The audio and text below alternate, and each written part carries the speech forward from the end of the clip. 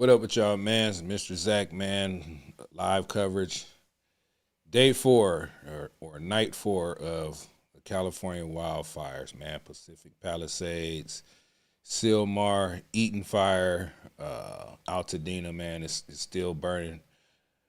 They got some type of containment on the fires, but not much. But yeah, man, let's get to it, man.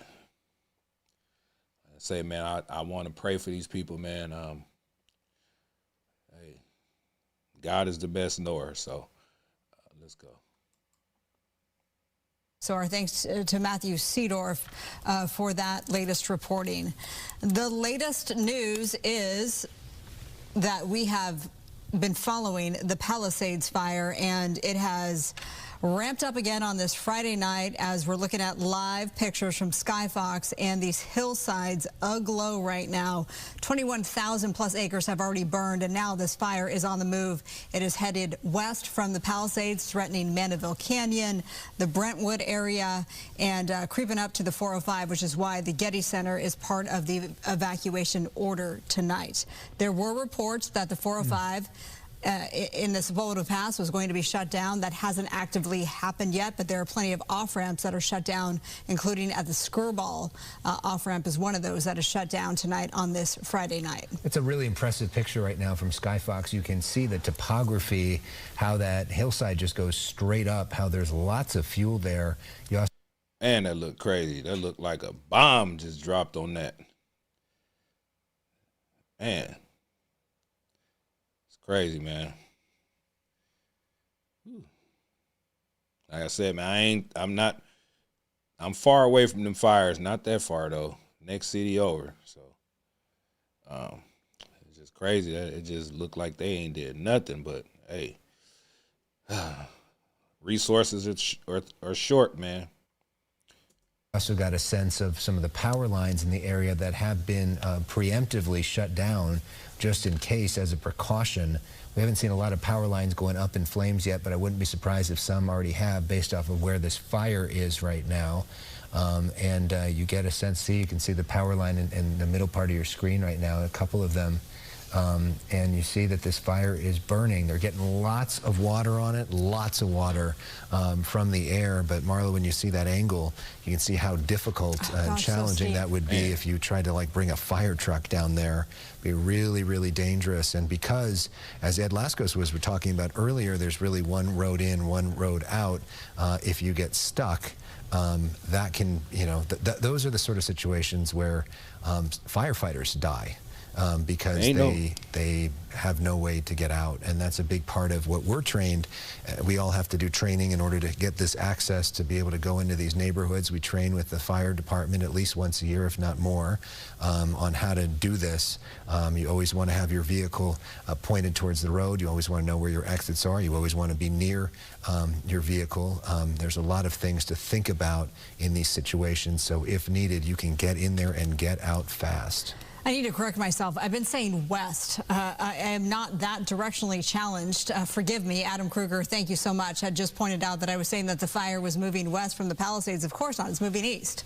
I don't know why I was doing that, so forgive me. You know the area if you're impacted by this. So yes, the fire is on the move from the Palisades heading east. Yes. It's now threatening. Ain't got no choice but to go east. Palisades is on the coastline, so it's got to go east. Mandeville Canyon, Brentwood up to the 405. Getty Center involved in this mandatory evacuation. Many neighborhoods now under mandatory evacuations. That wasn't the case just a couple of hours ago. This has been sort of erupting, exploding, if you will, since the 7 p.m. hour. And the ridge side here with those active flames, the best thing we've seen tonight is a whole lot of water dropping. Man, so once again tonight we ended up preempting Fox prime time, but now we are going to get to what is our normal broadcast at this time. The Fox. Man, look at that. That is a lot of fire in that little spot right there. You see the power lines, these things right here. So those, everybody knows those are pretty big and tall. Look how widespread that is. And it goes all the way back. And it's just, man, it's like a volcano. Man. I hope y'all checked out my video I dropped earlier today, man, about the smart cities. the Olympics is coming here in 2028, so those are the things that make you go, especially these people don't have no fire insurance. It's crazy. 11 News at 10.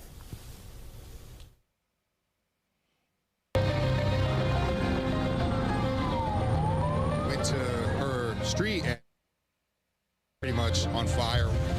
As long as we can find out if she's all right. It's like watching your childhood burn down. I studied at that Starbucks there for years, and it was a wonderful job. Man, poor lady. Crazy. I know it got to be like. And good evening. Welcome to Fox 11 News at Devastating. 10 on this Friday night. I'm Got to be devastating, man. I don't know what I would do, man, if I came back. All my belongings, everything I ever loved and owned, and it's gone. That's crazy. For the last few days. So it goes from the Palisades fire, then to the Eaton fire, east. This is in Altadena and also impacting Pasadena. That one, both the Palisades and Eaton are deadly. Then there's the Hearst fire, the Archer fire, and the Kenneth All those fire. fires, and man. that Archer fire broke out today, but that forward progress has been stopped. That happened in Granada Hills. Yeah, and lots of progress on the Kenneth fire and Eaton fire as well. We have live team coverage of the wildfires. Gina Silva live in Santa Ana, where donations are pouring in tonight. Adam Kruger tracking the winds are so important. But let's start with Ed Lascos, live following the Palisades fire, reporting for us right by.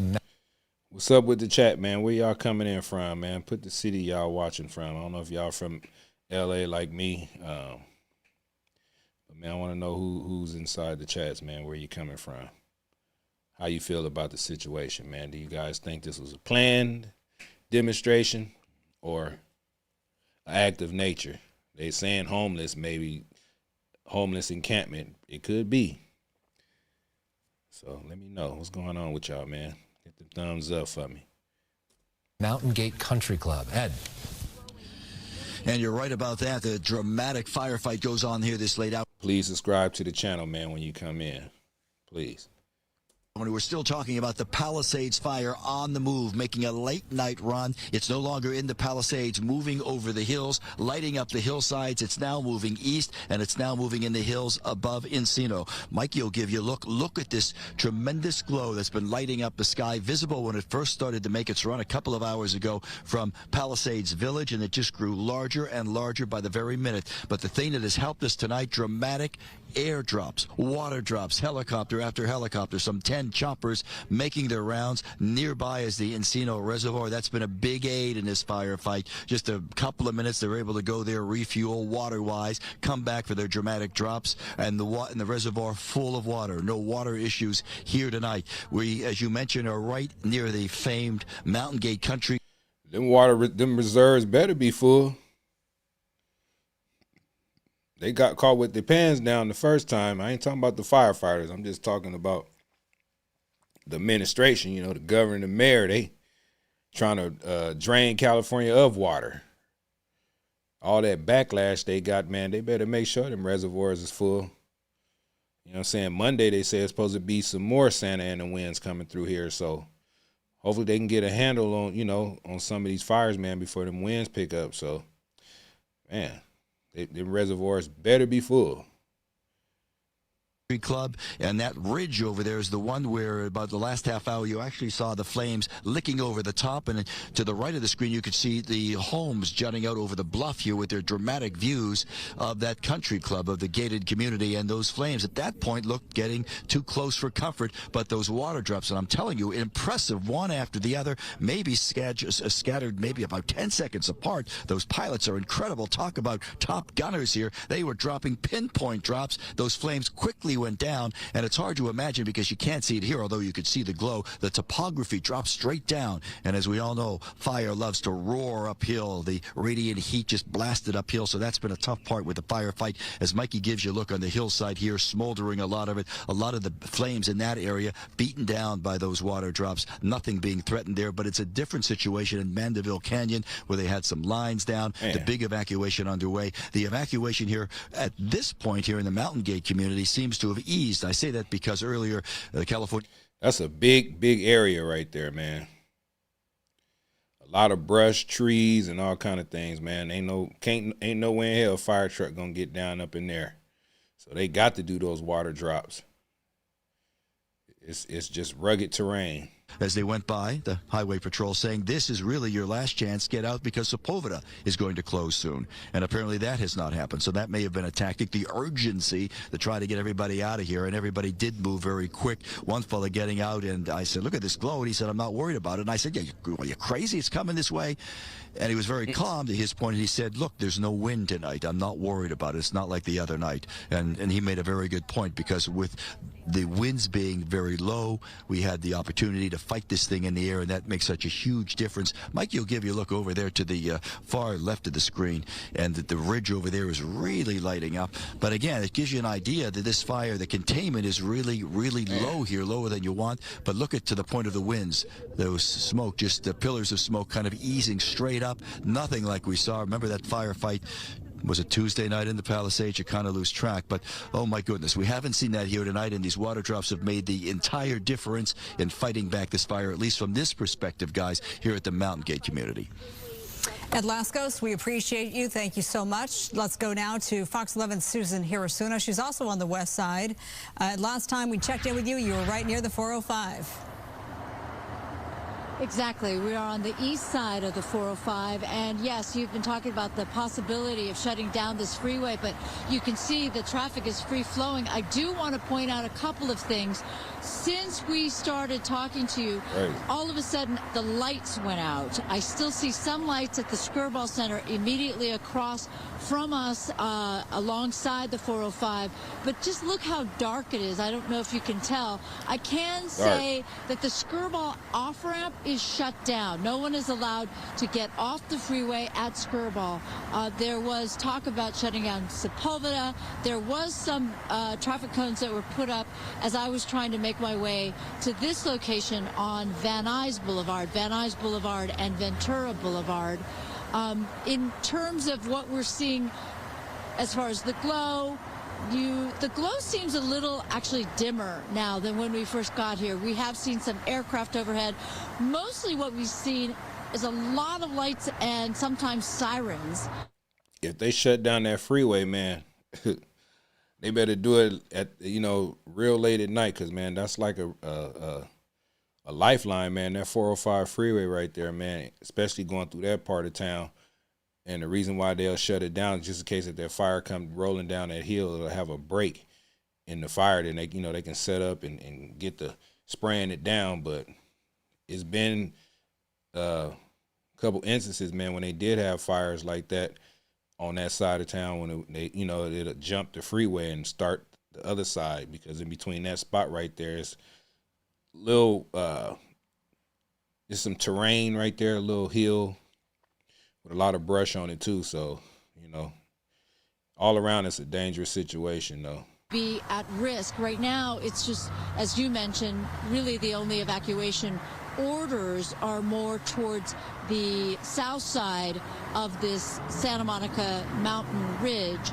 But plenty of people are on edge and thinking, I got to be ready to go if necessary. But I agree with you. It looks like the situation seems a little better thanks to whatever they're doing on the other side of the ridge that I cannot see. And yes, you are right that the 405 freeway not shut down. I cannot speak to Sepulveda. Marla and Alex. Yeah, what they're doing. Oh, and one more thing. Sorry. One more thing, Alex, somebody sent me this video, if you want to take a look at it. So this was from an hour or so ago that gives you a sense for what kind of view of the flames you could see from the flats, the flat part of San Fernando Valley. It was pretty dramatic. And if you come back to me live now, you will see a couple of police cars with their lights and sirens coming down Skirball Drive, and we'll see what progress they make here, what direction. It looks as if they're going through the Mulholland intersection and not over the Mulholland overpass, so we're not quite sure if this has anything to do with what's going on. But again, you know, people are so on edge right now, Yep. Alex and Marla.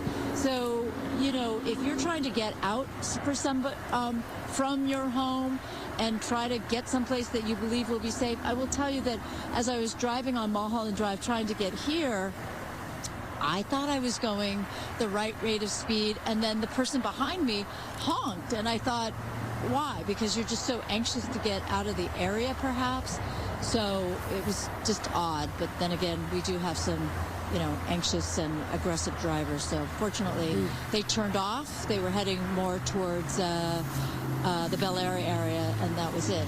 But yeah, constantly we are seeing evidence that there are a lot of first responders that are traversing this area, either coming this way on the east side of the 405 or going away from us towards the Santa Monica Mountains.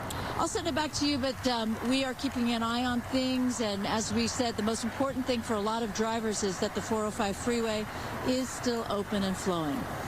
Yes, and Susan, we just got a call from CHP who tells us that closing the 405 is the last option that they have.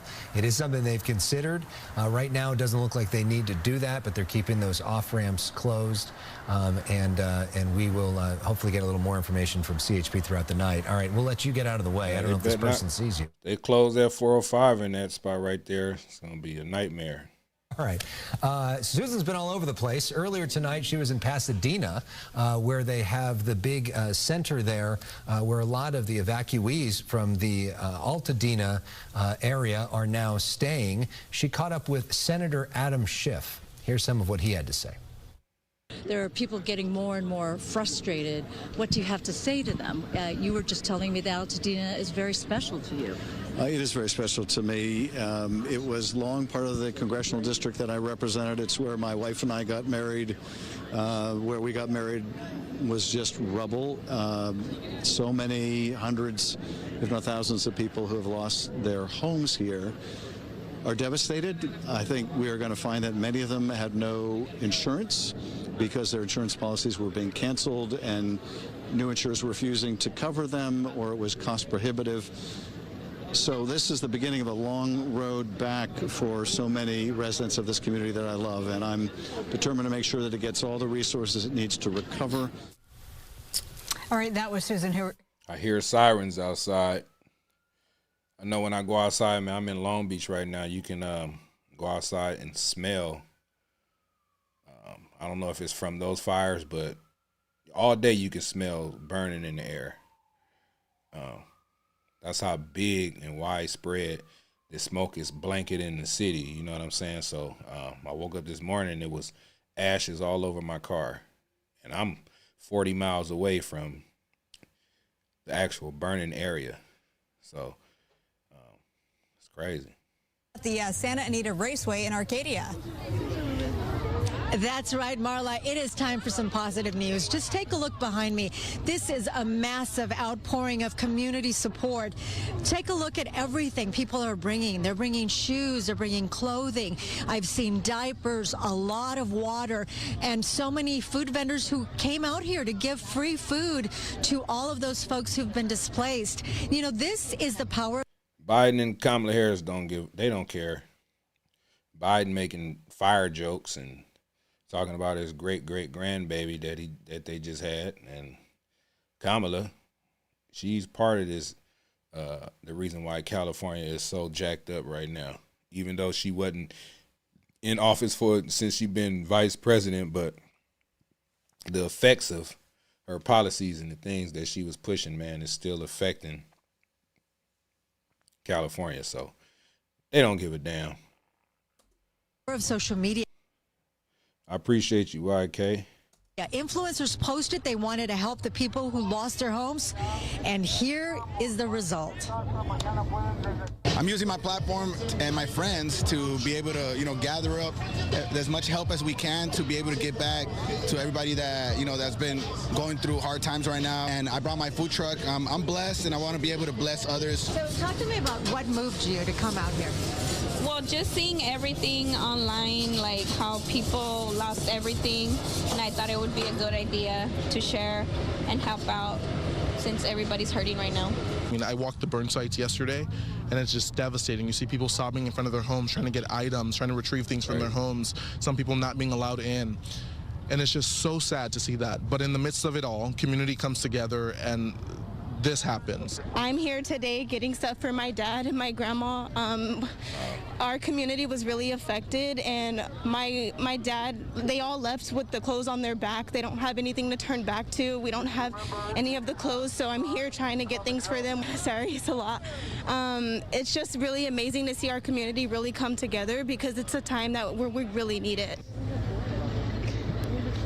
Absolutely. God bless that little girl, man. She looking out for her dad, grandma, everybody up there getting them clothes, man. That's what I wanted to do, man. But I work, man. I got a 9-to-5 job, man. I want to get out there, and donate, stuff like that. Get my cousin, man. She owns a restaurant, a catering business, Southern Taco. You know what I'm saying? Get out there and start giving back to some of these people in the community, man. It's a shame, man. It's just devastating. So, yeah, but man, YK, man, I do respond, man. You type, I talk back. I ain't one of them YouTubers, and I don't even consider myself a YouTuber. Man, I get on here, man, and stream, and you talk, I talk back. Like I said, I appreciate you. Big Dodgers fans, I know. Oh, yeah. Yeah, for sure. That's wonderful. All right, well, if you would like to help out, you can come out here. They're going to be here until Wednesday from 10 to 11 p.m. until Wednesday. You can volunteer, you can bring donations and drop them off. If you've been displaced, so you can come here. They'll be there till Wednesday, Santa Anita Racetrack. That's the horse racing track, so I know exactly where that is. So I'm off Sunday, man. I want to get out there, man, and just take a little bit of things, because it looked like they got a lot out there. So with my little bit, man, it'll add a little bit more to give these people, man, because they need it, man. They need it. Wonderful to see so many people being so generous. And I'll send it back to you guys in the studio. Thanks, Jen. I saw the Rose Bowl put out a note tonight that they're staging ground for a lot of emergency crews, but they said don't bring donations to the Rose Bowl, bring it instead to Santa Anita, where Gina is. Most places just want you to bring money, but this is one of the rare places where you can bring your stuff if you want to donate, and clearly plenty of people are doing just that. All right, Gina, thank you so much. Let's check in now with our chief meteorologist, Adam Kruger. And the red flag warning expired, which is why much calmer conditions tonight during tonight's firefight. Yeah, and even in these, where the Palisades fire is right now, going back an hour or two, we saw wind gusts around 10 to 15. Now it's under 10 miles an hour. I mean, it's essentially a calm wind in most areas currently, which is good, but we have tomorrow to deal with, and that's when winds start ramping back up. So notice areas in orange here. Those are under... It's a good thing, man. They needed that little break. But Monday, man, they saying that them Santa Ana winds is going to start coming back and blowing again. So hopefully they didn't got a handle, at least 30% containment, because right now I think it's still at about 8%, 10% or something like that. That's still not a lot, but it's better than 0% containment. So hopefully they can knock a lot of this fire out, man, before Monday comes. And they just deal with, the hot spots and different things like that. So, man, I pray that that they get a handle on this, man. It's enough people suffering. You got kids, you got old folks out there, man, parents, animals, all kind of things going on out there. And it's just like, it's just sad to see this, man. And me sitting where I'm at, 40 miles away in Long Beach. And I want to go out there, but I already know they got the National Guard out there. They not letting nobody through. They looking for looters. I don't respect people who loot and going up there. They had caught a couple of them dressed like firefighters. Like, is it that serious? You know what I'm saying? I do not respect that at all, man. Shame on them looters. Leave these people alone, man. They going through a lot. I don't care if they in rich areas or middle class, whatever, well-to-do areas. These people done lost a lot. You know what I'm saying? They lost a lot. And for people to go up there and looting and taking people's stuff, it's just criminal, man. Wind down gradually as we go into the end of the day Sunday. And then, and we'll talk more about this later, but we do have the next Santa Ana wind event still to watch for next week, which is going to be Monday through Wednesday. And that one potentially stronger than what we're going to face this weekend. I know it's terrible to hear, but it's the nature of what we're dealing with. And hopefully everyone is just aware that that's our forecast and to remain vigilant. Yeah, I seen that. They caught that guy with the blowtorch, and then they had a clip on Instagram where it was a white guy, a little young guy, got a gas tank out the back of his car and threw it on the side of the freeway. That looked kind of suspect, but if you look in the distance in that clip, it was like a bunch of fire in front of him. So I understand, man, if you got a gas, you packed up your house with whatever you can get, and you got a gas can with gas just to have gas or to put in your car just in case you run out, and you go through that heat, man, that, you know, you can the car will blow up. You know what I'm saying? All the gas in there can ignite from the heat. So you can look at it both ways. They was starting fires or they was just getting it out of their car so they won't blow their car up when they driving through that hot area. But yeah, man, they done caught a few people trying to set fires though. It's a damn shame, but you got people out there that do devious things like that, man. Maybe they was paid to do this. I don't know, but it is what it is. The progress there, and firefighters doing a real good job of stopping the progress of the Palisades fire right now. Yes, we're so glad that Mount Wilson, the towers, were saved. Okay, let's get back to the Palisades fire on the ground.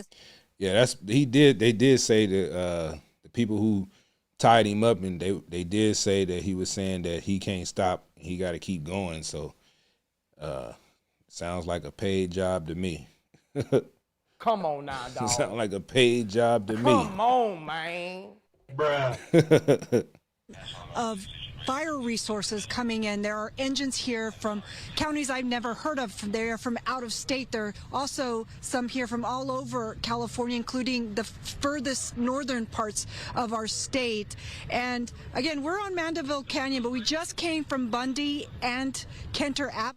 What up, Jason? Man, they showed a clip of that reservoir that they had. It held 117 million gallons, but it was being repaired, and it was sitting like right on the top of Pacific Palisades right there. Like they could have used that. I mean, it probably wouldn't have been enough water, but they could have got a handle on some of it before it took off. But with them Santa Ana winds coming through like that, man, 80 miles an hour, 100 miles an hour,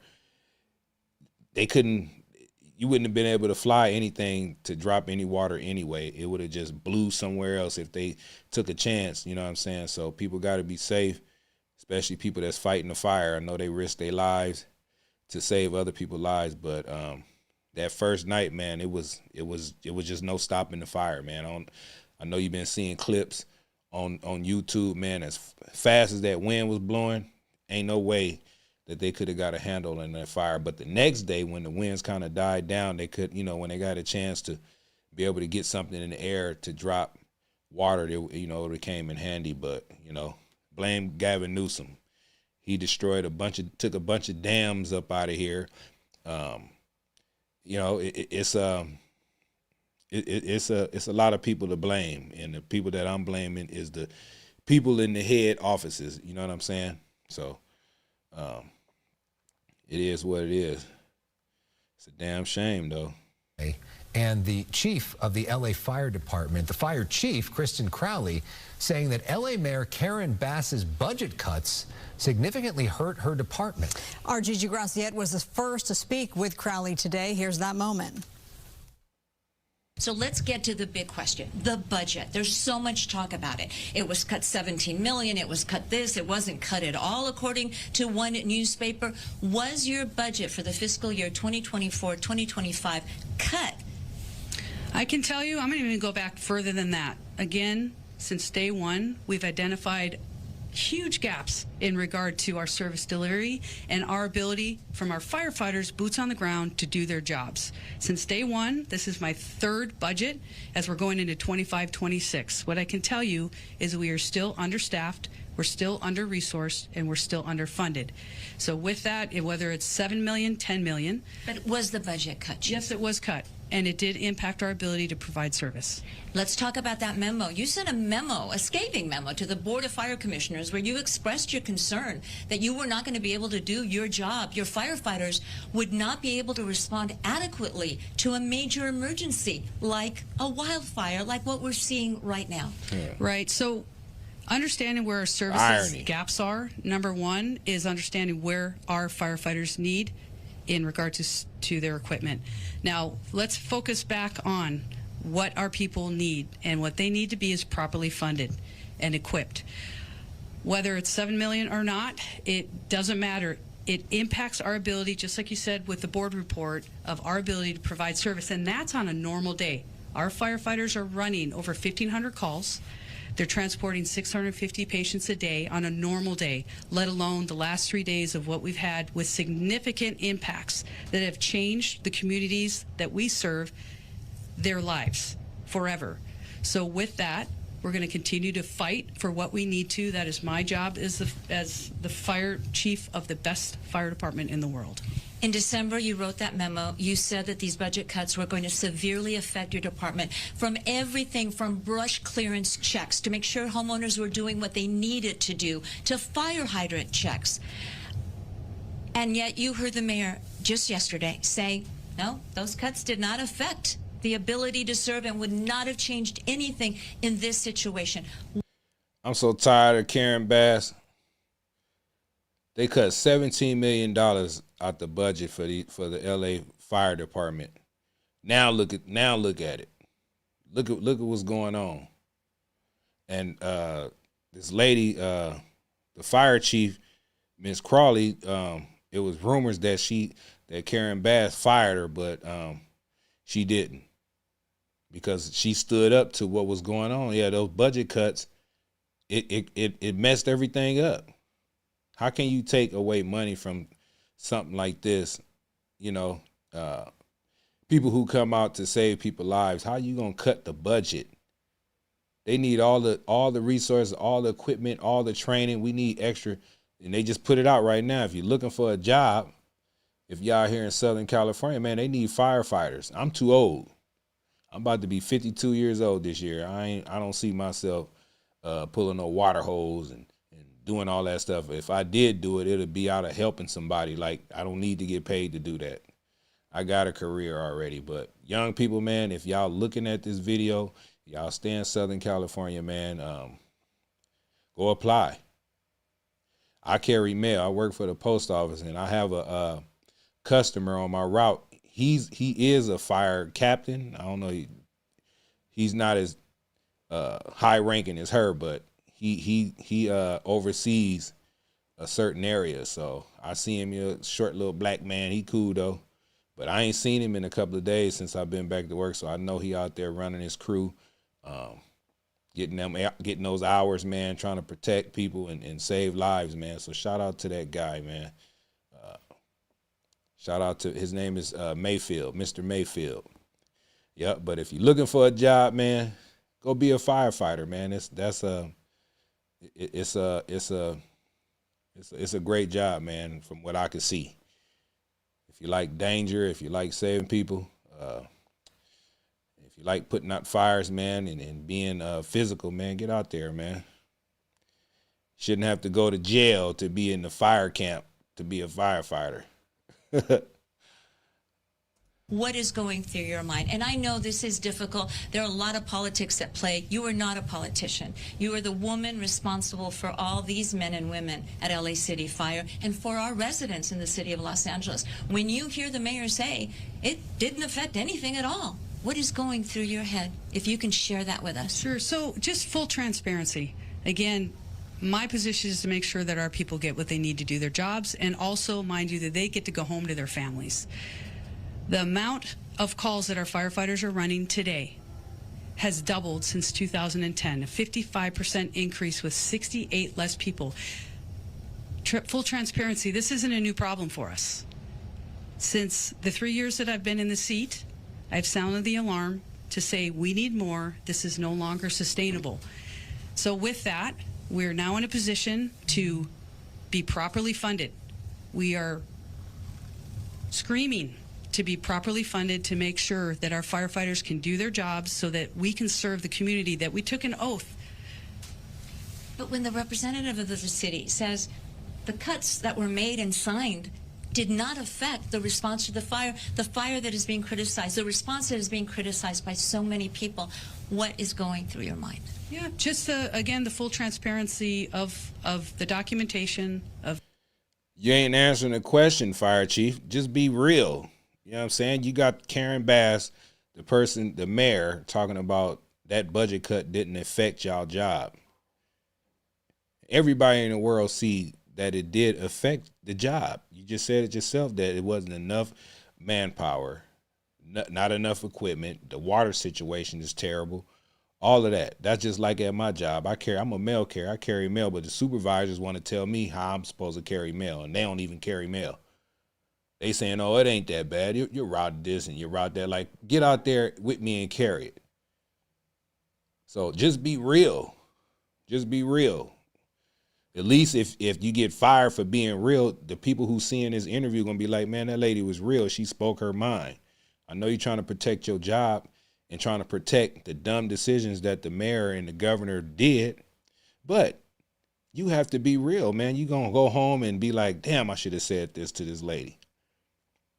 We all need to know, man. I want to know. I'm a California resident, Southern California resident, you know, so I would like to know. Just keep it real. Being able to sound the alarm. Does it make you mad? I don't know if it makes me mad. Curtis Kelly, I see you in this. This is an honorable job. Honorable. You get paid. You get to be away from home for a few days. Go home with your family. Go back out, man. Save some lives.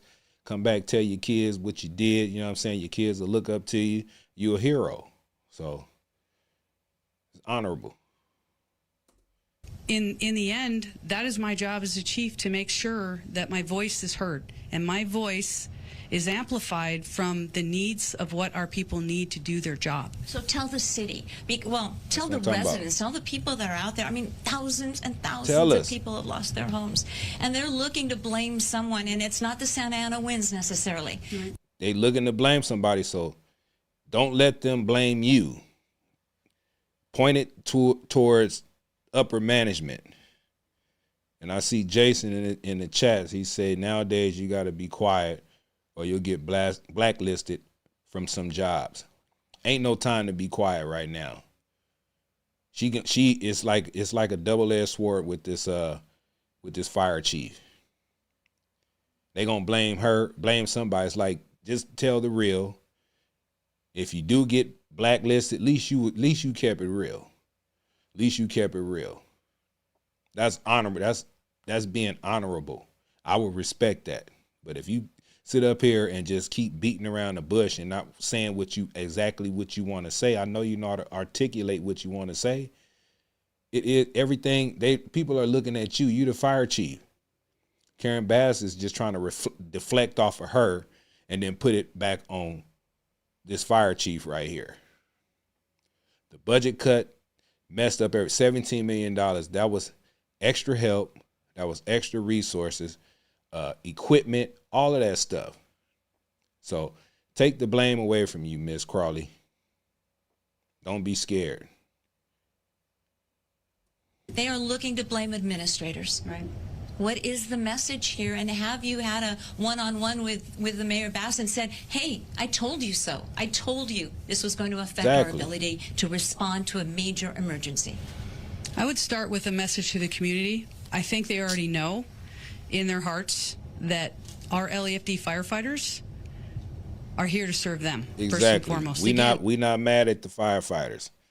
We're not mad at the firefighters. They're just doing their job, taking orders, doing their job. But the orders come from you, and you get orders from the mayor and the governor. You got to sit the mayor and the governor down and say, like, look, when y'all was making that decision, especially to Karen Bass, when you was making that decision to cut funding or cut the budget for the fire department, that's the wrong thing to do. That's the wrong thing to do. Cut something else, but you don't cut emergency services. You never do that. That's why Karen Bass is incompetent. She took a trip to Ghana to an inauguration of a president or whoever it was that she don't know, because she was sent out there by Joe Biden. She was warned 2 days prior before her ass going to Ghana that the Santa Ana winds was finna be kicking up, and it's a fire hazard. But she went anyway. 17-hour flight. She went anyway. Was out there, and then when she got the call that, oh, it's your city is burning down, it took her a minute to get back. And then when she got off she didn't leave it. When she got to the airport in Africa, I think that's where she got pressed at by that reporter, asking her, do she have anything to say? Did she apologize or any of this? She didn't have nothing to say. Then she get back here and can't even give the right web address to contact for emergency services or anything like that. Like, this lady don't give a damn. So the fire chief, you got to stand up. You got to take the leadership in this. Don't worry about your job. You'll be able to be a fire. If they fire you from LA, any other state will hire you because they seen that you stepped up. You know what I'm saying? And Jason here said they looking for a guinea pig. She don't have to be the guinea pig. She don't. All she got to do is open up her damn mouth. And none of us on the fire department are politicians. We're public servants first. We took an oath to serve the public before ourselves and even before our families. So with that, I want to focus on path forward. I want to focus on what the LAFD needs, what I need as a fire chief, and what our people need to do their jobs to make sure that we can save lives and that we can protect property to the greatest capacity, but we need to be funded appropriately, and that's where my head is, you asked. The mayor said it didn't affect your ability to respond. Did it affect LA City Fire's ability to respond, starting with the Palisade fire and then this domino effect of fires, including the Archer fire that we're seeing happen right now in Granada Hills? Yeah. She asked her again, did the budget cuts affect everything? Like, she keep beating around the bush. And I think this is where she's going to admit it. And I guess Karen Bass seen this interview and called her in, summoned her to come in right away. And that's where people thought that the fire chief was going to get fired from her job, but she didn't. Karen Bass called her in because she was getting exposed by the dumb decision she made to cut the budget, $17 million from the fire department. But she's finally finna admit it right here. I think obviously any budget cut is going to impact our ability to provide service. That's at this point, that is a ground truth in regard to our ability. If there's a budget cut, we had to pull from somewhere else. What does that mean? That doesn't get done. There's delays. So in the end, again, I'm going to focus on getting us what we need from this particular catastrophe and disaster and how much it's impacted the communities that we love. I got to go after the things that will help our firefighters, keep them safe, and make sure that if and when this ever happens again, that we're properly funded and that we have the ability to do our jobs and keep people safe. So after this exchange, there was a meeting that was called between Listen up. the mayor and the chief, and then there was reporting done, not by us, that the mayor had fired Chief Crowley. We learned tonight from a statement from both the mayor and from LAFD that she wasn't, that Daily Mail article was not accurate. And so the mayor says that Chief Crowley is still the chief. The LAFD says Chief Crowley is still the chief. We'll see if the mayor and Chief Crowley appear together tomorrow. There's supposed to be another emergency briefing at 8 in the morning, and we'll see. The mayor was supposed to be at a briefing with Chief Crowley tonight, and neither one of them showed up. So we'll see what happens tomorrow. And we continue to look, by the way, at these. What's up, Nikki Lee? I see you. Shout out Nikki Lee. It's my moderator. What's going on with you? I hope everything is well with you out there. I hope everything is good. I see you, Jason. What's up, Luck? L-U-C-B-I-N-H. I don't know how to say it. Is it Luke? What? But Luke said this is the time to help Americans. Hey, you know what I'm saying? Because all that migrant help and all that stuff, it's just crazy. They spent billions of dollars to help these damn migrants. Then when the American citizens need help, it's like it's a slow drag. They dragging their feet. You know what I'm saying? They dragging their feet. But I get it, man. I get it. It's crazy how this country is, man. Jason say housing still going to go up even after this disaster. It is. I don't know if you watched my video I posted earlier today about smart cities, man. 15-minute cities. Everything is 15 minutes away from you. You can't go out the 15-minute range. If so, you're going to get in trouble. You need to go to grocery store. You need to go washing. You need to go pay this bill. You need to do that. Everything is within 15 minutes, and everything is controlled with smart technology, AI, and all that different things. So maybe I seen somebody in the comments say, yeah, rich people who want to buy that property, and then all of a sudden this big fire happened. Allegedly, I don't want to throw no conspiracy theories out there, but they had already advertised smart city by 2028 in LA, Los Angeles, because of the Olympics.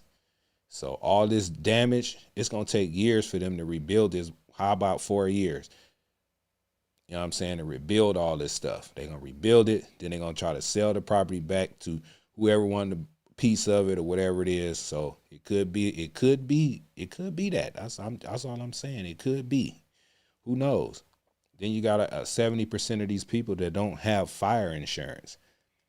And then on one day of the year where the wind is blowing 80, 100 miles an hour, some little spark sparked off this whole chain of events. You know what I'm saying? So, hey, just look up smart cities. You know what I'm saying? Just look that up. I appreciate everybody in the chats, man, chatting it up, man. Y'all subscribe, man, please.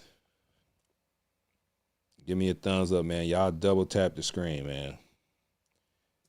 These images of that looks a lot better, doesn't it? Yeah, they have made progress. That looks like that's right up against the freeway there. Oh, okay. So as we approach the 10:30 half hour, we continue to follow this breaking news. Usually at 10:30 on a Friday night, we would welcome you to our political show, The Issue Is.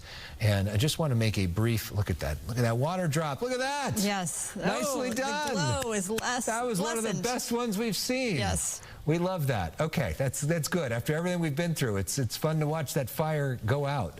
That's amazing. As I was saying, usually at 10:30 we do our political show. The Issue Is. Tonight, our show, The Issue Is actually going to be airing at 1:30 a.m. So either stay up late with us or set your DVR if you want to watch it. Our guest this week. That's a big area right there, man. Y'all see all those fire trucks on that road down there? Little road down here at the bottom. See where my cursor is? It's a bunch of fire trucks. That's only one road. But all this up in here is vegetation, man. Probably some houses. Maybe, I don't know. Because it's so dark right now. But all that is trees, brush, and everything. Like California, man, back in the day, I remember they used to always have a time of the year where they be get my words right, where they be cleaning out the brush. You know what I'm saying? Weed whacking and doing controlled fire burns, like a little area they'll burn it and then turn the dirt over and then move over, like really preparing the area just in case high winds pick up and something happen, it won't burn too much. But then they cut paths in here so the firefighters can get up in there and fight whatever brush fires, because we're prone to brush fires, but not like this. And it's been a few years where the city has been lacking, maybe because of the budget cuts. You know what I'm saying? And Gavin Newsom. I ain't gonna blame too much on Karen Bass because she just got in there, but they used to clean all this stuff. You know what I'm saying? And especially all these homes, the rich people houses and stuff like that. They paying high taxes, high dollars for these houses, and the city used to come in, man, and clean all this stuff up. But now it's like, since we got the new administration in there, Gavin Newsom, with Trump calling, all this stuff is happening. No water, the man living up north and don't care about what's going on down south. That's what it seemed like to me. But yeah, they used to clean all this stuff out, man, all over the city. But you know, the budget cuts, man, they saying we ain't got no money. But when those migrants all came, they pull out millions and billions of dollars from out of the thin air. So it is what it is.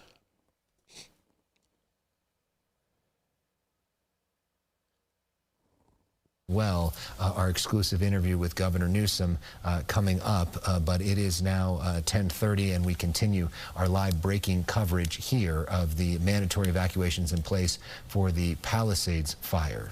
Okay, we want to get this information out. This is especially important for those hearing impaired. Anyone? Hold on. Andreas D say they will investigate themselves and find no wrongdoing. Newsom will end up like a hero. Probably. You know how they do it. First they try to blame everybody else, put the blame on everybody else. Gavin Newsom talking about, well, you got to deal with the local government. That's the reason why, like, nigga, you are the damn government. But you want to blame it on the little man. You know what I'm saying? You want to blame it on the little man, but you are in control of the whole state of California, not just up north. You in control of every nook and cranny of California. But you know, they gon' try to blame it on somebody, man. Hopefully they don't blame it on the fire chief. The fire chief don't make decisions. You know what I'm saying? Like big decisions. She ain't gonna move until she get the okay to do what she need to do.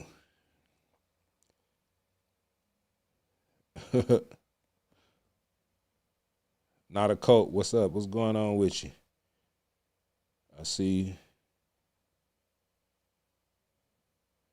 You say Cali is not a coat. Say Cali is not as blue as it was. It's not. It's red now. It's all on fire.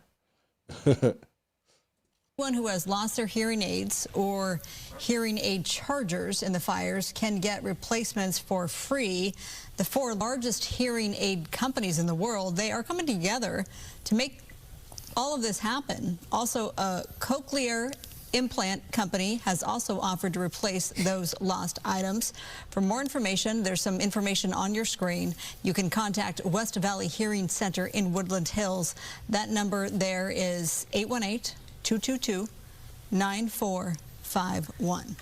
As the fire continues to burn, there are literally thousands of people in financial need. And of course, while losing your home is traumatizing for anyone, it does hit harder for lower income victims, many of whom are minorities or immigrants. And joining us now is former prosecutor Mary David. Good to have you. You know, you usually are talking about legal cases that are making the headlines. Hold up, man. Shout out popularity contest with the $5 super chat, man. You know me and these super chats, man. I'm going to take some of that, man, and try to give back, man. I want to go up there Sunday and take a bunch of waters, try to find some clothes, man, and take it up there and to that site, man, Santa Anita Racetrack, man, the donation center. They're going to be up there until Wednesday. I think they say they close at 11 p.m. every day up until Wednesday. So whatever I make, man, off these lives, man, and I'm going to take a little bit of my money, man, and go up there and just do a service, you know. I'm human, man. I feel for these people, even though these people, a lot of these homes and these people who houses burn, man, got way more money than me, man. Them is $1 million homes up there, you know, multi-million-dollar homes. Even in Altadena, man, those big houses out there, even though it's an older area, like as far as the housing and stuff, but they nice homes, man. Those people worked hard to live up there, and just to come out with nothing, you know what I'm saying? It's sad. You know what I'm saying? So, man, shout out popularity contest. What's going on with you, brother? Of these headlines in Hollywood, and now here we are talking about fire victims. So you are very versatile.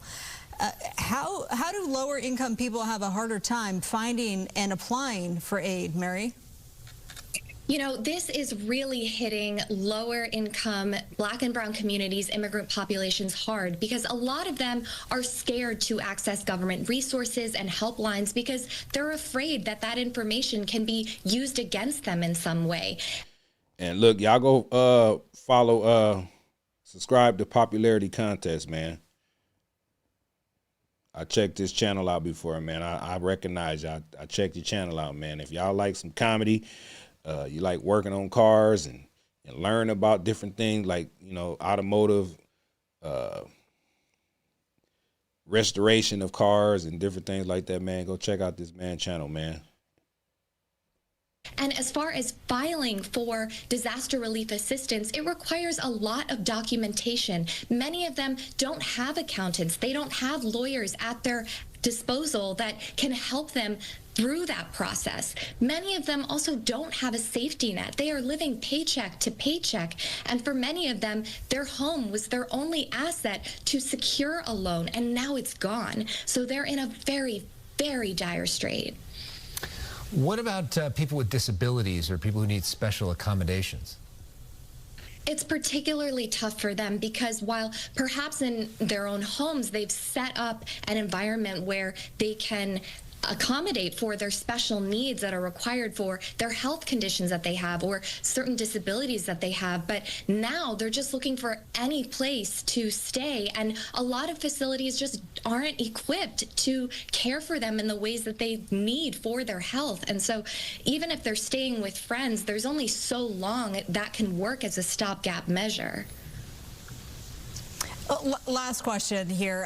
How can people be better educated in how to find and apply for aid? I mean, it's a web out there, especially under times of duress. It is. It is such a web, and there are gratefully community resources. The LA Dream Center is one. The Los Angeles Legal Aid Foundation has a number of resources. It's important to stick with community pages that you can trust because there are also a lot of scams out there that people need to be wary of. And this is very pertinent, especially for anyone in a minimum wage job, fast food workers, front desk staff. It's so important to remember that there are so many people who are impacted by these fires who maybe lost their home, but also maybe lost their livelihood. Mary David, thank you for the information. Yeah, man, the scammers is out, man. So y'all be careful. If y'all going to donate, man, don't donate to the GoFundMe's, man. They putting out information where y'all can actually donate in real time and get real results, because there's a lot of people out here, man, putting up GoFundMe's, going to just picking pictures of fire, burnt down houses, and just making up a family, man, and saying that they trying to reach this goal of $10,000. You know what I'm saying? And they might not necessarily be those people. So the scammers are out, man. So beware of the scammers, man. Just listen to the news. They'll let you know where you guys can actually donate if you guys want to donate from wherever city you're from, whatever. But yeah, man, watch out for the scams. Information, reminder of places that you can donate. There's Global's Giving, California Wildfire Relief Fund, the California Community Foundation's Wildfire Recovery Fund, Los Angeles Regional Food Bank, among them. So many great organizations that are giving. Thank you for raising this important issue, Mary. Hope you and your family are able to stay safe. Thank you so much. You both as well. Let's reset here at 10:30. A very long row of destroyed homes. Everything is basically leveled. This is what's left of moon shadows. I was watching the news. I'm gonna cry. I'm just so sad for everybody and had to do something. We are still understaffed, we're still under-resourced, and we're still underfunded. Did they fail you? Yes. There it is. There it is. Finally, she admitted they failed. The the mayor and the governor failed the fire department. Now you got fire departments coming from other cities coming out here to help. You know what I'm saying? Because of a budget cut. It's just crazy. Finally, she admitted it. We do have live continuing coverage of the fires burning out of control across Los Angeles County. Our team coverage continues right now with Ed Lascos, who is live following the Palisades. What is that? Let me see. LaFale? I don't know how to say it, but man, I appreciate the comment, man. Everybody heart, man, should go out to everyone, man. It should go out to everybody that's affected by this, man. It's crazy. Yeah, we don't know what the mayor's thinking. You know, it's all that DEI and defund the police and defund this and defund that. And it all backfired. You know what I'm saying? And I think it's a reason why they're being caught with their pants down and being under scrutiny, because they was trying to push all this DEI stuff, all this transgender stuff, the kids affirming gender care for kids, and all the crazy stuff, men and women's sports and all type of things, man. And these blue cities, man, are actually going through a major crisis because of it. I believe that. You know what I'm saying? Because it's sin. You pushing sin amongst the masses, man. And God want us to be living in his image. He didn't push all this type of stuff. I didn't grow up with all this type of things being pushed on me. I got a butt whooping when I did something wrong. They don't even want you to whoop your kids or discipline them. They want to be the ones who discipline your kids and put them in prison and all these different things like that. Tell these kids they can be what they want and be whatever gender they want to be. Man, that's wrong. I believe if you a boy, you a boy. If you a girl, you a girl. Ain't no in between. And I don't care if you feel like you want to be a girl, if you a boy. I don't give a damn.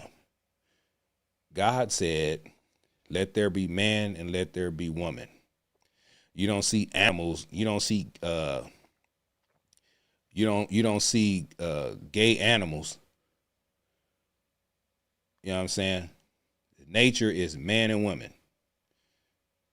So to whoop the blue states, the deep blue Democratic agenda, all these catastrophic events are happening. So it is what it is. Fire, which has been moving east towards the 405 freeway. Ed. And that fire is still up. It's basically, God is basically making them look incompetent. And it's being proven because the interviews, the press conferences, they look like they just don't know what the hell going on. If I was in charge of this situation, I'd be in front of a camera 24 hours a day so people can see what I'm doing to try to solve this problem. I just come out and have hidden meetings and still trying to Trump-proof California and doing all this dumb stuff. Like, I would actually let these people see me actually trying to solve this problem. You know? That's why we got social media. You got cameras on your phones. Like, man, show these people that you care. But it ain't about the American citizens, man. It's about people that ain't supposed to be here. They want to protect them people and spend all the money, all our tax money on dumb stuff instead of spending on the things that we actually need. On the move, even though we've had a brilliant attempt by the water-dropping helicopters. But look at that ridge. It's caught on fire again. That was the one, I mean, on the top of the ridge, obviously, because at the bottom of the ridge, it's been burning the last... Yeah, I heard that too, not a code. I heard that they was mocking God. They had a question. I seen it was, they asked a question, or it was a multiple choice question, and when it came to God, it was 0. You know what I'm saying? Like, what? I can't remember what the questions were. Maybe I can find it later. I don't know, but I know they did mock God, and every time they mock God, something catastrophic happens. You know what I'm saying? Just like at the Olympics, the Winter Olympics, they did that crazy Last Supper thing, and something happened out there in Paris. So, you know, I guess they will never learn. They think it's cool to mock God. So Hollywood's burning. Their group Public Enemy, if y'all know about Public Enemy, man, they had a song called Burn Hollywood Burn or something like that. And this song was pretty good, but you know, at that moment when that song came out, we wasn't really tripping on it. Like, yeah, right, they don't burn Hollywood, but we seeing it take place. So things do come to fruition, you know what I'm saying? So yeah, same thing happened in Brazil.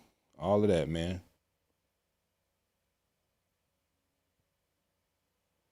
You say, Lenny type say, you talking about God, but on the other hand, you're disrespecting immigrants. How am I disrespecting immigrants?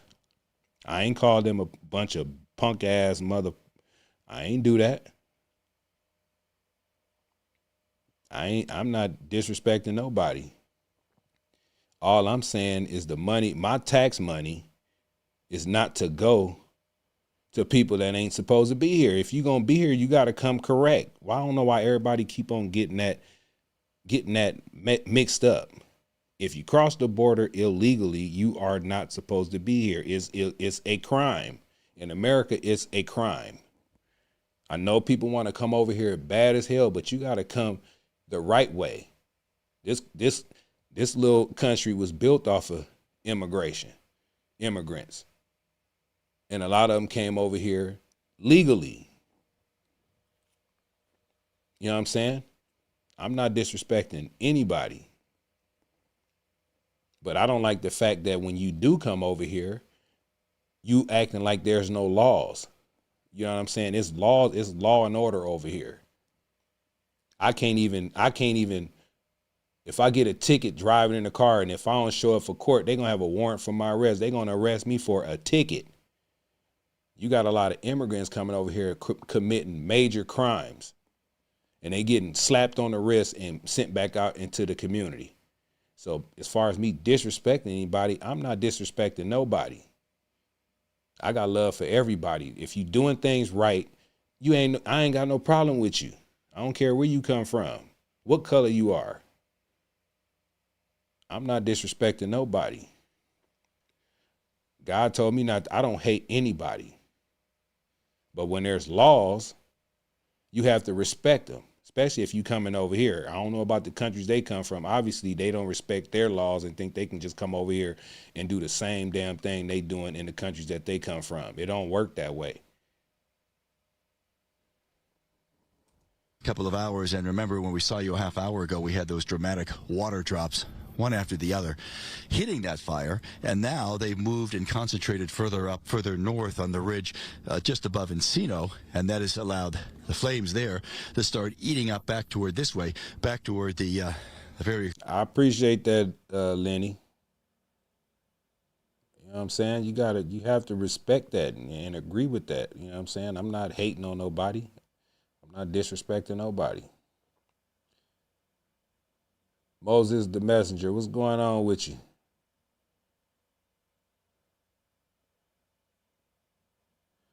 Man, shout out Crane X Dragon with the $1.99 super chat, man. I appreciate you, man. And you say punishment for border hopping, uncontrollable You crazy, Crane X, man. I recognize you. I appreciate you, man. You always come in showing love. I appreciate you. Exclusive Mountain Gate community.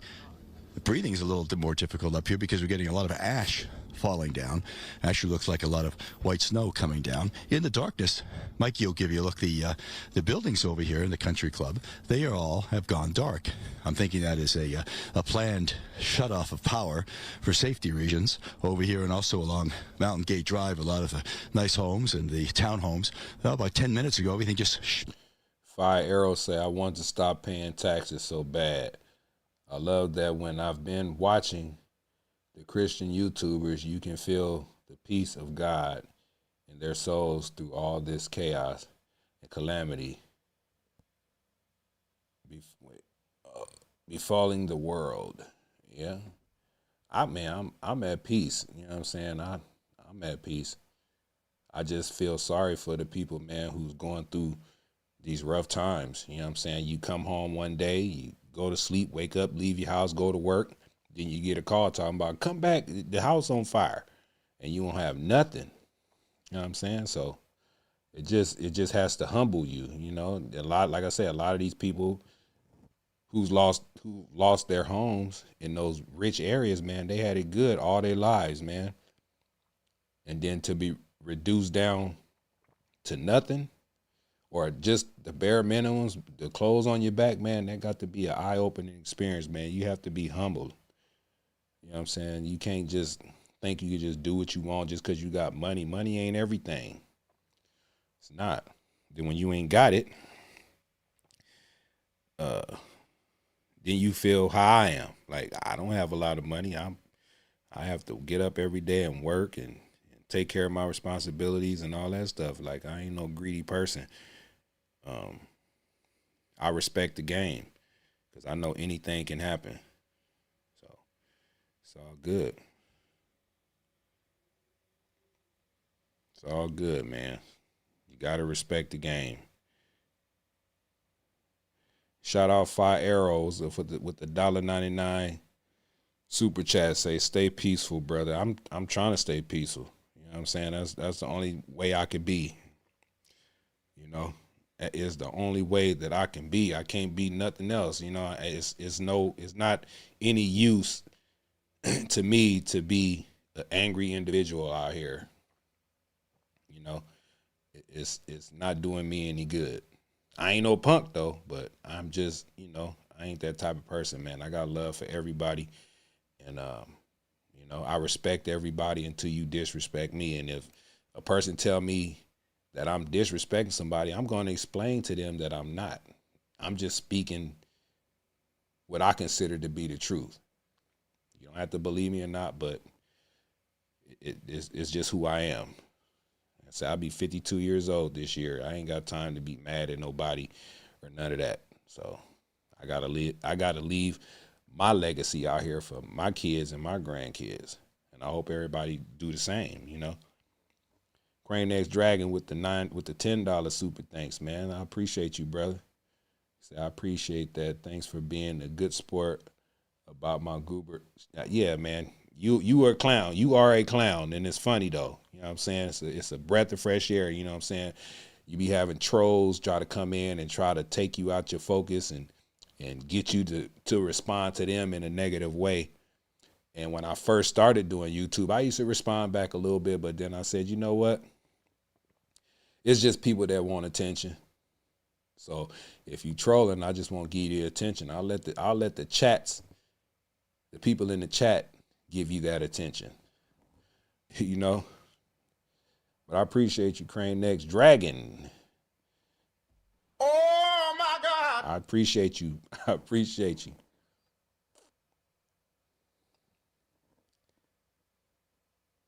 What you say, Sybil Pino says this has to be a sign for something. Hey, I think it is. I think they clearing it out for this Olympics, man, to build that smart city. But you didn't hear it from me. You know what I'm saying? Just go look up smart cities, the Smart City Project. And it's starting.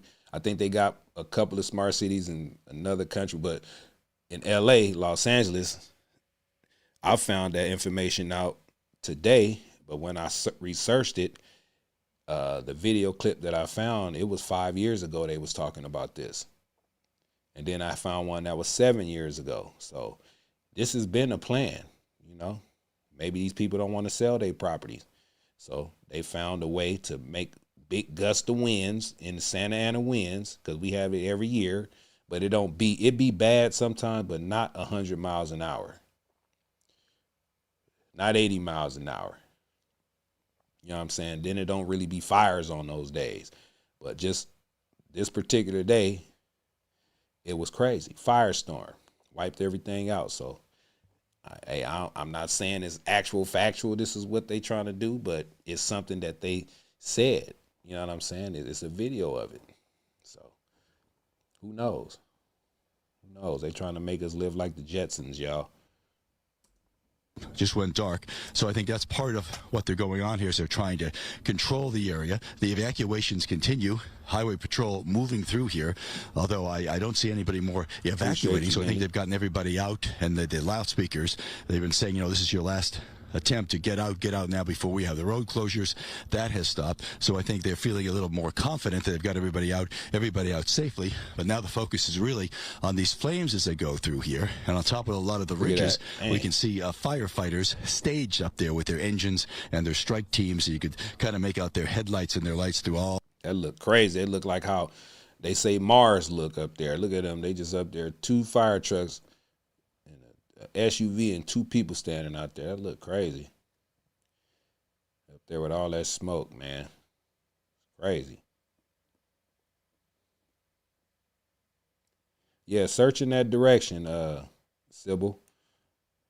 You know what I'm saying? Search up the Smart City project. So it'll blow your mind what these people are trying to do.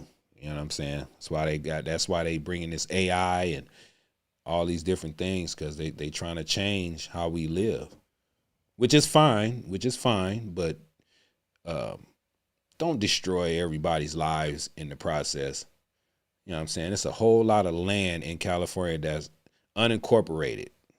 They know how to chop down some of these mountains. They know how to flatten the land and build it like that. Don't just come out here and just say, we don't give a damn how long you've been living there. We finna take all this, take this land. It's crazy. But this is the world we live in, man. It's greed. It's divide and conquer. It's all those things, man. They don't give a damn about nobody. All the thick smoke as this fire moves through the ridge, but it's really been amazing. When we were over, I guess it was around 7:30 or so. Denny Hype say, I see that you think like me, but I only can keep my mouth shut. Stay blessed, my brother. You keep on talking. I'm gonna stay blessed. You be blessed too, man. Man, God bless you. You know what I'm saying?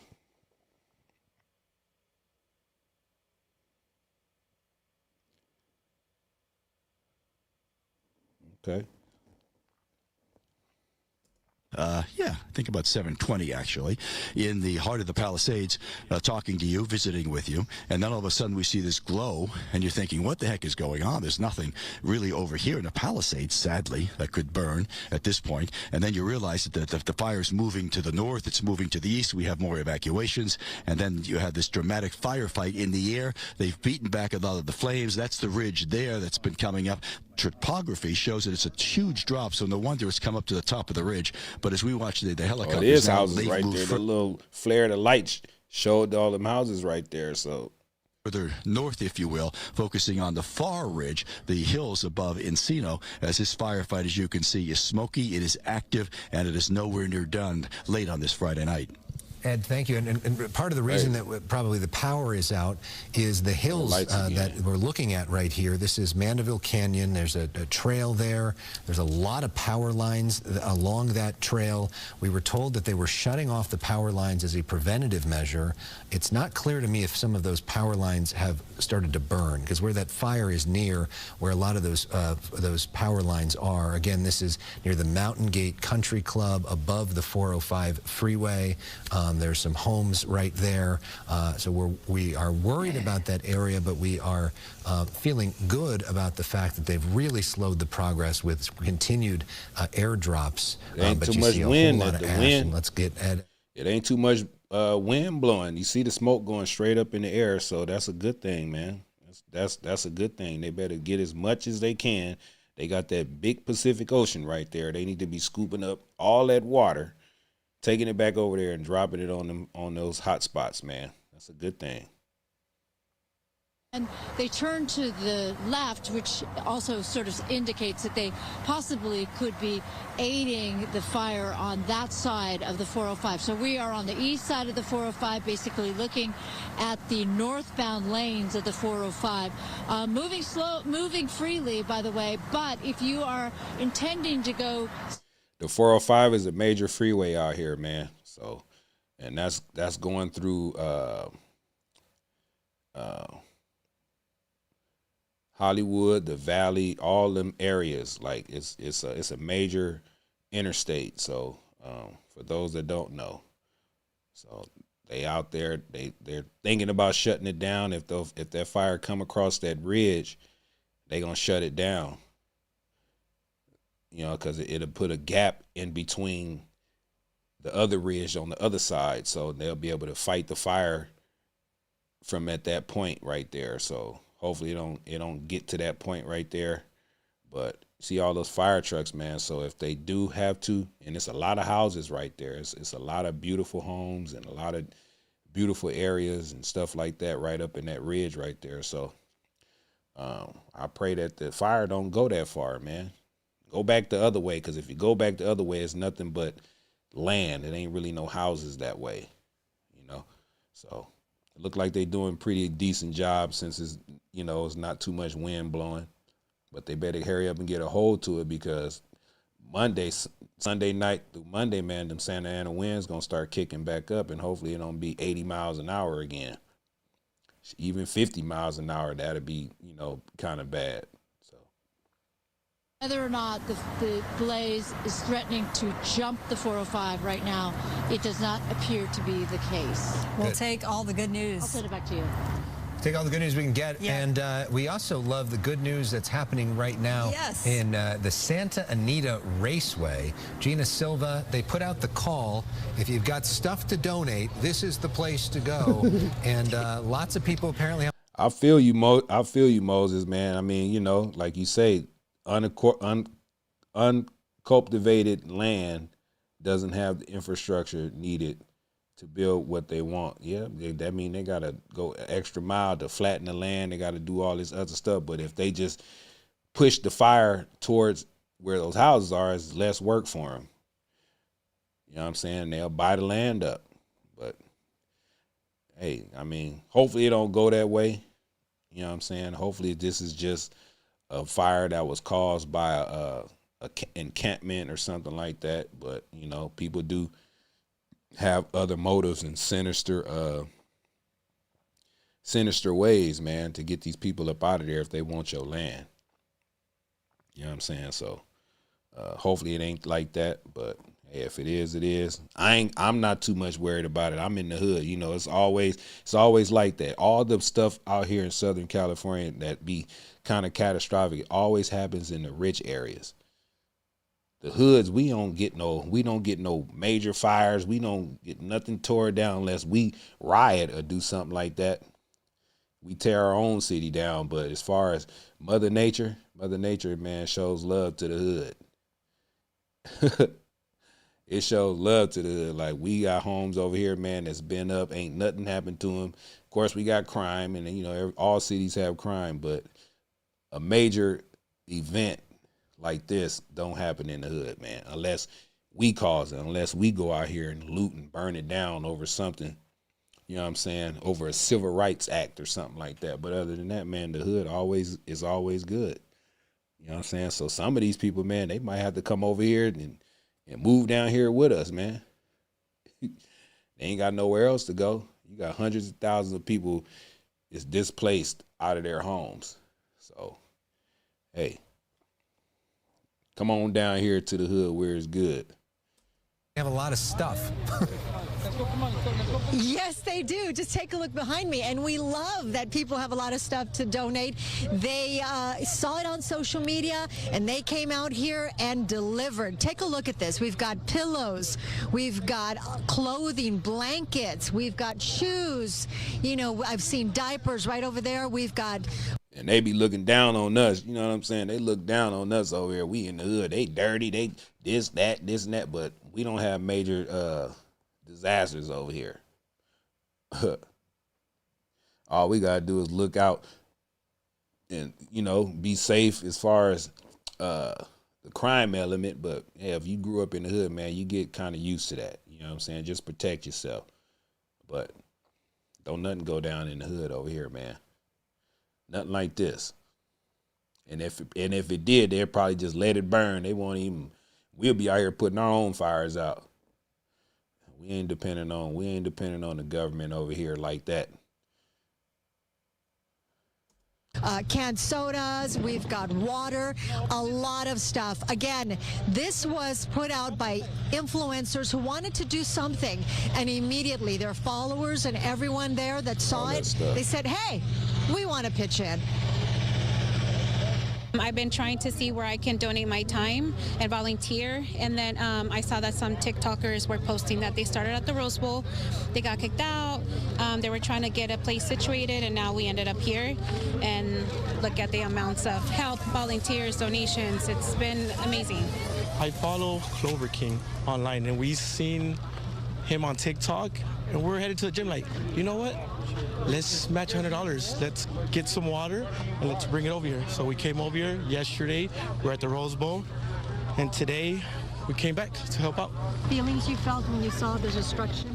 I can't believe it. I'm still in disbelief that all this is happening. Fires here, is everywhere. They told us to leave 2 days ago at 4:30 in the morning. Our room was just glowing orange. That's, you know, we could see it right there. It was feel like it was coming straight at us, you know. And I have a baby, a 1-year-old, so it's kind of hard. It's really hard right now, especially freezing, you know. So the struggle is real, and just so thankful that so many people can give so much to us, you know. So thank you guys for everything. And God bless you, lady. And it's starting to wind down because this donation site, they call it the pop-up, it is closing at 11 p.m. And earlier, I do need to make a correction. I said it opens at 10 a.m. No, it actually opens a lot earlier than that. I've just been told that it opens from 7 to 11, and they're going to be here until Wednesday. Alva is a volunteer.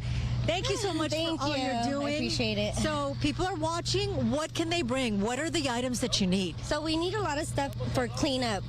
Push brooms, trash bags. We have a lot of trash that's kind of getting overflowed. We are also asking for, I know we were waiting for some dumpsters to be donated. So if anybody's out there is listening, we need dumpsters to put trash.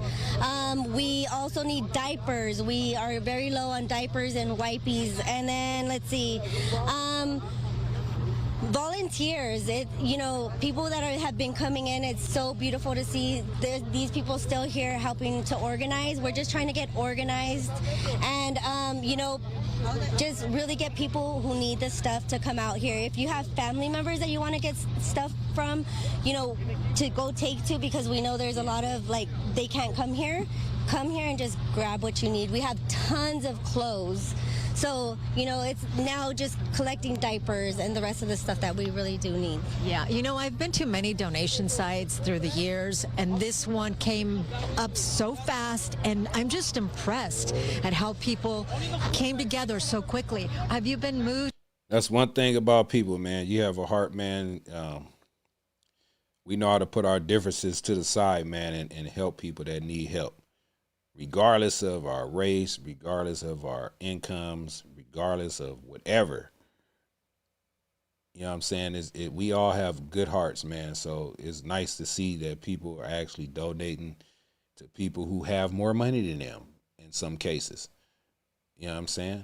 It is what I'm just telling the truth. It is what it is. The areas that are affected are people that had a lot of money and big houses and mansions and $1 million homes and all that stuff. So, I mean, it's a good thing to see, man. Angelinos, Latinos, blacks, Asians, who else? Who am I missing? Latinos, blacks, Asians, white people, everything, man. You know what I'm saying? We can come together and put our difference to the side to help people who really need it at this moment. You know what I'm saying? And I commend that, I commend that. So when I get my chance and my moment to go out there, man, on Sunday, I'm definitely going to go Sunday. So if you're watching Popularity Contest, man, if you're still in the chats, man, I want you to go with me. You know what I'm saying? So if not, I'm going to go. I'm definitely going to go. So, man, shout out to everybody, man, that's donating. Shout out to all the volunteers that's coming out there volunteering their time late night, all the way up to 11 o'clock, spending the whole day out there making sure these people who need the help and need the resources, man, are getting them, Just like I said, man, you never know. It can happen to you. So, like Moses said, man, the unity is beautiful. Very beautiful, man. Sad to say it had to be like this, but we get tested, you know what I'm saying? And people come together in a time of need, and these are the results. Look at all that stuff out there, man. By all this generosity? Oh yeah, it's definitely moving. I actually got to go to ground zero to see where everything was happening. I have an aunt that lives over there, and I had to walk in to go make sure her house was okay.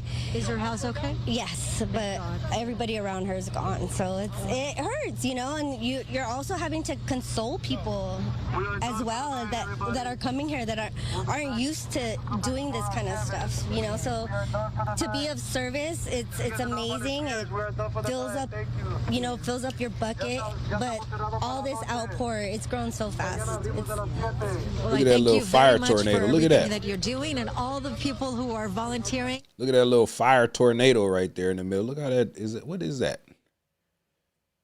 That's crazy. I've seen fires, but I ain't never seen fire do that. That's a little fire tornado out there? Dang. That let you know, boy. Woo. Oh, thank you. I love that. Thank you. Let's see if we can take this full right now from Skyfox. Yeah. We call these fire tornadoes or fire-nados. Anyways, what we see happening there is you've got obviously where there's hot fire, the wind is going up vertically pretty quick and not so much in areas surrounding it. So you have that happening, just a slight little gust of wind gets kind of curled into that. You have this little vortex that takes shape, and the atmosphere behaves like a fluid. You see this in rivers sometimes. Wow. You just kind of swipe your oar through a river if you're canoeing or something like that. Little vortex forms. Well, the atmosphere or air is very much like a fluid, and so this is just a little vortex. And again, it's that quick rise of the air right with the fire. I've been in them little dust devils they call. I didn't know that's what they call them, where it look like a little mini turtle, be a bunch of dust just blowing around. I've been in that, but boy, to get in the middle of that, boy, you gonna cook. You done. Unless you run up out of there. But man, I ain't never seen that before with fire. That's crazy.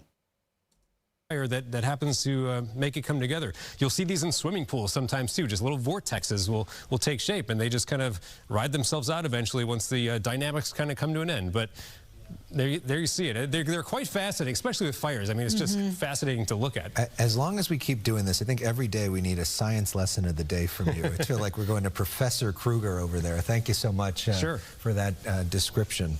Okay, getting back to what we were talking about with Gina and ways you can help. How about this? The folks at the Magic Castle, they're organizing a fundraiser to bring a little magic to those affected by the wildfires. They're collecting money and essentials and toiletries for people in need, asking people to bring items to the club for distribution. And then on Tuesday, that's the 14th, the Magic Castle will transform its parking lot and will be distributing sandwiches, chips, and cookies to those facing need. Right down the street. As long as I've been living in California, man, all my life, I never heard about the Magic Castle. Damn, where is that at? This time period, Friday nights at 10:30, we play our political show, The Issue Is. Tonight, our lead guest in that show is Governor Gavin Newsom. Our full show is airing tonight at 1:30 in the morning, but right now, we thought this interview with the governor was so newsy we wanted to highlight it. He visited Pacific Palisades for a briefing with the FEMA administrator, and then this exclusive conversation with us. Governor Newsom, good to see you. Not great to see you. Boo. Boo. But we gonna sit here and listen to his excuses, man. We gonna hit him with a couple of these. Come on now, dog. Come on, man. Because I know he gonna have a bunch of excuses. We gonna hit him with a couple of hit him with him again. We gonna hit him with a what the hell? And we gonna hit him with a What? When? Yeah. Your ass, see. We're going to hit him with those because I know he got a bunch of damn excuses. Let's go. See you under these circumstances, as you stand here, look around, what goes through your mind? Well, I just complete and utter devastation. Memories, mementos, traditions. Bruh. Lifestyle. Bruh. All of it gone. I mean, Bruh. It's overwhelming. And respectfully, from someone that's been to a lot of these, I mean, What the hell? What the hell you talking about, Gavin Newsom? Or Donald Trump call you Gavin Newsom? What the hell?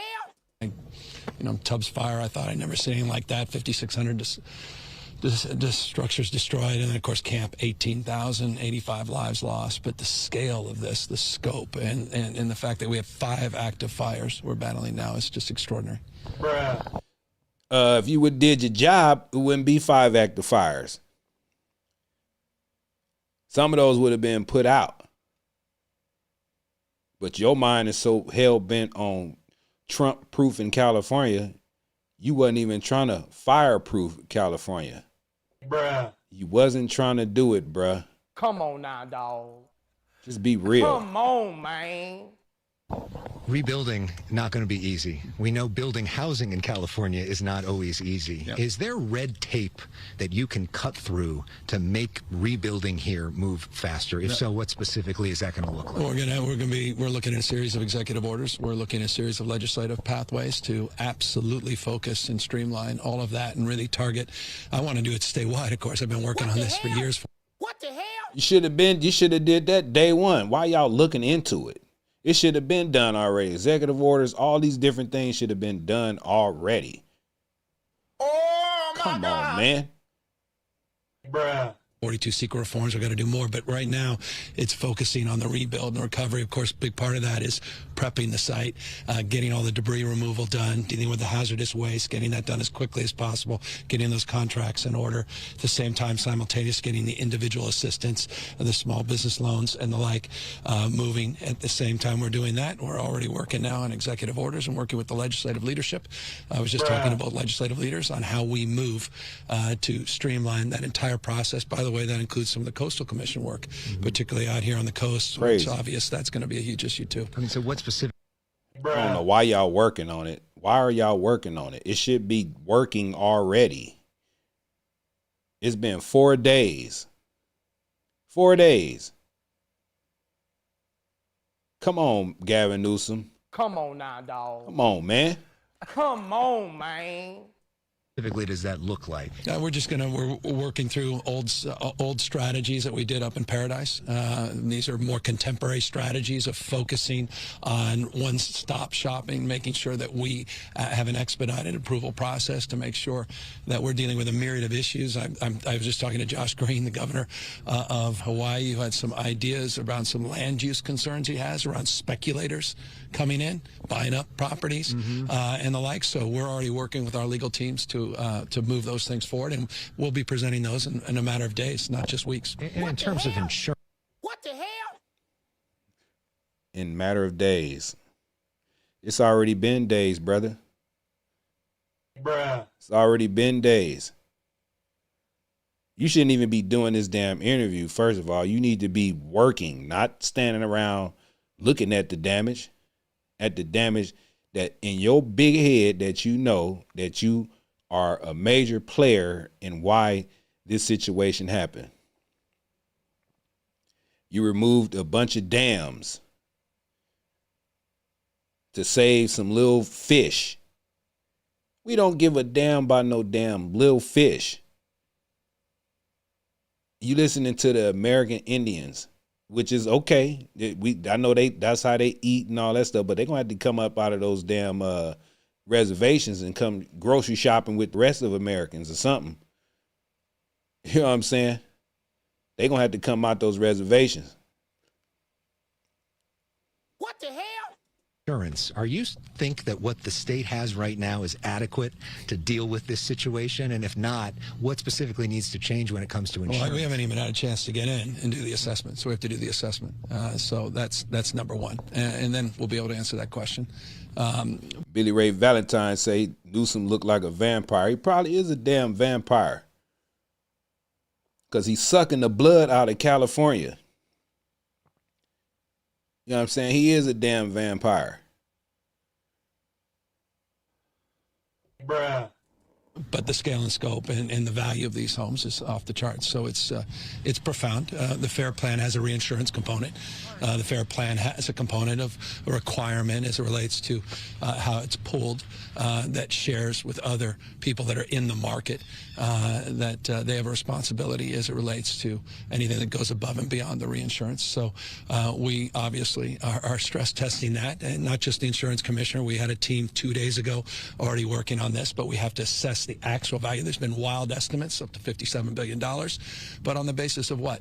That's the basis of all those $1 million goddamn homes. You had $35 million homes burning up. It's over 6,000 structures burnt. You have gas stations, you got grocery stores, you got banks. You got $1 million home, $2 million homes. 5,000. Just say 5,000 times a million. How much is that? Just say each house was $1 million. You got 6,000 structures that burnt up. That's just a low number. So it's in the billions for sure. Bruh. Aerial assessments, not a real detailed understanding of what's happened on the ground. I mean, do you have a sort of an idea of what this is all going to cost? Everybody has got No one does. I mean, it's literally, when you see a number like that, it's wild speculation. It's astronomical. It's unprecedented. That's not a numeric, but there can't be a numeric until you get the teams on the ground. Right now, we're still fighting again. 5 active fires. You put out a letter to DWP.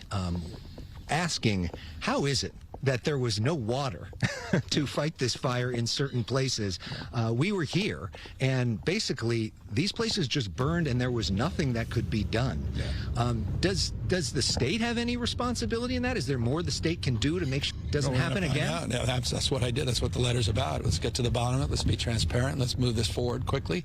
You know why it happened. I don't know why you keep trying to blame. This man keep trying to blame everybody else. What the hell? What the hell? Yeah. Your ass, see. I don't know why you keep blaming everybody else. You the boss of California. You the head of everything. Stop trying to blame local government and take some damn responsibility. Bruh. Take some responsibility, Gavin Newsom. Or I'm going to call you Gavin Newscum. Because I'm starting to believe that, man. Nautico say he wrote a letter. Man, you know what I'm saying? Forget that damn letter. Get out there, put your boots on the ground. If you're going to stand out there in all that devastation, man, get a shovel. Get a water hose. Put it in your hand. You know what I'm saying? Do something. Do something. Talk is cheap, brother. Talk is cheap. DWP and the city and the oversight as it relates to the Met, and we want to make sure that all that information is made real time and in public. I'm not interested in the finger point. I want to know what the hell happened, and would it have mattered? I mean, let's be honest about it here. You know what happened. I talked to all my experts, all the firefighters I've been with. They said we could add an engine on every house and 90-mile-an-hour winds with all the pressure in the world. So you got to be realistic about that as well, but still doesn't make it. We understand the first day, but the second day, it should have been way more contained than this. I want to know where the spark came, though, that started all of this. Billy Ray said probably BlackRock about to buy all this stuff. You know what I'm saying? That's a possibility. But Gavin Newsom, man, I don't know what to say about this dude. Right, and I want to know what went wrong so it doesn't happen again. But when you saw those images, I mean, that outraged so many folks. I didn't see the images. I was there. Right. I was right on the line. I was here within a couple hours of the incident. So we saw it firsthand. We were getting the feedback in real time. Yeah. You probably was getting cussed out by everybody that was there when you came there, when you first got there. They was looking at you dirty. They couldn't do Karen Bass because her dumb ass was out there in Africa. You know what I'm saying? What up, Dusty McDust? What's going on with you? He said they do it to us on purpose, man. They be doing stuff on purpose. I really believe that. I mean, look, these systems obviously were not designed for a catastrophic event of this scale and magnitude. So the question is, they need to be designed in this new world reality. This new world reality, what the smart cities, they going to design fire protection with the smart cities. You trying to get rid of the old world reality? The bottom line to the story, man, we should have been prepared for this. Y'all stop cutting the brush. Y'all diverting all the water from up Northern California to come down here to go straight into the ocean. You know what I'm saying? Like I said, he said he a vampire. They squeezing and sucking the blood up out of Southern California, man. You know what I'm saying? Don't let that fire come to the hood. If it come to the hood, it's going to be a problem. We ain't letting it go down. Where we're in the middle of January, it's 70 degrees out. You get hurricane force winds up to 100 miles an hour. He is attempting to distance himself. He trying to distance. He trying to blame everybody else. I'm gonna hit his ass with a. Bruh. He been trying to distance himself, and I'm gonna hit his ass with a. What the hell? He don't want to take no responsibility. He just want to comb his hair back, put his cool glasses on, walk around, and just look like do something. Your hand's supposed to be dirty. You supposed to have on a mask. You supposed to be out there turning some dirt, helping, doing something. You know what I'm saying? Because if I was the governor, I'd be out there getting dirty. I'd be like, man, look, I know I messed up. I shouldn't have been doing all this. But look, I'm out here working. You know what I'm saying? But, hey, they got to downplay everything and make it seem like it's not their fault. Man, you are in control of California. Bruh. Extended over a period of time, that's reality. So you got to prepare for that new reality. There's a deviation of normalcy now as it relates to what's happened with this climate, and we've got to own up to that. I was the pool reporter with you back in 2018 after the Woolsey fire when you came and visited with President Trump and then Governor Brown. I know you just put out a letter asking President-elect Trump to come here. What's your main message to him? I'd like the President of the United States, at least the President-elect, to come and visit. The people out here, his lives have been completely torn apart.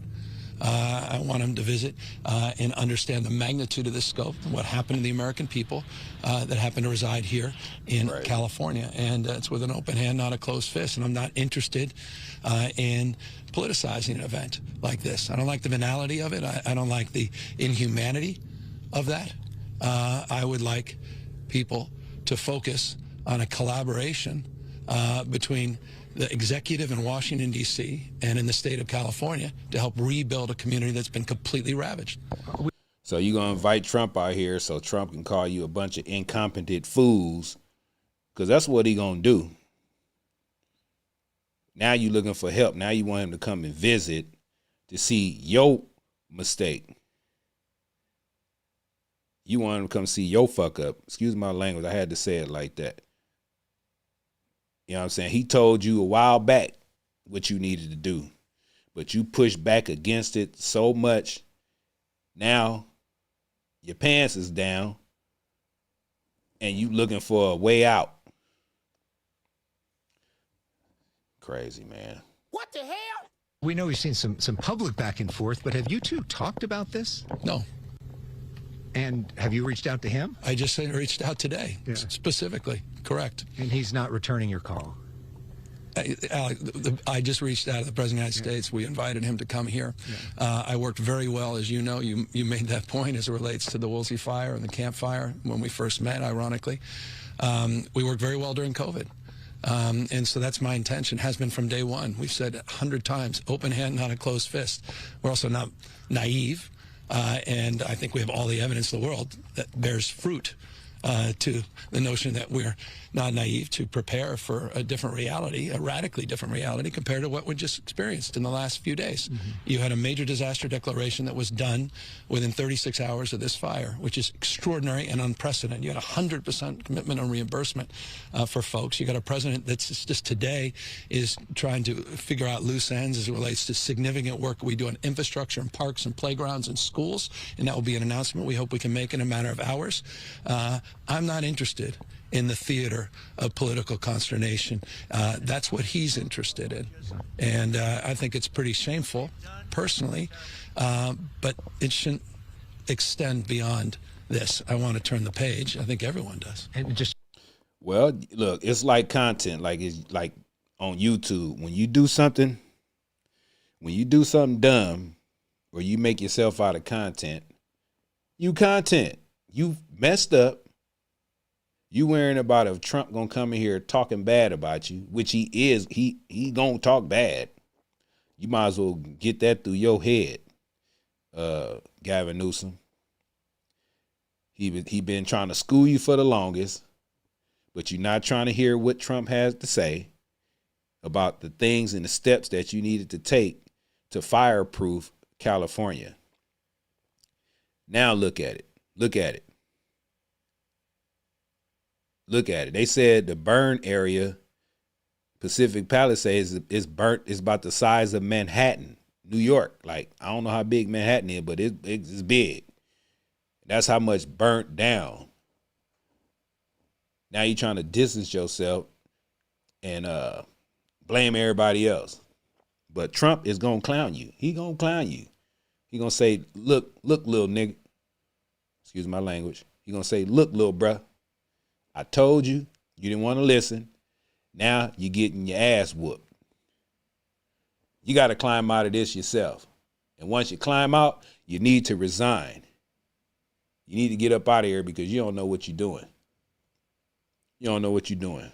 To be clear, when you're talking about a president, now you're talking about President Biden, because we're going back and forth between the two presidents. I'm talking about the current president of the United States that's done everything right without asking for anything in return, without leverage anything, with decency and respect to the people here in this community and to the American people, and I think in the spirit of this country. And just lastly on that, I know President Biden is trying to set this up where we get funding for the next 6 months. Are you concerned that President-elect Trump may try to stop that? Well, you should be. We all should be. It passed its prologue. So let's do everything in our power to avoid that. I mean, it's the idea that you had to ask that question, and I'm giving you a straight answer, and the answer is we should be concerned. It's obvious to anyone. So that's why we want to come out here. Do the right thing. I just want to move on. This is an emergency. We can do all this dance, and we have differences of opinion as it relates to all kinds of issues and values, and that's fair game, and that's important. That dialectic's important, but having this kind of friction when it comes to emergency response with emergency responders, these heroes, 12,000 that are on the front lines right now, taking care of people, making sure people are still alive. We're still doing emergency maintenance and evacuation. We're still concerned about flare-ups and spotting. You got kids right now that don't have money for baby formula, and we're trying to get them disaster assistance. You have folks in hotel rooms that have money only for tonight and don't know what's going to happen, haven't even had a chance to see their homes here it's standing or it's here and it's not standing. We want to get them emergency assistance over the course of the next 18 months. That's why I was with the FEMA director today. And that's what the President of the United States and I are talking. And we got to be careful with the FEMA director. You see what they did to those people in North Carolina. He naming all these people who gave money away, billions of dollars away, to illegal aliens. You know what I'm saying? So we don't give a damn about what FEMA talking about. FEMA just need to just drop a truckload of money or whatever they need to do and get up out of here. You know what I'm saying? But what is 6 months worth of funding? It's going to take way more than 6 months. Way more than 6 months. And if they worried about Trump coming in to stop it, ain't nothing you can do about it. It's called discipline. You know what I'm saying? But I don't think Trump. I don't think he gonna stop that. He gonna do his best to try to make sure this situation is solved because Gavin Newsom needs some help. He needs some help. This job is too big for him. It's too big for one person. That's what I don't understand about government sometimes. I know you got the president, you got the vice president.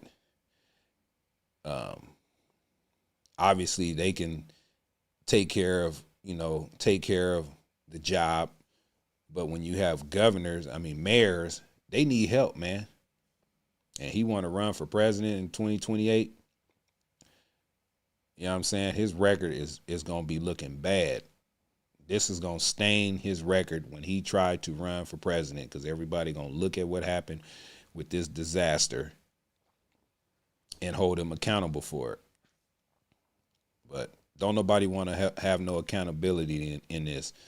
And they keep running to Trump and trying to bash him, talking about what he gonna do when Trump been telling these people for the longest. You need to divert the water down to Southern California. You need to clean the forest. You need to go and do all these things, make sure all this stuff is working and prepared for a day like this. You know what I'm saying? But it was nobody prepared to handle this situation. So this is the results of not being prepared. Talking about, and I'd like to have that conversation with the next president of the United States in a couple of weeks and not have this back and forth that's rather childish from my perspective. Any bottom line message to the people of California tonight? Well, we care deeply about them. We have their back, and we're going to continue to come back until this is completely rebuilt. And I know it's rote and cliched, and even saying it's rote and cliched, but we will be built back better and stronger. And I'll give you testament to that. I mean, up in Paradise right now, you have insurers coming back into the market. The kids are back in school. It hasn't been completely rebuilt, but you won't even recognize the progress that's been made. The houses are stronger. They're more resilient. There were lessons learned. They've been rebuilt differently. We were able to fast track a lot of that development, address the anxiety around property taxes, anxieties that people had in the short run about even paying their income taxes, backfilling the property tax loss to the school district. All those things we're working on right now with the legislature through executive orders. We know how to do this, and so it's about accountability, transparency. That's what the letter is as it relates to DWP. What happened with the local water and the pumps. Just set it straight. Just let us know what happened. Is it just overwhelming? You know what happened to the, hold on. Bruh. You know what happened to the local water. You let it all run back into the damn Pacific Ocean. Come on now, dog. Come on, man. I don't know why you asking these stupid questions. You know what happened. You know what happened. You did a commercial talking about saving the fish and getting rid of dams and different things like that. You know what happened to it, Gavin Newsom. Come on, brother. Come on. What the hell? With the system, a lot of people think it's just that. Was it the pumps? Was it the pipes? Was it some other? There's something else that happened. And let's get to the bottom of that. Let's turn the page as it relates to the new incoming president. We'd like him to have the spirit of the current president and have the backs of people. So hell no. Donald Trump ain't got the spirit of Joe Biden. Is you crazy fool? Here you go trying to get another year of Biden through Trump. You out your damn mind. What the hell? You are out your mind, Gavin Newsom. Trump ain't got the spirit of Biden. We don't need that. we can recover and this wonderfully iconic American city could come back as a tentpole of this state and the tentpole of this country. Governor Newsom, thank you so much for the time. Thanks for being here. Thank you. Governor. What's going on, Andrew? I see you. You say water reserves are the only holes Gavin isn't obsessed with. Got the Magic Man 32 up in here, man. What's going on with you, Magic Man? We got Frank Morales up in here. What's up with it, man? Frank Morales say, let's be transparent. Just give me the money so I can run away with it. Don't give him control of any money. He want Trump come talk smack to me. If he want Trump can come talk smack to me and then give me the money to use against you. Money, give. That was a long chat message, brother. But I feel it. Give me the money too. Man, I appreciate everybody, man, tapping in, man. Y'all hit that subscribe button, man, and tap that screen a couple times, man. Give me a couple of likes, man. Let's do this. You know what I'm saying? It's a Friday night, man. I hope everybody had a good week of work. Hope it was all prosperous for you, man. You got everything you wanted. Hope all your kids and your children are blessed and in good health. I hope you in good health, man. Your family, your mother, your cousins, your brothers, man. Look, we here. You here with Mr. Zach Reacts, man. I appreciate everybody, man. I got love for everybody in the chats, man. And yeah, man, let's get to it. California wildfires, man. I can open this door, man. I can smell some of the smoke. And I'm way in here in Long Beach. I don't know if anybody here from California, you know how far Long Beach is from Pacific Palisades, about 30 miles, 35 miles, something like that. It's pretty close. Today, man, I was looking in the sky, man. The sky was kind of orange.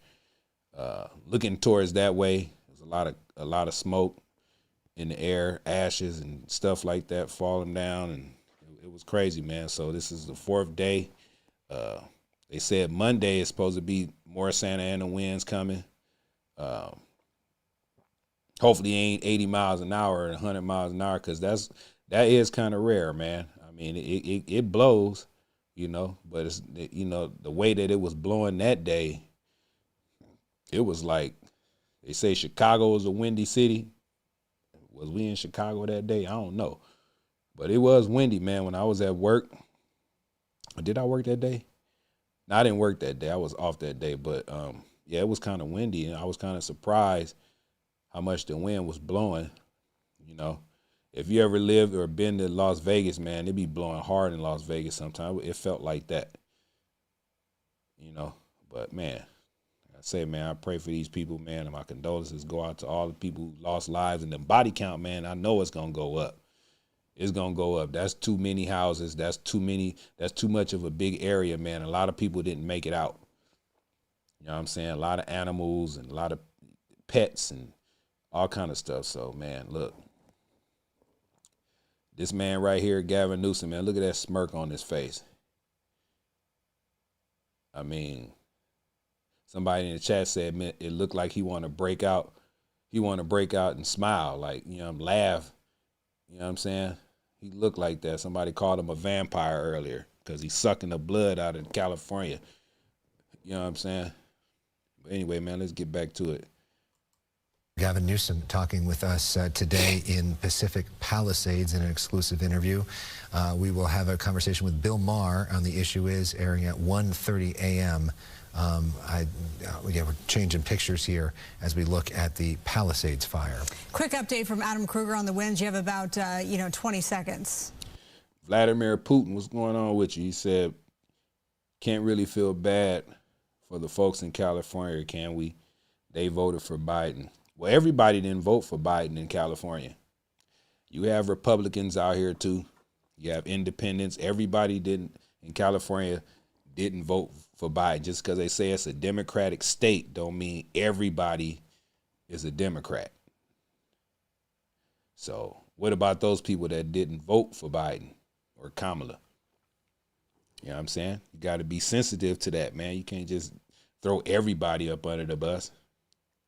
I didn't vote for Biden. So I'm at fault too for this. I'm talking bad about it. I think it's wrong. Vladimir Putin say, I thought Cali was, it's a blue state, but don't mean that everybody, the majority, it don't mean everybody is part of that agenda. I'm not with that. I know younger growing up, I mean, that's all we knew. Like, you got to vote Democrat. You got this and that, you know what I'm saying? But obviously, people grow, they live and they learn, and it's about policies. It ain't about what your family been doing for decades. Somebody got to make a change in the family. So, and anyway, the Democrat, I mean, they play these games with you to make you vote for them, but then they don't give a damn about you. So people are waking up. That was the old generation, you know, the 80s and the 90s. 2000s, we start waking up and realizing that that's not the right party to go with, because they take all the money. They don't do nothing for you. They want to give you handouts, keep you dependent on them, and take away everything from you when you don't listen to them. It's like slave ships. So people are getting off the slave ship nowadays, brother. Okay, so tonight we see the winds stay on the light side. We get into tomorrow evening and the winds ramp back up. It's going to be the next strong Santa Ana wind event, not as intense as earlier this week, but it will be a strong Santa Ana wind event Saturday night through Sunday morning. And that's when we're getting back into high wind warnings and red flag warnings. Great. So we will have Adam's full forecast in the 11 o'clock hour. Usually we will welcome you to Good Night LA at 11 o'clock. Our coverage continues commercial free at the top of the hour at 11. Sophia Brown said, I supported Trump in California and black. Look at our city in flames. Man, it is in flames for real. But you know, it's the current government that's governing California. It is what it is. These people priorities are messed up. They ain't right. That's why it's no longer going to be a blue state. Because they don't know how to make the right decisions, man. Putting countless lives in jeopardy. 11 o'clock. Here's a look at some of the images that we've covered today. These are friends of mine. Oh, I got to make a public service announcement. Rami Mohammed, all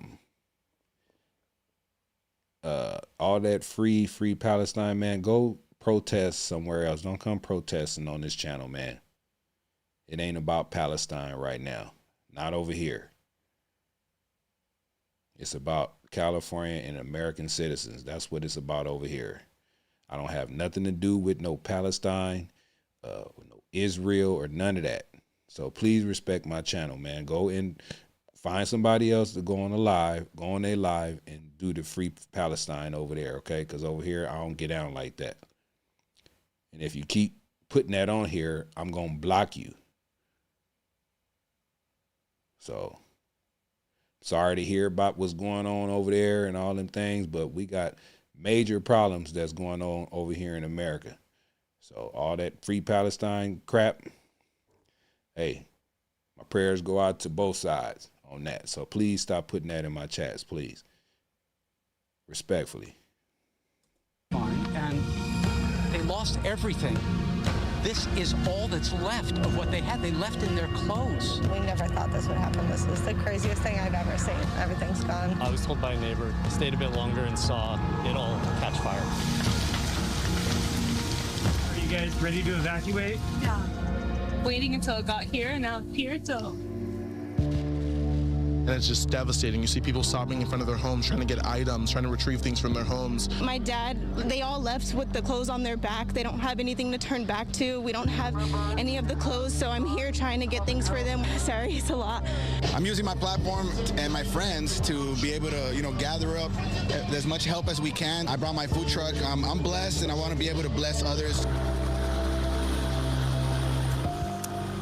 It is 11 o'clock on this Friday night. We welcome you to the Fox 11 News at 11 o'clock. I'm Marla Tejas. And I'm Alex Michelson. Thank you so much for our live team coverage, continuous commercial.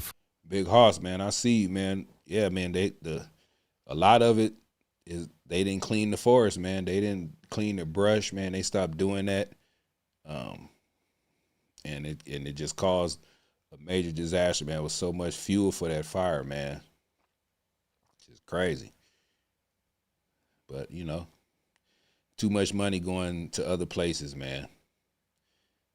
Other countries, just stuff that don't even concern us.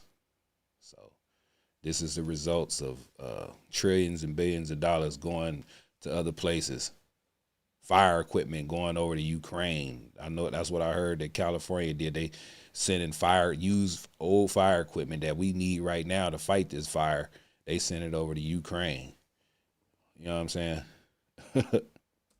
Free coverage of the many fires we are now dealing with in Southern California. Happening now, a flare-up of the Palisades fire, triggering new evacuations within the last few hours. Mandatory orders now in place for areas that were previously under warnings. The LA City Fire Department is urging residents to leave immediately for their safety. And a big heads up for drivers on the 405 southbound, the Sunset Boulevard and the Getty Center and Skirball Center off-ramps. Here's a list. Those are all closed. All of those off-ramps, southbound 405. Right. The Wilshire and Sepulveda off-ramps are possibly closed. The freeway itself remains open, but you can certainly expect delays in the area. The northbound 405 freeway is open. We do have a word from the CHP now. The CHP says the 405 will stay open unless safety demands otherwise. And in a statement to Fox 11, CHP says this: we will not close the 405 unless we absolutely have to for public safety. If we do close the 405 for public safety, we will divert traffic at a safe location to support public safety and the firefighting efforts. But that's facts, Dave Ghost, man. They didn't cut 17 million, sending 21 million to look. That's just, man. I already know they're going to come up with an excuse, man. We ain't got enough money to help these people out here. That's why they putting a limit on it, 6 months of help. Like, no, they're going to need way more than 6 months, man. People that lost everything in their lives. It's crazy. That is not happening yet. Earlier tonight, we had an erroneous report from the Daily Mail that LA City Fire Chief Kristen Crowley was fired by Mayor Bass. Tonight, we got a statement from LA City Fire that reads, on Friday, January 10th, Fire Chief Kristen Crowley met with Mayor Bass. Their foremost priorities continue to be fighting the current wildfires and safeguarding Angelenos. It's important to note that the fire chief was not dismissed and is in full command of the LAFD. We'll have more on the controversy that led up to that coming up. So a lot of that starting with an interview right here on Fox 11. But let's get you. Yamamoto, what's going on with you, man? You say good evening from Tokyo, Japan. Tokyo, Japan up in here, man.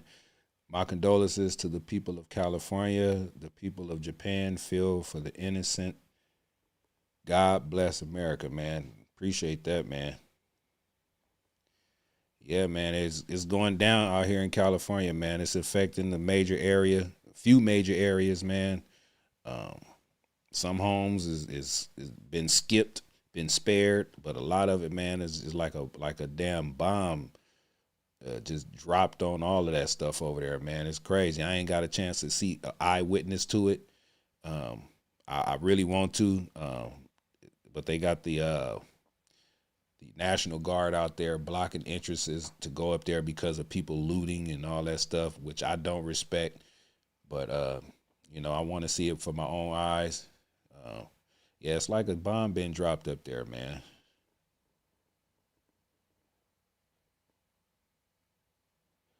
All right, Moses, I appreciate you, man. Hit that subscribe button, man. You got to get back to that plantation. Man, hey. I'm going to hit you with one of these, Moses. Come on now, dog.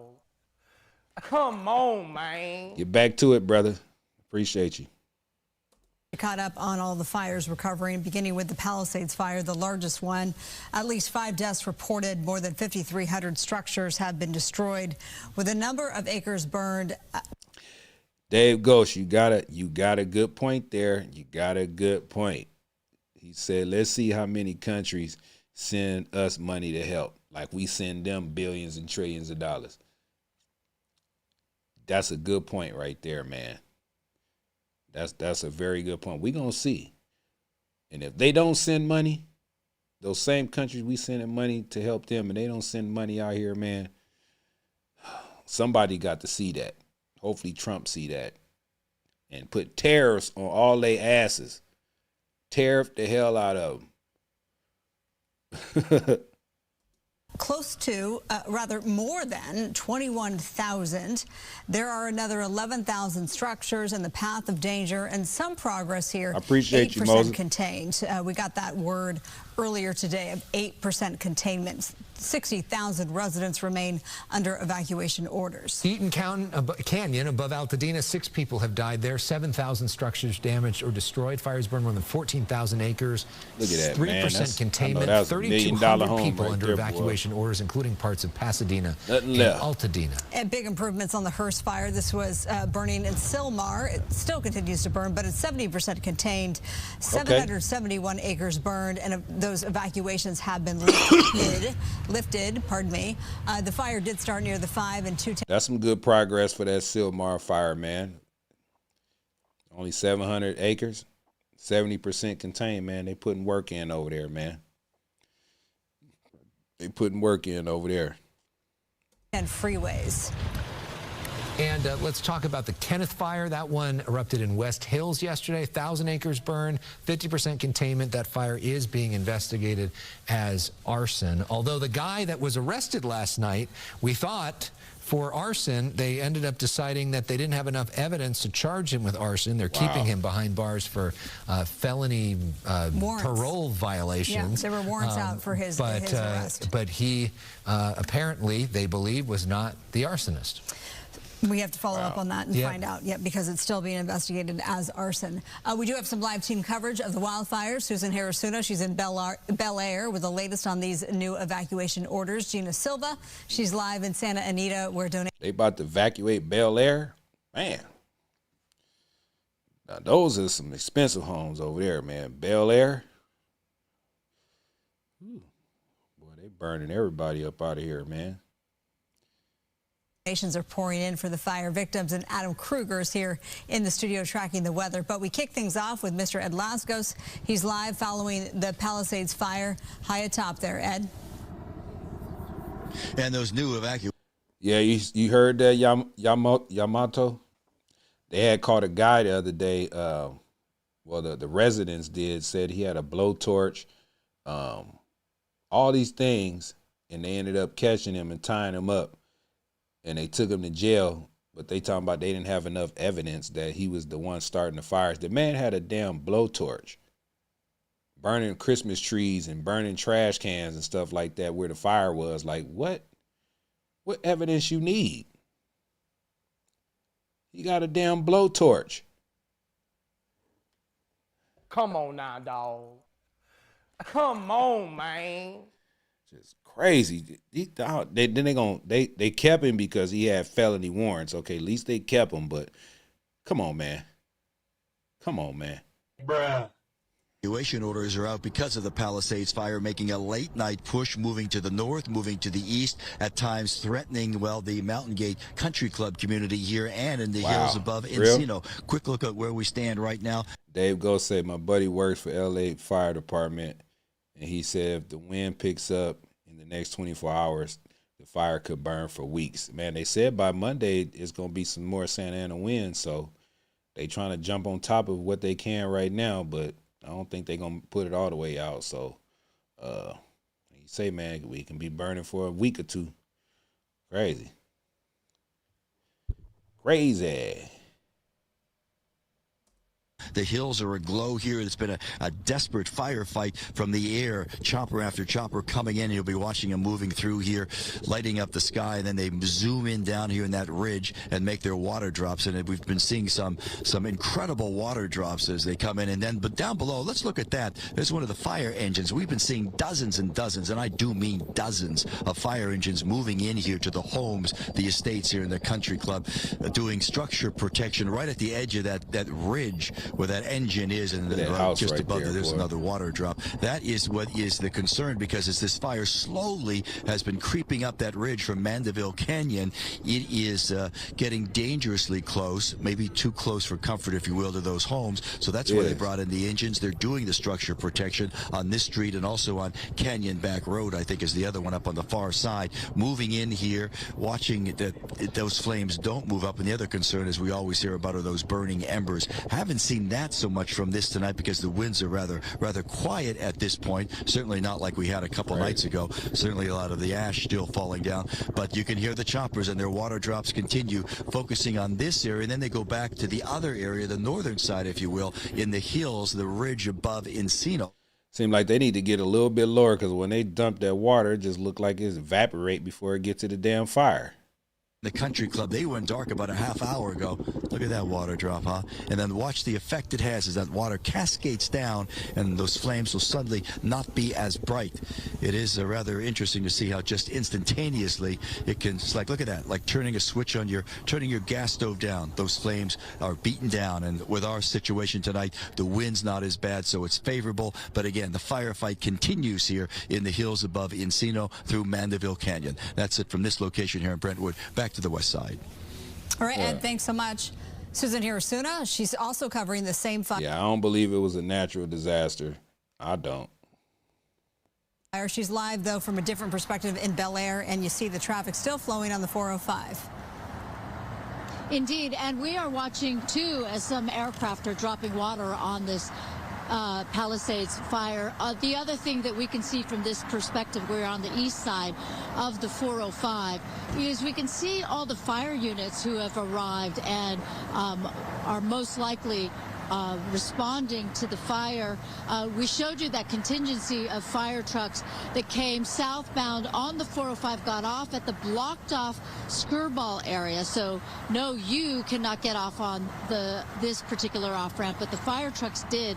And then they came back around, they got on that overpass to Skirball Center Drive. That then took them to the Mulholland Drive overpass, going into the part of the Mulholland Drive, which is on the north side of the Santa Monica mountain range and on the valley side. Now, I just heard from a friend of mine that lives in the valley in Tarzana, in the hills of Tarzana.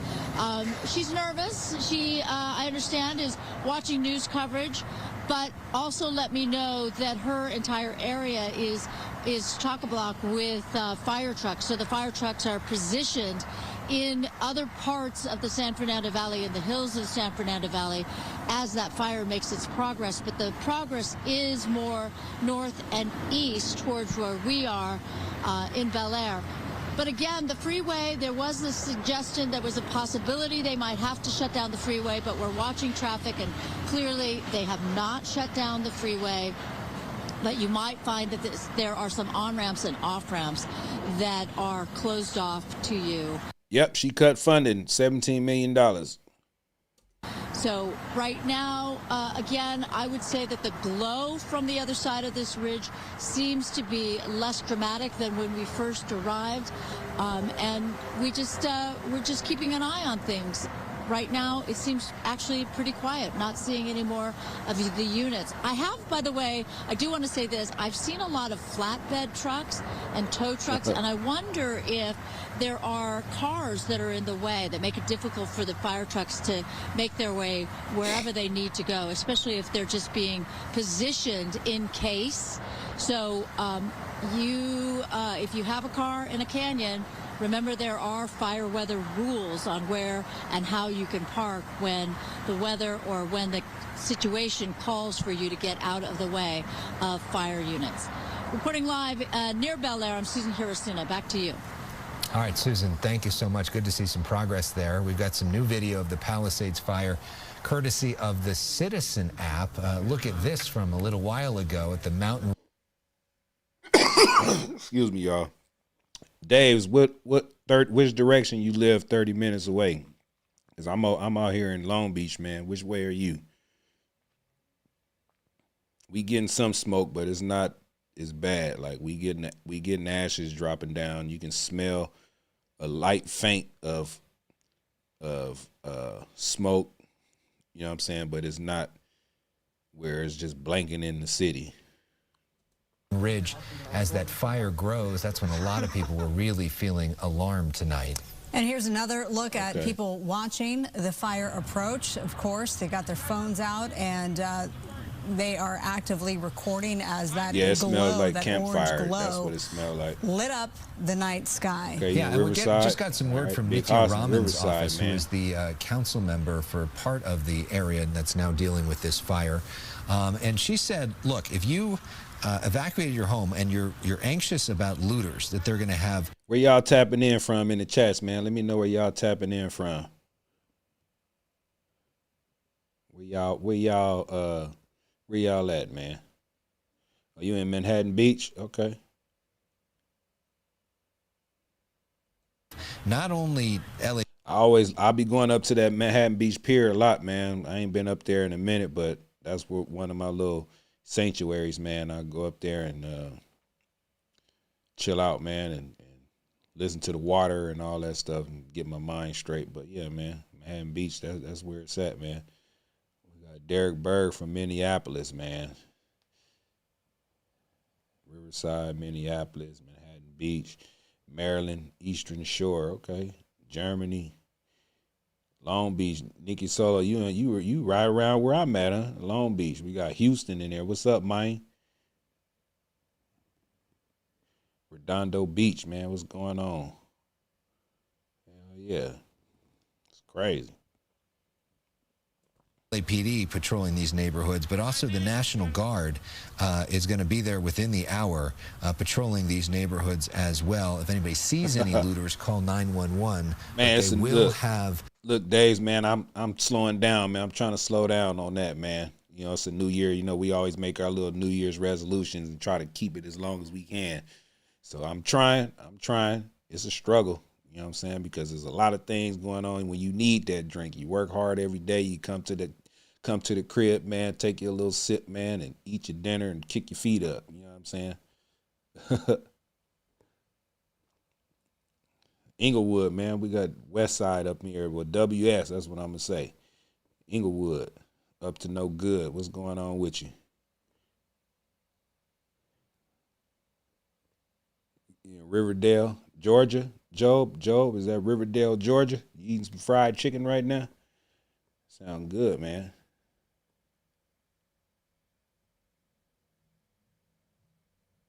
Wow. Law enforcement through these neighborhoods to try to protect those homes that people just were forced to evacuate from. Well, speaking of protecting they homes, get a smoothie or something. Man, ain't nothing wrong with a little smoothie sometimes. That means having to clear some brush, and there are goats to do that. Look at those and goats. In the Mountain Gate area, Mandeville Canyon area. You know, they have goats up in there, man. They trying to evacuate the goats, but they let the goats roam the area to eat up the brush. You know what I'm saying? I didn't even know they did this type of stuff. I seen this a little bit earlier when they showed this little clip earlier. I was like, well, all them damn goats. But they let the goats go up there and graze and eat up all the brush and all that. But it's just, it ain't enough goats. Yeah, there are these goats that do that. They clear the brush, and we had this video into the newsroom that shows all these brush-eating goats having to evacuate themselves earlier tonight. So Fat goats. this large herd making its way out. Alex and I were. I wonder if those goats where you make a loud noise and they just faint. That'd be funny when I be seeing that. Speaking earlier about, you know, where do they go? There are obviously evacuation centers set up to take livestock, including Pierce College and Woodland Hills. But, you know, nonetheless, this video pretty remarkable. Can we just watch that the rest of the night? I love watching the goats. As long as they're safe. As long as they're all okay. Yes, yes. All right. Well, we can ask questions about where do they go and talk about where does everybody go right now. Joining us now is Councilmember Katie Yaroslavsky, who represents another part of this area. She's joining us from the Emergency Operations Center in Little Tokyo. Councilmember, good to see you. Thanks for being with us. Your main message tonight.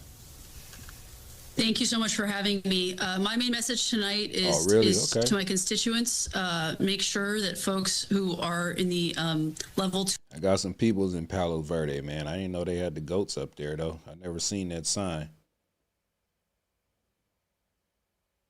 To evacuation area, which is east of the 405, have their go bags and are ready to go if and when they need to leave. The other message is if it's going to take you a little longer to evacuate, mobility issues, pets, things like that, you consider leaving now just to be on the safe side. It's better to be safe than sorry. And then the third message is make sure your alerts are on your phone and you're paying attention so that if that evacuation order does go out, we're hoping it doesn't, that you're ready to go and that you go. When the evacuation order comes, if it comes, you need to leave. You know, you have a really impressive backdrop. Of course, you are at, as Alex mentioned, the Office of Emergency Services there in Little Tokyo. You got a lot of monitors, a lot of people busy working behind the scenes. What has that been like? What's the activity like right now at this hour on this late Friday night, especially as we have this flare-up for the Palisades fire? Yeah, it's focused, thoughtful collaboration is the mood here. This is a well-oiled machine. People are working very collaboratively. We have all the different agencies in one room working together, coordinating and deploying resources as needed in the right places. And I just wanted to be down here to make sure I was getting all the information. She looks tired and sleepy as hell.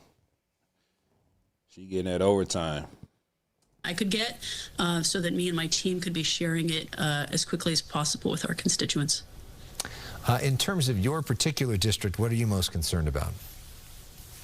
Well, look, we've been really fortunate so far. There haven't been any fires that have directly impacted my council district, my constituents, but we're all Angelinos and we all have a part to play, a role to play. I appreciate you, Dave. You say, man, I've been watching your channel for a minute now, and I respect your message and how you're for America first. Man, America first, man. I was born and raised in America. I'm an American.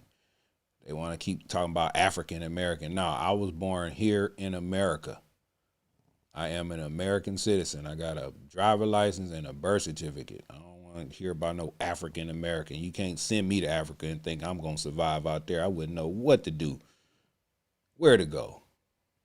I'm an American citizen. I love my country, man, even though we did some devious stuff, but hey, what country haven't? This is where I'm from. And he say not many California YouTubers truly believe that message, man. Look, I'm American. I don't give a damn what you talking about. I'm America. America. That's what it's about. Let me fast forward some of this, man. Let's get to the blaze. We want to see some of this fire, man.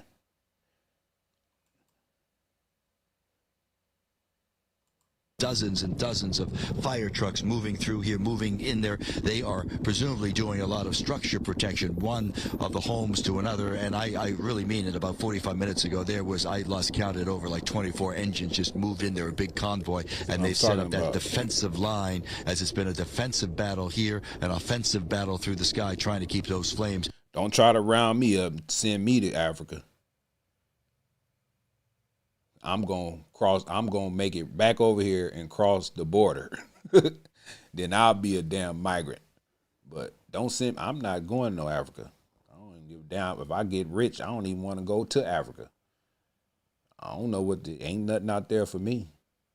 Them people going to look at me like the American man. Like, I don't got nothing to do with Africa.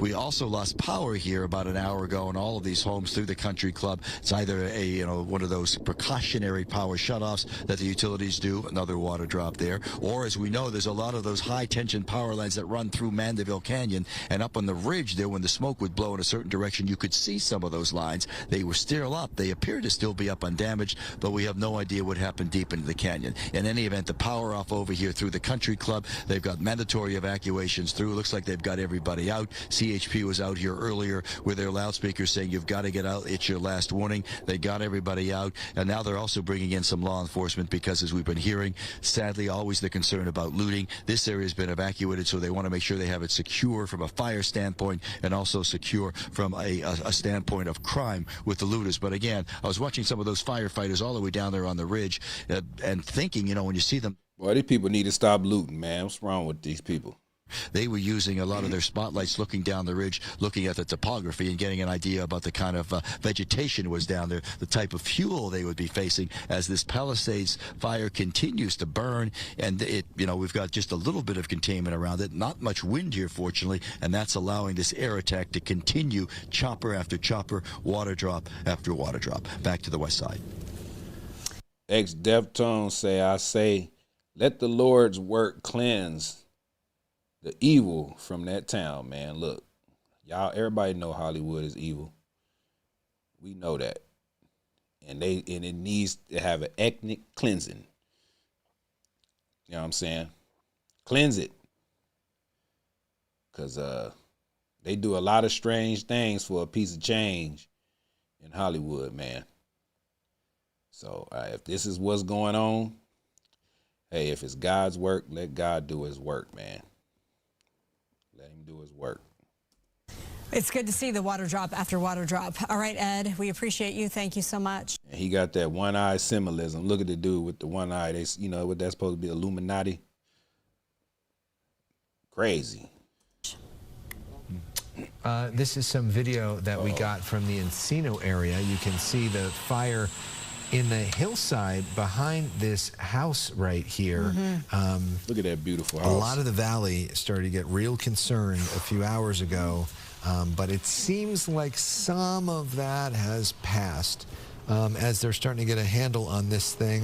This fire can flare up at any time, but you know, we don't want to get people too hyped up if unnecessary, and it seems like we're starting to get in a better shape, at least for right now. Right, and then we have this video from the Brentwood area, so over the hill, of course, from Encino, and this is from KNN News, and you just see those pockets of those intense flames. A freelance photographer in the Mountain Gate community sent this, and you can see here a woman spraying down her home with her water hose.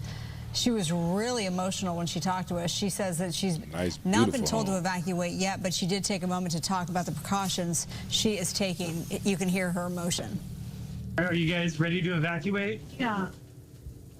And have you guys seen this before in your residency here? Not here. No. Just been trying to support everyone that's been actually in it in the Palisades, and you know, was waiting until it got here, and now it's here, so. And did you guys prepare? Did you guys think it would reach here, or is this just a surprise? No, my car's been packed for about 4 days because I've been at work every day since, just trying to, you know, feed everyone that's been so out of food in their house with the Palisades fire. So just doing what we can to hopefully save our house if it comes to that. And when is like go time for you? Chosen, he said, what's the real conspiracy behind this? And the book, chapter, verse channel, the BVC channel, say no, it's not a conspiracy. This is God's judgment. It's time to repent, man. Everybody needs to repent. You know what I'm saying? They need to repent. I need to repent. Everybody on this chat need to repent. You never know, man. These type of things can happen anywhere, man. God could just say, look, y'all doing too much. Y'all doing too much. It's time to cleanse it. You know what I'm saying? But hey, if this is what's going on, man, this is real. This is major, man. The fire is the size of Manhattan, bigger than Manhattan, New York. Like the whole area of Manhattan burnt down to the ground. This is the size of, this is what they said, the size of this fire. Like, that's crazy. When does it, like, you know, when are you leaving? When we I don't know. I honestly don't know. So a curfew is now in place for evacuation areas affected by the Palisades fire. Mayor Bass saying on X that the curfew lasts until 6 a.m. It started at 6 p.m.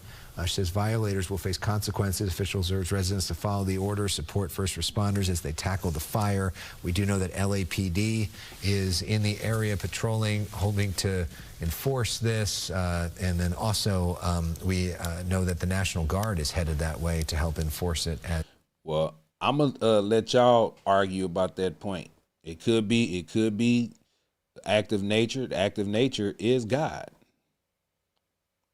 Or it could have been a campfire, whatever. But whatever the case may be, God has control of this.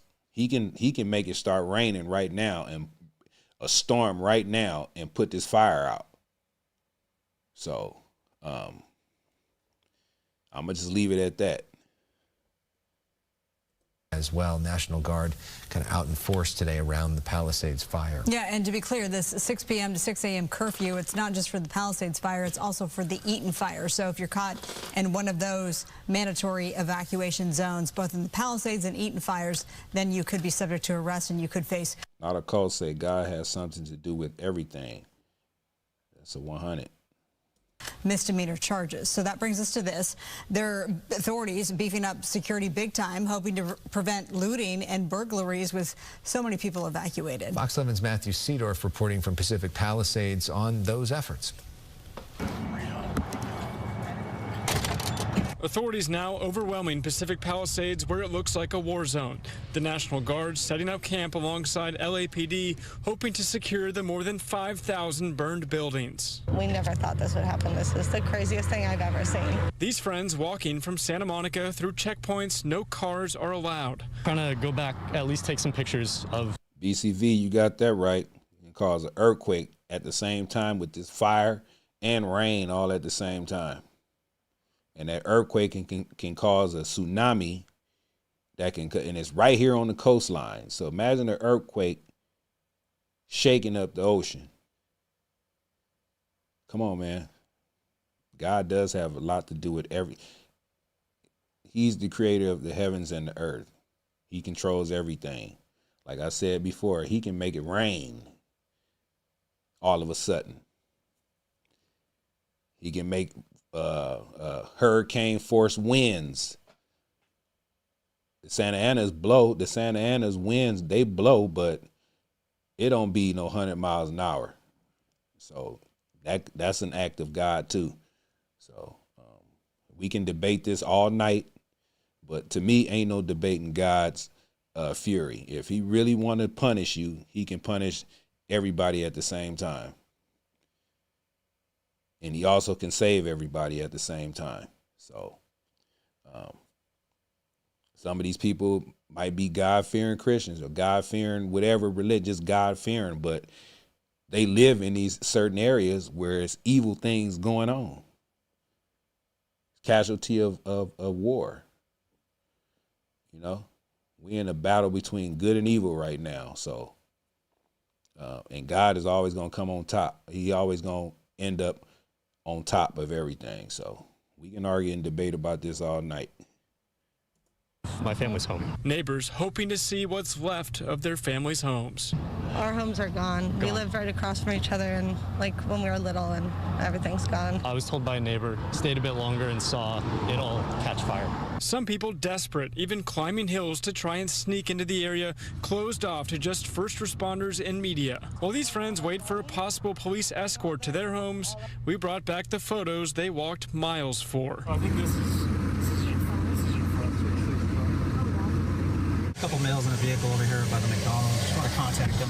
Gentlemen, how you doing tonight? Curfews now in effect for the first time since the devastating fire. We're going to be driving around tonight and letting the civilian population know that that curfew will be enforced. So what if it's LA the County devil? Sheriff's Department giving us an exclusive ride-along. So we're just letting everybody know about the curfew. I don't know if you guys heard that we're, 6 o'clock. An effort to try and prevent looting.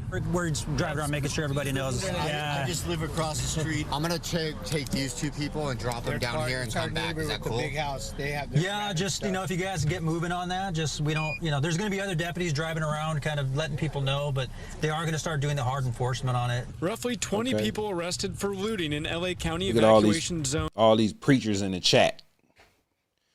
Man, I'm reading some good comments, you know what I'm saying? Not a cult say it is what it is. Sometimes harsh things must happen to open eyes.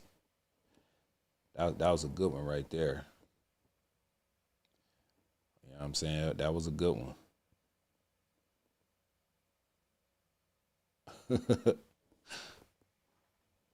I heard somebody in the chat say, why God ain't make it rain yet? Well, maybe it ain't time to rain. You know what I'm saying? Maybe it's not time to rain yet. Maybe this is just a warning, Or it could, BlackRock could be wanting to buy all this land. They said, get them people up out of there. You know what I'm saying? But we don't know. But if God wants to spare you, he'll spare you. So I'm a strong believer in God, so I'm a Christian man, so I'm never going to go against the will of God. If God put me through something and I'm praying every day and asking, for help and just praying to my God, and if he put me through something to teach me something, I'm going to go through it. I don't never question God. I know he don't play, so I don't play about my Father. So far, at least one dressed like a firefighter. They were arrested for impersonating a firefighter. There's always that aspect. A community left in ruins as authorities try protecting what's left. There are people out here. That's a good point, Dave Go. He said most people as a whole have lost touch with God. So really, it makes sense that this many people are facing his wrath. A lot of these people don't believe in God, man. Or they believing in the wrong God. Late at night, doing nefarious acts and trying to take advantage of the situation. Just people being away from their homes. And if they do choose to stay in their homes, we want to make sure that they stay there and they're not out in the street. Now the code say, not all people belong to God. Free will and all. Okay, well, God gave us a free will to think. Free to think. You know what I'm saying? He let you make those choices. So when it's time for you to go and you have to face what those questions he's going to ask you to get to where you need to be, say that to him. Say that to him. We all don't believe in you, God. We just got free will. You ain't going where you need to go. So, you got to answer for the ignorance, Not that I'm calling you. I'm not calling. I don't judge people. I'm not a person that I don't have to judge you. But we all, when we go, we going somewhere. So you have to answer those questions to him, or answer those questions. So that we don't confuse them for someone out here trying to break into a home. Reporting in Pacific Palisades, Matthew Seedorf, Fox 11 News. Matthew, we thank you for your reporting. Earlier tonight, we spoke to LA City. So he's burning houses and hills just in LA. Well, he got Altadena, Pasadena. You got Sylmar. That's all burning. It's LA County, but a lot of those places, man, you got these wicked people who be staying up in these places, man. How you think these people worship money? Money is their God. Now, y'all hear what I'm saying? Money is these people's God. That's why they got these big $1 million homes and all this. They don't want to leave and evacuate and leave all the millions and all that. So God is saying, you know what? You can't worship money. I'm more important than that. So they gonna have to pray. I bet you all these people are praying now. Before, when they seeing the fire coming over that ridge, they praying. So God gonna pull it out you. He gonna make you beg for forgiveness. He gonna make you talk to him.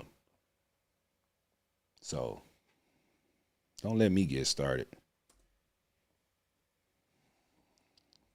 My constituents in the community working to get DOT traffic control resources and law enforcement presence to the Brentwood area so that we can manage this evacuation in a controlled and orderly manner. I have also actively been on the ground coordinating with our resources at the fire department to make sure that we have adequate staffing and the tools that we're going to need to protect lives and homes in the. So I got a question. Put a 1 in the chat if, because I'm reading people saying you can't blame God for this. So put a 1 in the chat if you don't blame God.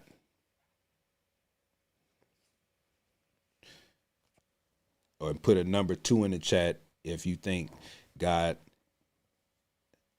has something to do with this because of the evil that Hollywood brings. So a number 1 if you don't think God is playing a part in this, and put a number 2 if you think God has played a part in this.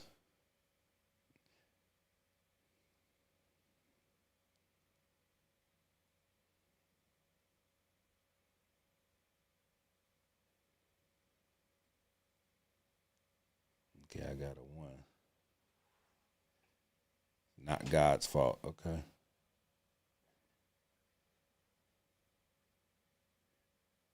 It's both. Okay, I got 1, 2, both. What's up, Locatina? I see you.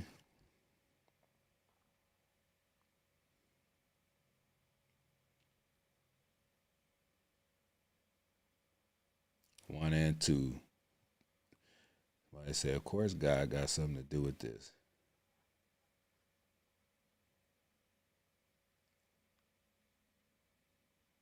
Because, you know, after a lot of people, like these platforms and these people, they'll, like the Golden Globes, they was mocking God a day or two before this happened.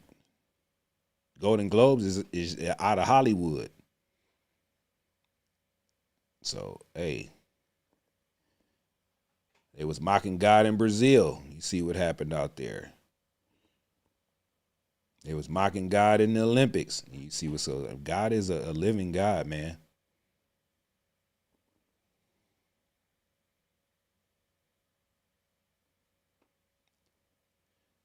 Bello say 1, praying for them, not blaming God for this. So who are you praying to? Are you praying to God, or are you just praying to what? What are you praying to, Bello? I would like to know that. If you said the word prayer, what God are you praying to? You know what I'm saying? I don't understand.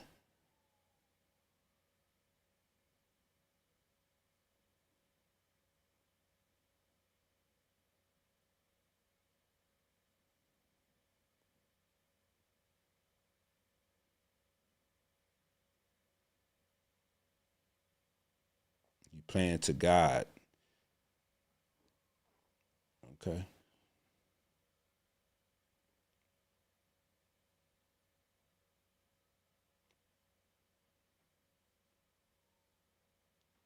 You praying to the only God.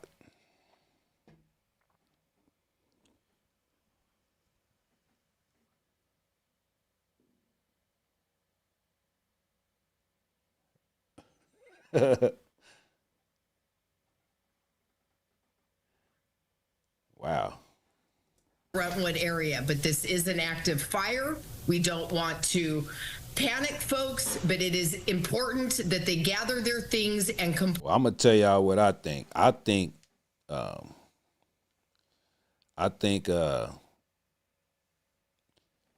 it all goes to the Olympics, man. I told y'all, look at my last video. And, smart cities, man. Smart cities. 15-minute cities. Smart cities. And LA, Los Angeles wants to be one of the first areas to have a smart city. And they're promoting it with the 2028 Olympics. They want it to be up and running by the 2028 Olympics. So they know these people ain't gonna sell their land. They're not gonna sell their land. So it's another way to get people to comply. So you got over 70% of people who lost their fire insurance coverage last year. They know the Santa Ana winds is coming. This is brush fire season. It seems like they ain't cut the brush or cleaned the forest and the brush for the past 4 or 5 years. And when they was talking about smart cities, it was actually the clip I got and I researched it. It was 5 years ago. And because they knew that the Olympics was coming here. And they already said that, the world is going to be watching. We want to be the first people with the smart city. Everything is going to work together in the computer, whatever it was. You got to look at the video. The water system are going to be controlled by that. Crime, all type of stuff. So if they know these people are not going to sell, what better way to get these people to get them up out of here? cause a major damn disaster. On that particular day, the winds was 100 miles an hour. All it took was a spark. Then they caught the man with the blowtorch out here trying to start fires, and he said he couldn't stop. He had to do what he had to do. Sounded like somebody was paying him to do that. He just got caught. And then when he got caught, they arrested him, and then they said they ain't had no damn evidence, enough evidence. You know, they stopped the water flow. It's like all systematic to me. They stopped the water flow. All of that. They didn't cut nothing down. And we just out here sleeping and distracted by P. Diddy and all these dumb things that's going on out in the world. That's what I think. So, whether God has something to do with this or not, I think it's a more sinister play. So, don't kill me in the chats. Don't come for me in chat. But that's just what I believe. So, but it is a lot of sinners. Hollywood is based off of all kind of crazy stuff. So, and then the agenda that they've been pushing, the radical left been pushing.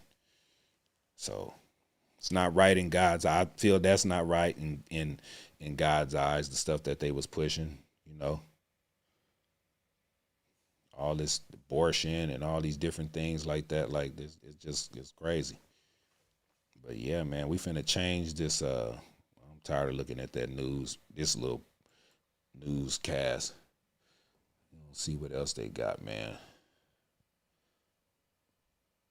Crazy.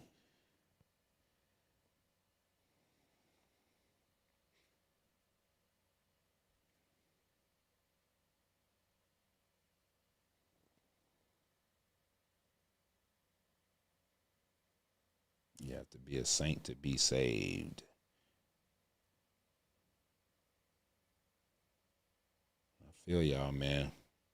Everybody got their opinions, man, on why is this happening, you know. I don't think this is going to be the last city that's going to catch something catastrophic, you know. It's not. It's got to be a change.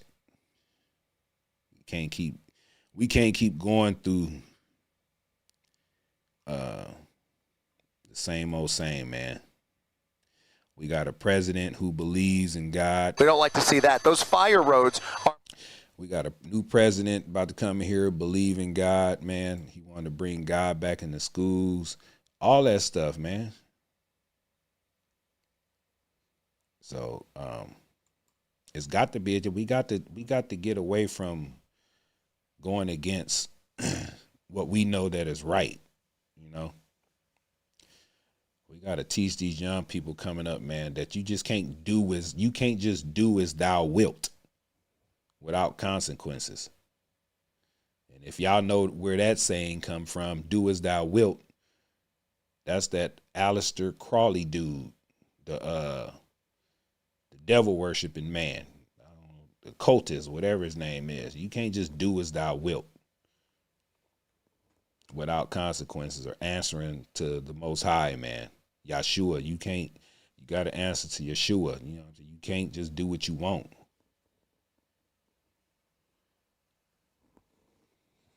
Look at Jay-Z.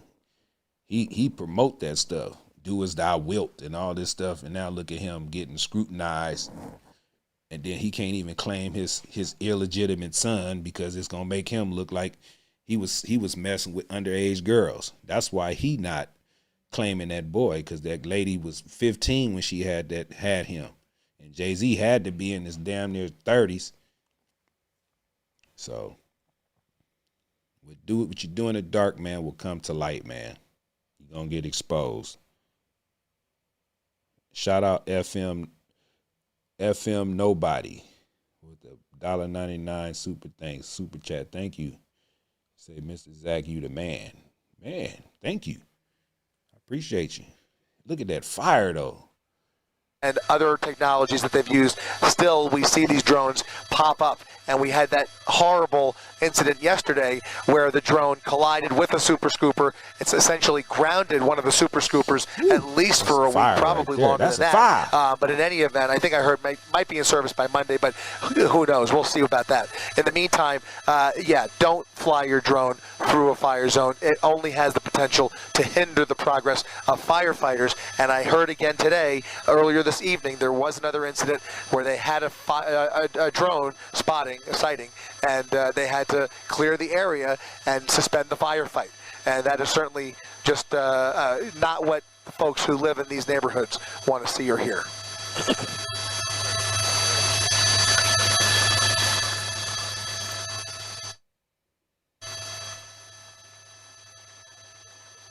Man, that looked like a hand going over the mountain like this, like a hand.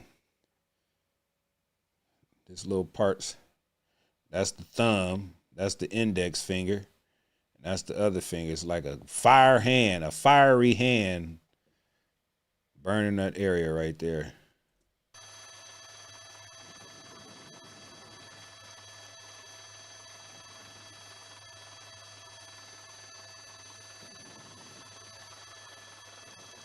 That's all I'm saying, daughter of Yah, man. The Olympics is 2028. It makes you go, make you raise your eyebrow like The Rock now. What's really going on? Ain't that's crazy.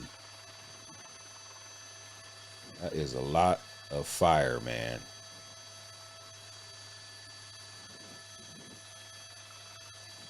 You would think that they would get about 100 helicopters, water dropping helicopters, 50 airplanes, or whatever they need to scoop up that water out the ocean, because the ocean is not too far from there. And they just come in a line, just drop 100 helicopters, just drop water through like a whole little, you know what I'm saying? Instead of one at a time. 5 helicopters. Look, that's miles of fire right there.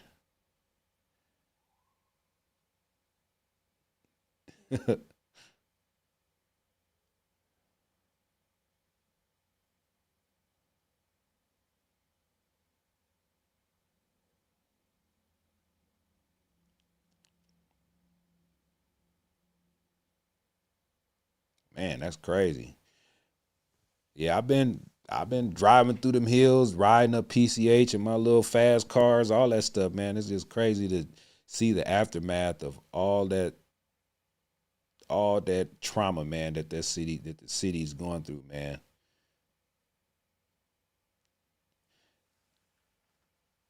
I used to take pictures and stuff up there, PCH over there, and I ain't got no more of them pictures, man, to see how it used to look. Look at that, man.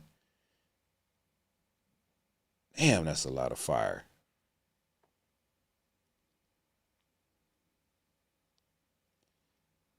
Ooh, Lord.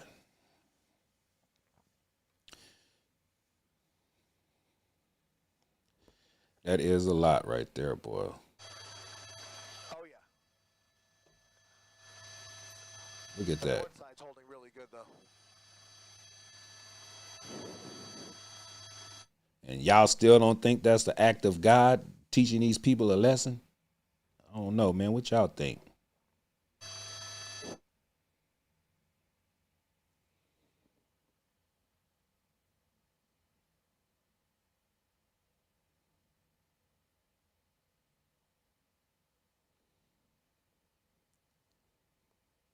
Said only 7 helicopters. Damn.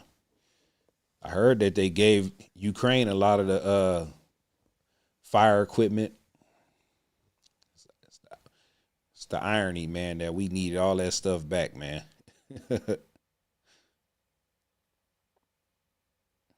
Like he missed. Okay, he got some on it. Need more than that, man. They need to just crazy. Make me want to go out there and go fight some fire. But I'm good.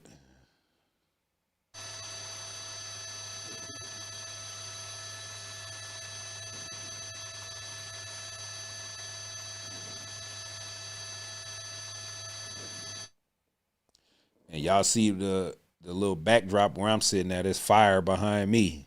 But the reason why my backdrop is like that is because of my sign. I'm an Aries. I'm a fire sign. So, you know, I'm hard-headed sometimes.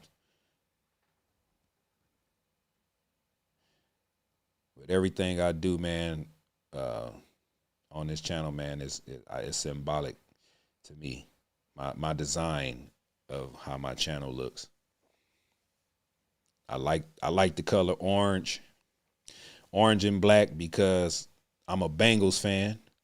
Yeah, Cincinnati Bengals fan, living in Los Angeles. I hardly see anybody with, you know, who like the Bengals. They come out when they play, sometimes when they come out here and play, I be seeing a lot of little Bengal fans. But, you know, I'm by myself, man, when it comes to the Bengals. And don't laugh at me. I know I'm supposed to be a Raider or a Rams or a Charger fan, but nah, man, I'm a Bengals fan. That's why my color theme on my channel was orange and black.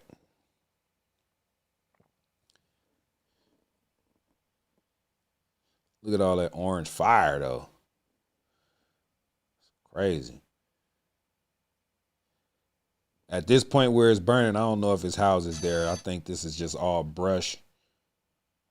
That's what I want to say. Because I mean, you do have some houses that be tucked away up in the mountains, up in the trees and all that stuff in LA.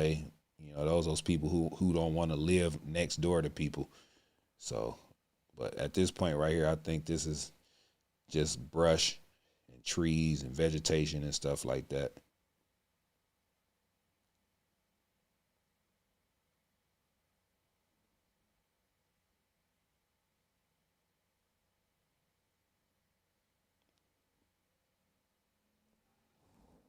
It's a lot, man.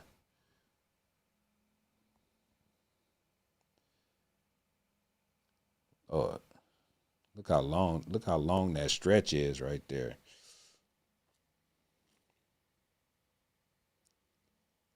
What's all that over there? Oh, them was all houses.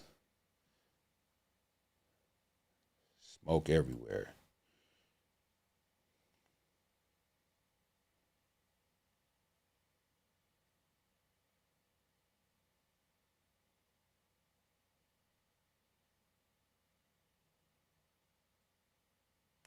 Let's see what Jesse Waters talking about.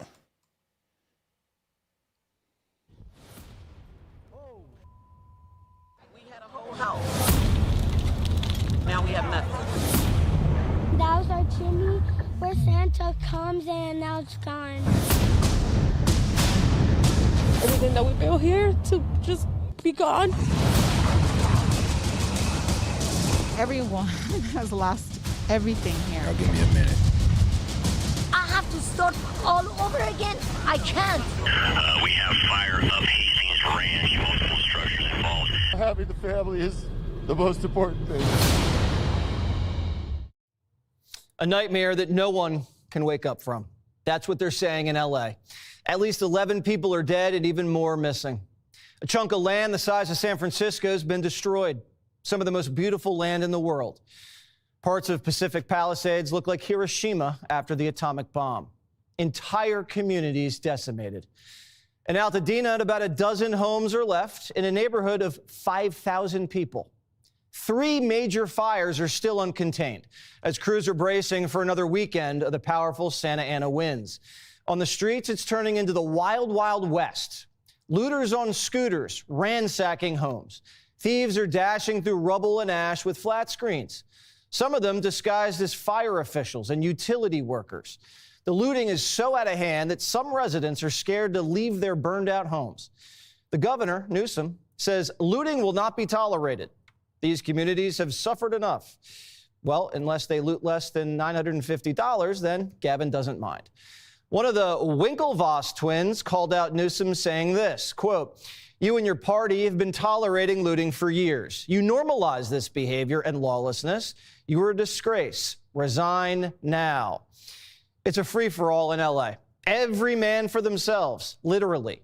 yesterday. Local residents had to take down a vagrant with a blowtorch. They witnessed him setting fire to old Christmas trees and garbage cans.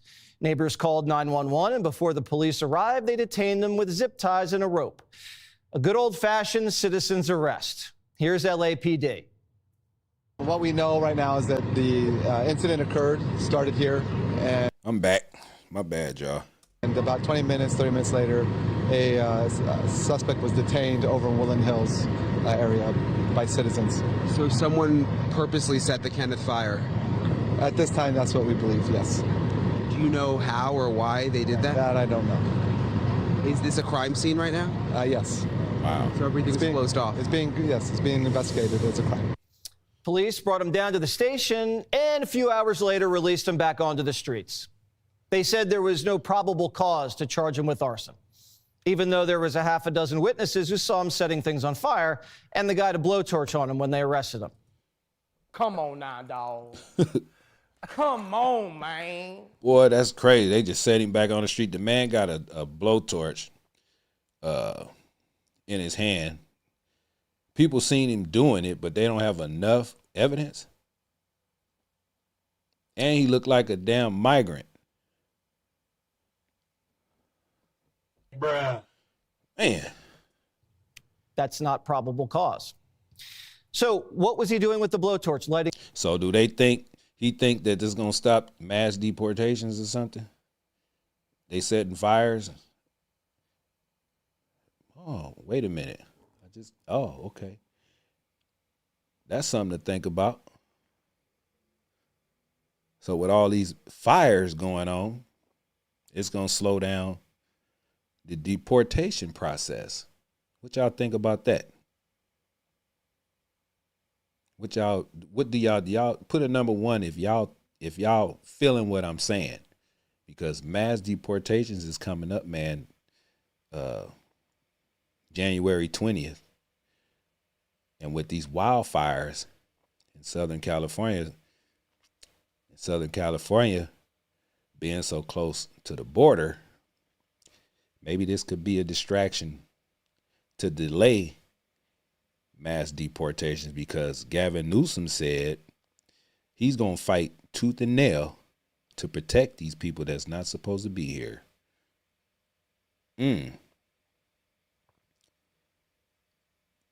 That's something to think about. But let let this keep playing before I get in trouble. A blunt.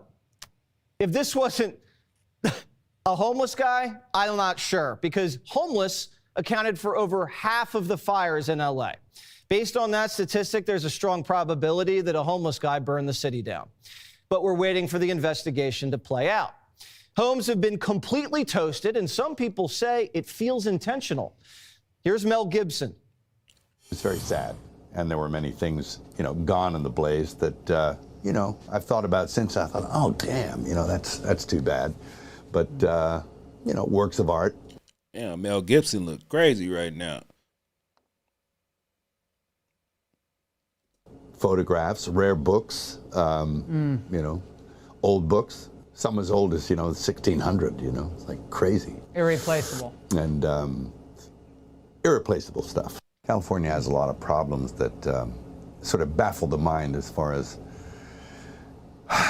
why they do things. And then in the events like this, you sort of look, well, is it on purpose?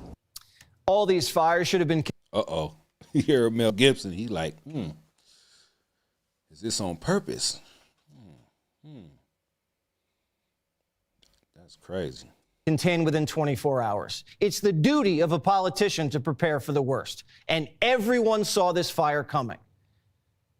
I talked to a fireman once. This is one of the reasons it freaked me out. He goes, dude, one day, he goes, it's just going to be the right wind and fire's going to start in the right place and it's going to burn through LA all the way to the ocean. And there's not a fucking thing we can do about it.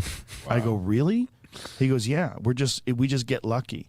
He goes, we get lucky with the wind. He goes, but if the wind hits the wrong way, it's just going to burn straight through LA, and there's not going to be a thing we could do about it.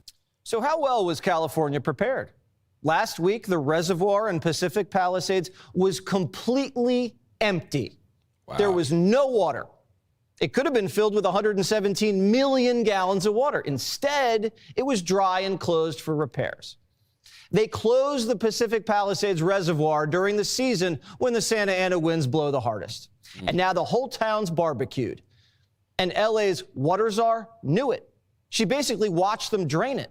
That's according to the Daily Mail. Janice Quiones gets paid $750,000 a year. Wow. Wonder how she got that job. Gavin Newsom also cut the fire budget by $100 million last year and then vetoed a bill that would have given fire department more seasonal workers when they were short-staffed, like now. L.A. Mayor Karen Bass cut her fire department's budget too. L.A. couldn't even get a simple evacuation alert right. Last night, the whole county panicked. We're just mapping out here are under mandatory evacuations. And obviously you can hear all of our phones are going off some type of alert. Yeah, I had got that alert the other day too. I was like, what? We got to evacuate? And they sent out the wrong message to everybody, man, out here. Everybody got that same alert. Had people panicking like, what was about to happen? Then they sent another alert 10 minutes later talking about that was a mistake. That was for another area. Had people panicking. Evacuation warning, it looks like. Yeah, my alert reads, This is an emergency message from the LA County Fire Department. An evacuation warning has been issued in your area. Yeah. This is what this looks like. Remain vigilant of any threats and be ready to evacuate. Gather loved ones, pets, and supplies. Continue to monitor local weather news and the webpage alertla.org for more information. Right. Yeah, so these alerts come, based. Just imagine everybody got that. That's not even affected by the fire. So it had a lot of people tripping like, what the, you know what I'm saying? That was crazy. On where you are. It's like on my phone. Yeah. And here we are in West LA, and we're getting an alert. We'll have to look into why. Guess what? False alarm. No need to evacuate. The city said, sorry, it was an accident. They're going to give people heart attacks. People are leaping into their EVs and speeding out of town. Oops. Never mind. Nothing has gone right. The fire chief of LA, Kristen, says the mayors failed her. Did the city of Los Angeles fail you and your department and our city?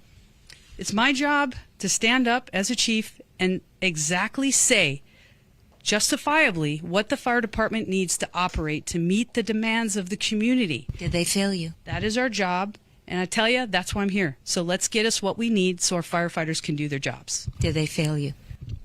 Yes. Over the last 3 years, been clear that the fire department needs help. We can no longer sustain where we are.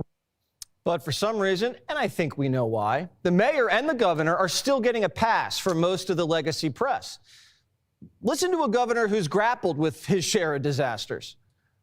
If Newsom was a Republican, you guys would you would have him nailed to the wall for what they're doing over there. When we had the Surfside Tower collapse, I had people from the Washington Post trying to blame me for it immediately without having any facts. That mayor of LA, if that were a Republican mayor, I could only imagine what that would do. I mean, the fires are at high risk and you try to go to Africa? But Gavin Newsom says, none of this is my fault. The real battle we need to wage here is against the people blaming me. We've got to deal with this misinformation. There were hurricane force winds of mis and disinformation, lies. People want to divide this country, and we're going to have to address that as well. And it breaks my heart as people are suffering and struggling that we're up against those hurricane forces as well. And that's just a point of personal privilege that I share that with you because it infects real people that are out there, people I meet every single day, people the mayor's been meeting with. Shut up, Gavin. Stop crying like a little B.I. You messed up. Admit it. Take accountability. You too, Karen Bass. Stop trying to blame the fire chief. Stop trying to blame local government. It's your ass. What? When? Yeah. Your ass, see. What the hell? And they're having conversations that are not the typical conversations you'd have at this time, and you wonder where this stuff comes from, and it's very damaging as well. This is what Democrats do. They screw up and then call their critics liars. But this time, that's hard to do when your whole city is still on fire. Nobody wants to hear politicians whine about misinformation during a crisis. People have lost their homes and everything in it, their most cherished belongings, their great-grandfather's watch, their mother's wedding ring, priceless family heirlooms. Some have no insurance. The home is all they had. And they turn on TV and the governor's complaining about his approval rating and what someone wrote in the comment section. This fire has unleashed a fury in Hollywood. Actors and actresses who would never dare attack a Democrat because it could cost them their jobs are lacing into Gavin. Here's actress Sarah Foster, quote, "We pay the highest taxes in California. Our fire hydrants were empty. Our vegetation was overgrown. Brush not cleared. Our reservoirs were emptied by our governor because tribal leaders wanted to save fish. Our fire department budget was cut by our mayor. But thank God drug addicts are getting their drug kits. L.A. Mayor and Gavin Newsom resign. Your far-left policies have ruined our state and also our party." Even Morning Joe can't defend this. And they've defended everything. And I mean everything. Teddy Buck say, "Why are you watching the fake news?" It's not no damn fake news. I'm not watching CNN and CBS and NBC. It's not, man. They want you to think that it's fake. It's not fake, man. Don't know the exact causes for the complete failure of government to be able to protect these homes. I don't think we can say it's a smelt alone. We don't know what it is, but I do think it's going to be like hurricane. This is the fake news right here. Them two people, they trying to make excuses right now. We know what it is. It was incompetence. Bottom line. Bruh. Come on now, dog. Incompetence. Come on, man. Hurricane Katrina. I mean, the infrastructure has been slashed. It's hard to hear people say in one of the richest cities in the world that, we don't have enough water to protect people's homes. We're witnessing the collapse of liberal society. Everything's on fire, falling apart at the same time because of stupidity, corruption, and radical priorities. Reservoirs are bone dry, but California Democrats are spending millions on DEI, migrants, and drug addicts. Now, Primetime tried to save California. Remember the last couple years? We finally threw up our hands and said, we can't save it if they don't want to be saved. After 30,000 acres have been torched and the fire's still not contained, right. In the capital of Sacramento, they just called an emergency session to battle Trump. Is now the right time to have a special legislative session on allocating money to fight Trump in a way that you could already do without a special legislative session? I don't know why they keep. I'm here to. That's stupid, man. If we all Americans, right? Trump, Gavin Newsom, all these liberal, all these conservative and liberal people, right? If we all Americans and we want the best for Americans, why are they trying to sue and fight against something that's inevitable? He's the president. He executive order they ass. Like, what is the fight for? It's time for new leadership. That's what I don't understand. Like, why? If it's gonna make the country better, Trump words, great again. The country to me has always been great. To me. But if it's gonna make the situations better for American people, what is the pushback for? Just dumb. Come on now, dog. Come on, man. For real. To address this this, these wildfires. This is a historic wildfire. This is a historic event. These wildfires, as I mentioned, are going to be quite possibly some of the worst wildfires and disasters in the state. While people are trying to understand what's going on and are worried about disaster relief, worried about the ability to get homeowners insurance, your chamber gavelled into a special legislative session to prepare for Donald Trump. Again, is now the right time for that? So certainly our focus right now is Speaker Ashley. At this moment, my colleagues and I, we are acting with great urgency to ensure that we're providing much needed relief. Liberal society's gone mad. People have been institutionalized for less. California has been trying for years to destroy Western civilization. Well, this is what it looks like. They finally did it. Primetime's calling for a federal takeover of California. When a state becomes this dangerous and the government becomes this reckless, where the lives of millions of American citizens are being destroyed. Yeah, that's right, Pamela. You can't control him, so they gonna damn sure try to sue him. What you gonna sue him for, though? That's just dumb. Crazy. Hey, I got another public service announcement in the chats. Please, if y'all gonna conversate, just please respect each other. You know, it shouldn't be no name calling and different things like that. Everybody got an opinion, so either you can respect the opinion. If you don't respect it, just don't go back and forth. Like, keep it respectable in the chats,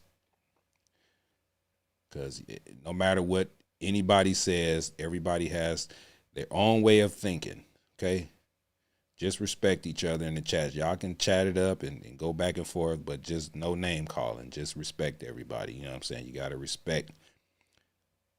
This is a respect thing over here. So just respect everybody's opinion.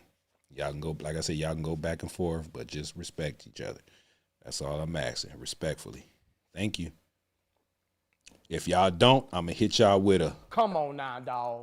Because I am. Come on, man. Because I am reading the chats now. I'm reading them. All right. Thank you.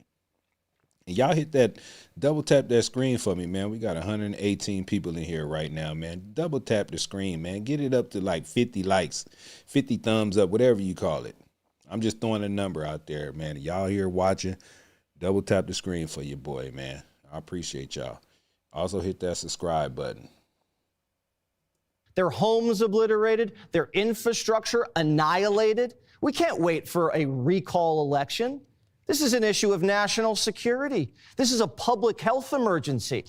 We know they have public health emergency powers. Remember the pandemic? Invoke them. The elected officials in California can't be trusted. They're criminally negligent. Look at what we're seeing. This is a war scene. And if anyone thinks the people who are responsible for this catastrophe. If y'all ain't from California, man, y'all don't understand what y'all looking at on the screen to the right, man. I know they got 3 split screens, even the screen at the bottom of Jesse Waters. But the bigger screen, man, do you know how much terrain that is? And I mean, just that line going across with the fire right there, that is a huge area. You know what I'm saying? That's a huge area. The fire is massive, and that's just this one fire. Other fires are massive, but this is like just catastrophic, crazy. You know what I'm saying?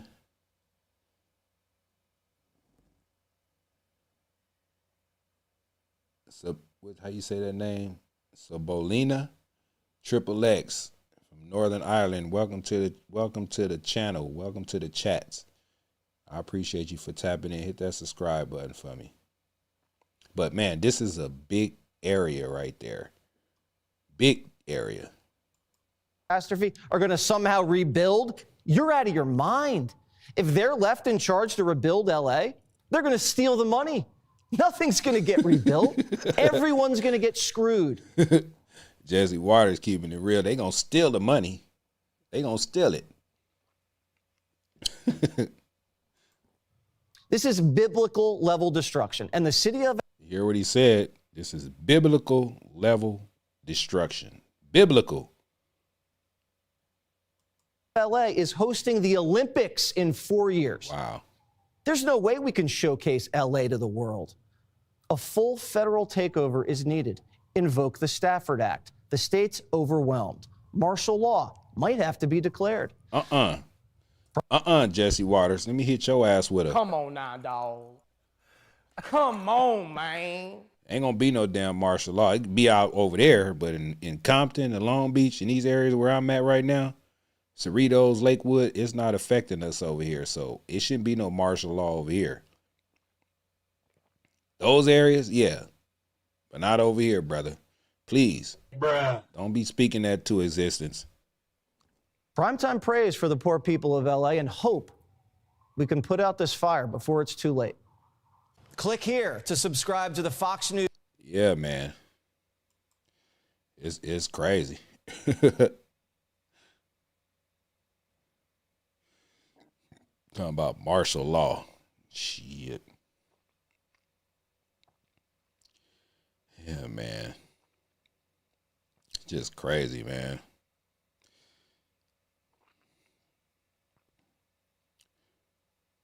Ooh, it's a lot going on, man. Every day, like I'm a YouTuber. I don't want to call myself a YouTuber, but every time, man, I cut on YouTube, it's just something that's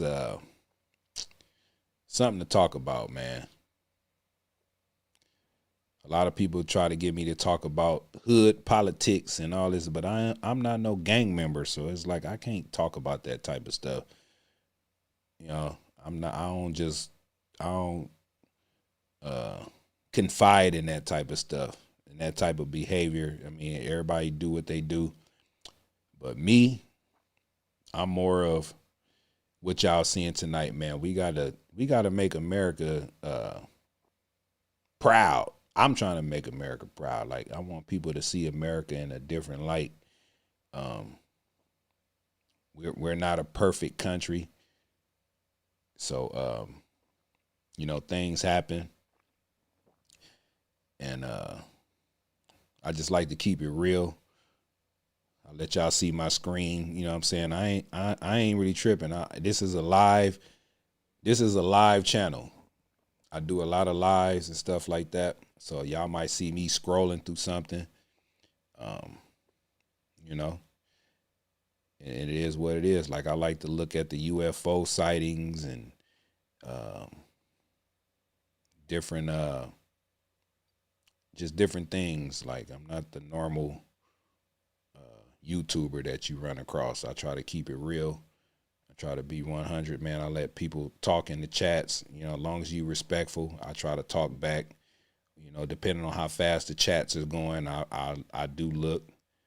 You know, I respond. You speak to me, I speak back. Like Martin, what's up with you, Martin? He say, do you think this is karma?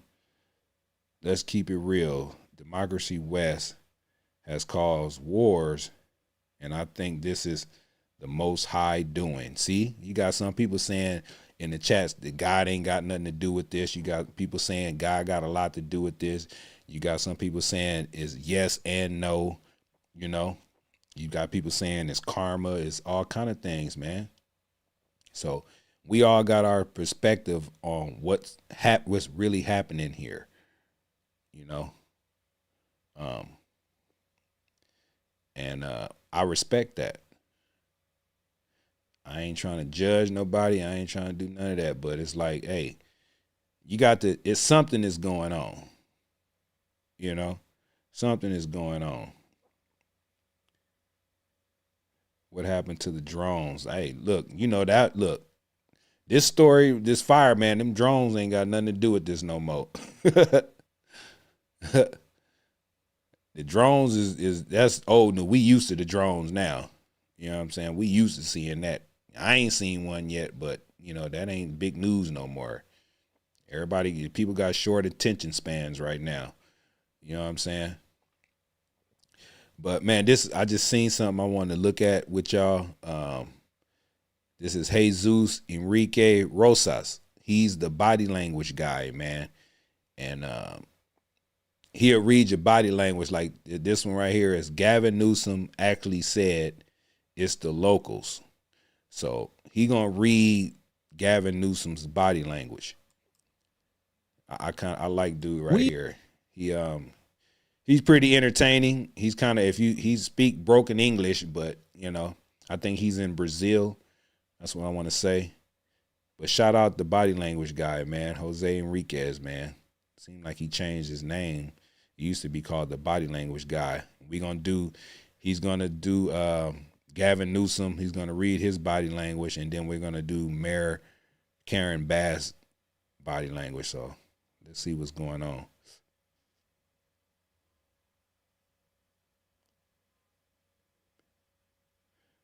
Mr. Zach Martin say we been a bully, Mr. Zach. Man, we bullied our way to the top, man.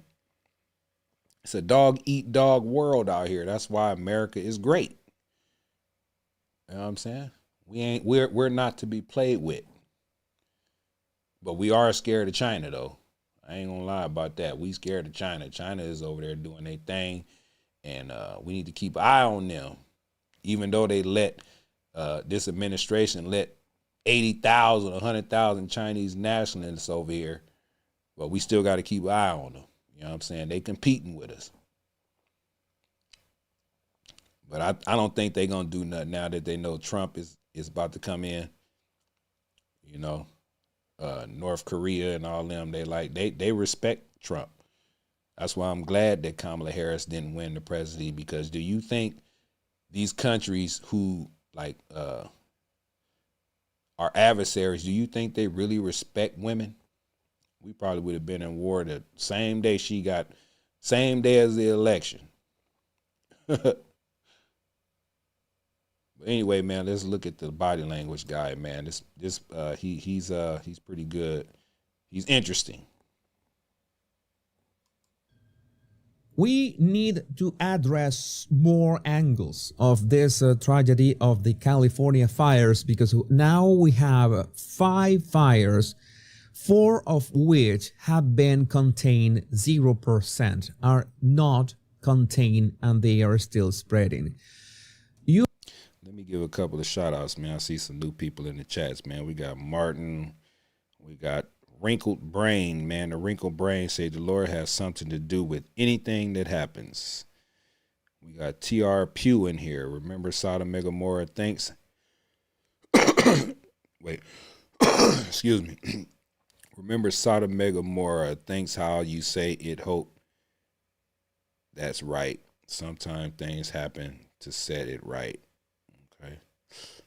We got Corey up in here, man. They need to get on the ball with building those water reservoirs to contain water during the wet season.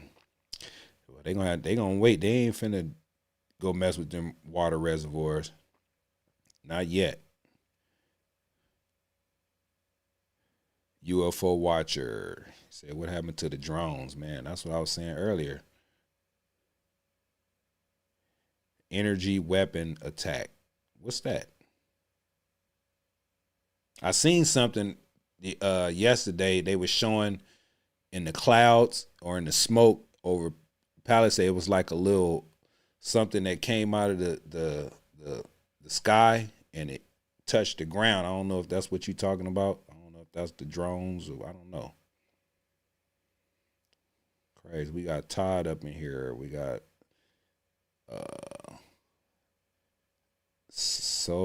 Bolina. I hope I'm saying your name right. We got Corey up in here, man. We got Larry White. What's going on, Larry? Man. We got Trophy is permanently banned. What's going on with it? Man. Good to see y'all up in here, man. I appreciate y'all for tapping in. You know what I'm saying? Martin say, but we got to keep it real, Mr. Zach. Every empire has fallen. If you look at history, America is falling. I mean, yeah, it's falling. There's a lot of different. That's why we got to have a change. We got to have a change of management.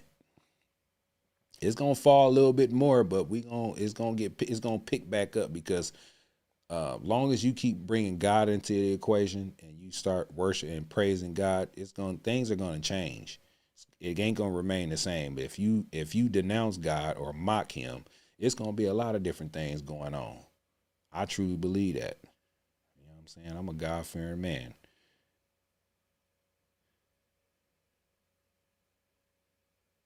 I hate my autocorrect. Oh, you ain't typing it in, you speaking it in. Speech to text. Yeah, you gotta type, man. You gotta type. Martin said, when you pay attention to history, it teaches us every empire has fallen.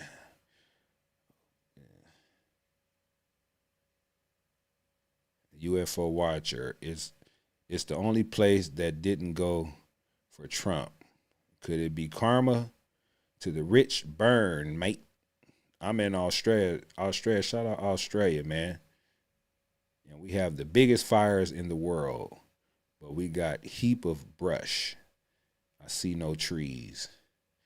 Hey, at least y'all know how to handle y'all fires. Obviously, California don't, man. I'm out here in California and it's smoky as hell. And I'm 30 miles away from there, which is actually only 30 minutes.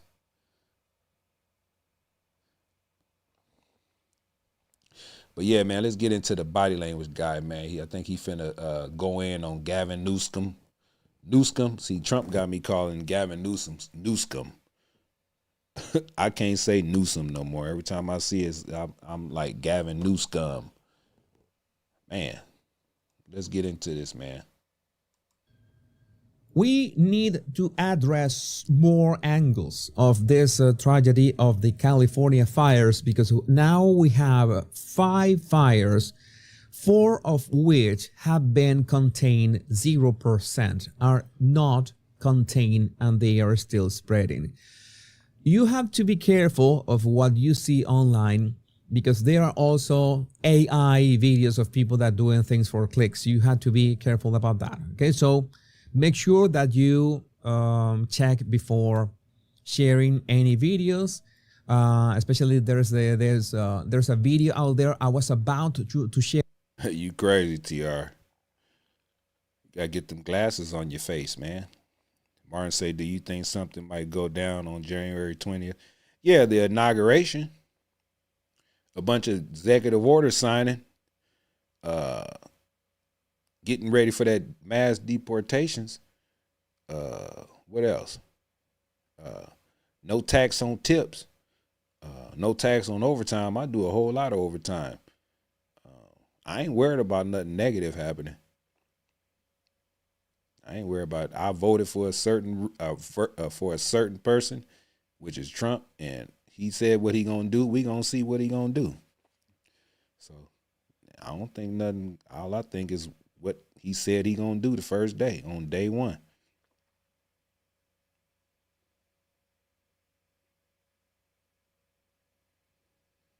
It, but it so happens that it was like fire behind the Hollywood sign, and no, it seems like it was fake. The video was fake, so that's why I'm not sharing it. We have to be careful. Donald J. Trump called this called out Gavin Newsom. He even called him Gavin Newsom. That's a good one, man. That's a TR Pew say human life was sacrificed for a minnow. That's right, man. That little dumb fish. And we eat people eat fish every day. So come on, man. That's crazy. All this because of a silver little fish. That has something to do with it. I ain't gonna say it's the whole situation, but it was a major part. That's why none of the water was diverted down here to Southern California, man. Thank you, Governor Newsom. What the hell? A while ago, and he did again. Governor Gavin Newsom refused to sign the water restoration declaration put before him that would have allowed millions of gallons of water from excess rain and snow melt from the north to flow daily into many parts of California, including the areas that are currently burning in a virtually apocalyptic way. He wanted to protect an essentially worthless fish called a smelt by giving it less water. It didn't work, but didn't care about the people of California. Now the ultimate price is being paid. And what the ultimate price we're talking about? We're talking about the ultimate price. I will demand that this incompetent governor allow beautiful, clean, fresh water to flow into California. He is to blame for this. On top of it all, no water for fire hydrants, no firefighting planes. A true disaster, and we will address that as well with the mayor. But first, let's talk about Newscom. But everybody calling that man Newscom. He's a piece of scum. I don't care how Hollywood he think he is scum. New scum. Crazy.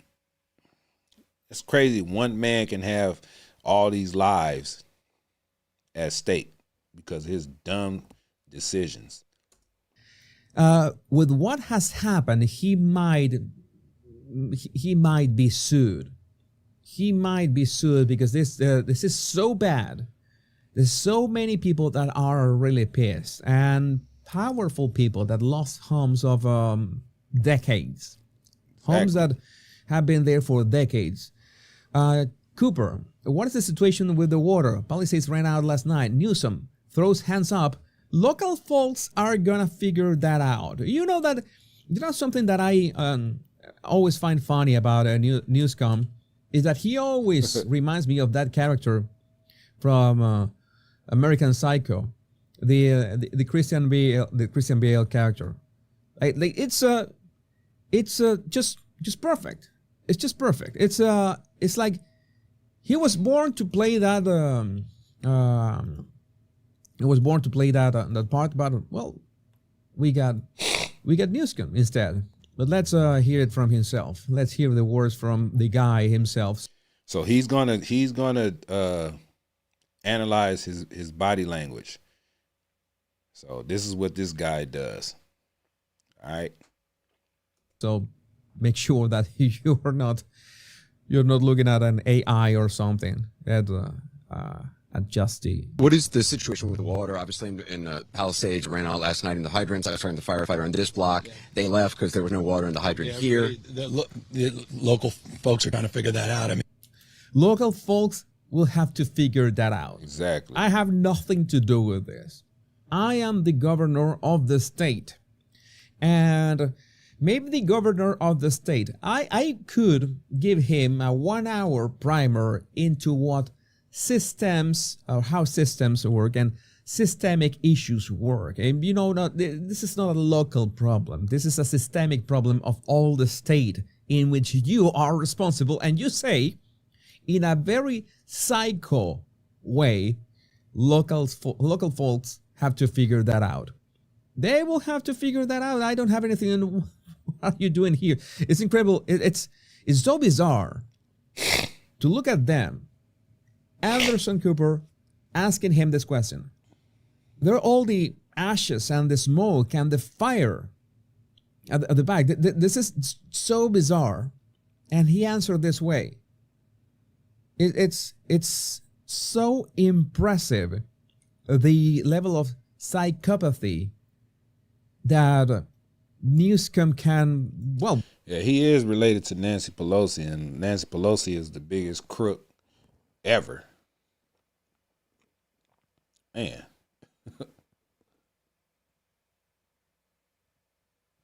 What? Wait a minute. No reply say Donald Trump's son is with Gavin Newsom's ex-wife. Is that real?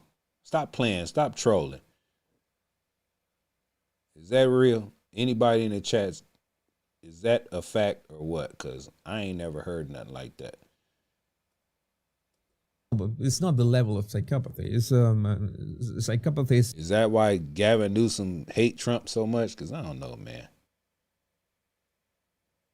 Not much of a level. It's like the top level. It's the actual psychopath. They left because there was no water in the hydrant here. The local folks are trying to figure that out. I mean, just when you have a system that's not dissimilar to what we've seen in other extraordinarily large-scale fires. And he's always had this shit-eating green. He's talking about the, look at this. Look at this. He's talking about the fire. He said he always had that shit-eating grin. Somebody in the chats earlier said he looked like he always finna bust out and start laughing like it's funny. Literally in front of the fires. And he has this shit-eating green, like, oh, okay, this is no different. This is no big deal. We deal with this kind of things all the time. Yeah. Only that we don't deal with this kind of things all the time. So this is why are you making this such a big thing when it's not? Exactly, Corey. I see lack of resources and incompetence. Yes, standing in the fires smiling. That is correct. Standing in the fires smiling. This is the right way to summarize. He is literally standing in the fire. He has been asked a question that he is responsible about. His administration is responsible of this, and he is whatever. It doesn't have to do with me. Local people will need to address this. Local people, local folks will have to address fires, this. whether it be pipe, electricity, or whether it just be the complete overwhelm of the system. I mean, those hydrants. And why does he sound like Emperor Palpatine? Well, Emperor Palpatine is Soros, right? I mess up with my memes.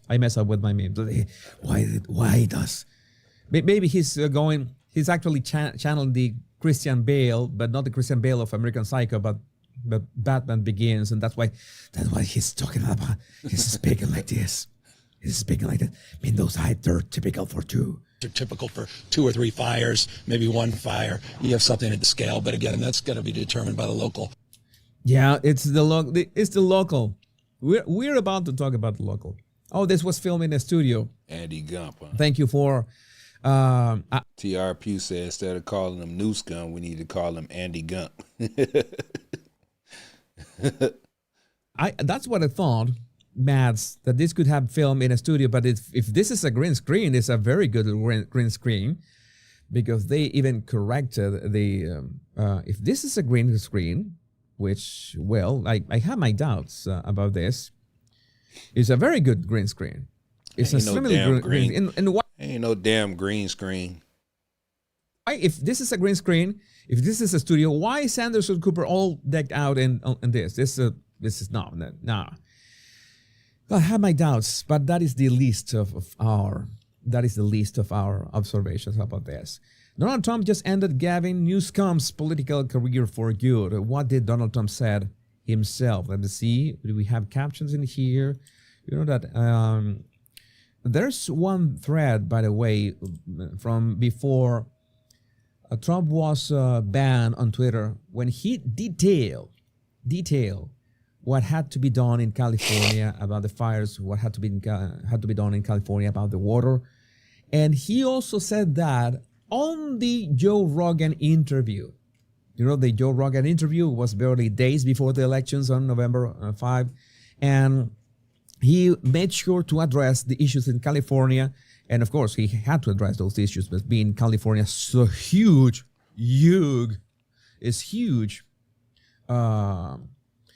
state. Let's see what he said about news. Do you believe that federal aid should be provided to California for as long as it takes? Well, it's very sad, because I've been trying to get Gavin Newsom to allow water to come. You'd have tremendous water up there. They send it out to the Pacific because they're trying to protect a tiny little fish, which is in other areas, by the way, called a smelt. And for the sake of a smelt, they have no water. To be fair, this is the first time I ever hear of something called a smelt, a fish called a smelt. I have no idea. Yeah, it's the first time I ever heard of a delta smelt. I ain't never heard of that fish.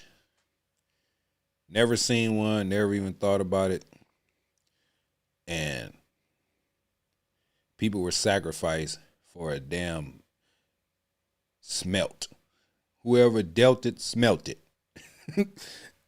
That's crazy. That's Newsom. He dealt it, smelt it, and now it's his fault. That's crazy. Yeah, what smell no is. water in the fire hydrants today in Los Angeles. It was a terrible thing. And we're going to get that done. It's going to finally be done. I got it done from the federal side, and he didn't want to sign it, but it's not going to happen again like that. There's no reason. Can you imagine? You have farmers that don't have any water in California. They have plenty of water. They don't have a drought. They send it out to the Pacific, and it's crazy. So what's happening in California is a true tragedy. They say it looks like a little tiny sardine. That's crazy. I ain't never heard of that fish. Well, it is what it is, I guess. I know those areas very well. I have many friends living in those houses. That is a true tragedy. It's an actual tragedy. As many people, I was telling you, that lost their homes. We're going to talk about that in a minute when we talk about the mayor. But there's also this, as Bill Essayli says, for everyone saying this is not a time for blame, this is exactly the moment for the people who have been responsible for the mismanagement of California's fire policies be held accountable. Our governor has been obsessed with holding a special session to Trump-proof. Okay, we got a lot of fish experts in here. Victor said it only lives in that one river they redirected to the ocean. Doesn't it? I don't know. I ain't never heard of no smelt fish. I heard of red snapper and filet of sole and catfish. Them the only fish I heard that you can eat. But the smelt, I don't know nothing about that. California, when he should be focused on fireproofing our communities. Here are a few hard facts about the Democrat-run state. Oh, you say they're not edible? Wow. Failures to address fire prevention.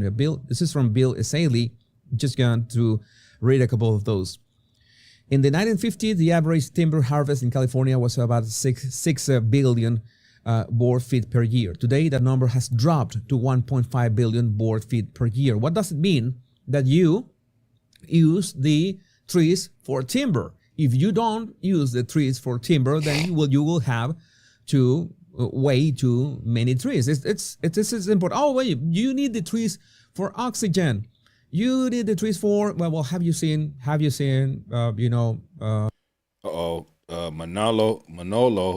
Chavenes say, man, he says stock up on canned goods, clean water, anything else you need for post-grid down apocalypse situation. Man, it looks like an apocalypse out here for sure in that area. He said most of your leaders are fallen angels. Wow. They are some damn demons. Los Angeles air. Have you been in Los Angeles like in the past 30 years? Has that worked? No. Well, this is a sensible approach. You need to, maybe you would say that, okay, the electric cars have helped clear up the air a bit. That's true. But then you have a problem that if you have too many trees. D.B. Welch say, I'm 64 years old. I've watched the actual history of this. What history of what? The fish they talking about? Or this man-made fire? I don't know. Let me know what you're talking about, Libby. And those, we have a very dry season, and you have a drought, and you have very strong winds. Then you have a real hazard in your hands. California Environmental Quality Act and other regulatory policies limit the ability of local government and fire management services to clear dead trees and vegetation. And dead trees and vegetation are, of course, dry. And when they catch fire, well, and it can be a real tragedy. Other legislation, including SB 1003, would have provided exemptions for utility undergrounding projects and power lines. People are without power. People are without power because of this. California has prioritized suppression-only strategies and failed to remove accumulated vegetation, leading to denser forests with increased fuel loads. Robbie V, what's going on with you? He says the smelt is a juvenile salmon or steelhead. I heard that word steelhead. I never seen one of those either. Big trout species that go to the ocean and back to the rivers and creeks. Smelt and steelheads. I gotta look those fishes up. Our forests have become tinderboxes, leading to devastating outcomes when a fire starts. Bottom line, many of the wildfires California experienced could have been prevented or significantly mitigated with better management policies and funding. This is the time for accountability and, more importantly, change in how we approach fire policy. In this case, well, Donald Trump is right. Gavin Newsom should be fired. Nice. Sorry, that joke. Well, it fits. It still fits. I'm with you, Jesus. He should be fired, man. I thought you was going to do the body language stuff. You got 2 channels or something? Let me see, man. This is crazy.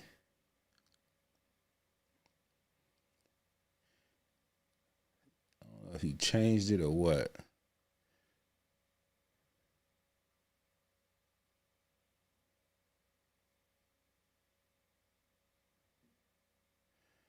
Yeah, man. Everybody got their opinions in the chats, man, on what's going on. I got mines, man. It's crazy. All this for a fish. The water situation. When I first heard that, I was like, what? Let me type in, let me see the body language guide. Let me see, here it is. Oh, he changed it. Yeah, he changed the name of it. Man, what happened?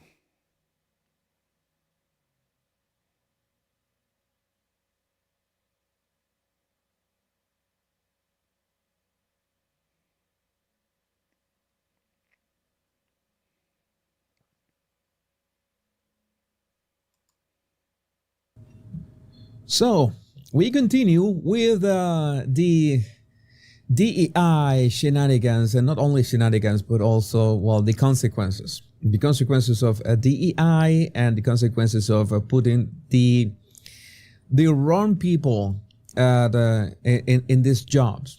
In jobs that involve, well, not only millions and billions of dollars. California and Los Angeles is something as a state, as a city, is something that is so much. What up in them streets, man? You ain't missing nothing, man. We just sitting here chilling, man. What's going on with you? We just chilling, man, tonight. You know what I'm saying? We looked at the fires, 4th day of the fire. Now it's going on the 5th day. Well, it is the 5th day now. They ain't live streaming no more, so just going on through the internet, man. We looking at all these dumb politicians and different things like that. So yeah, man.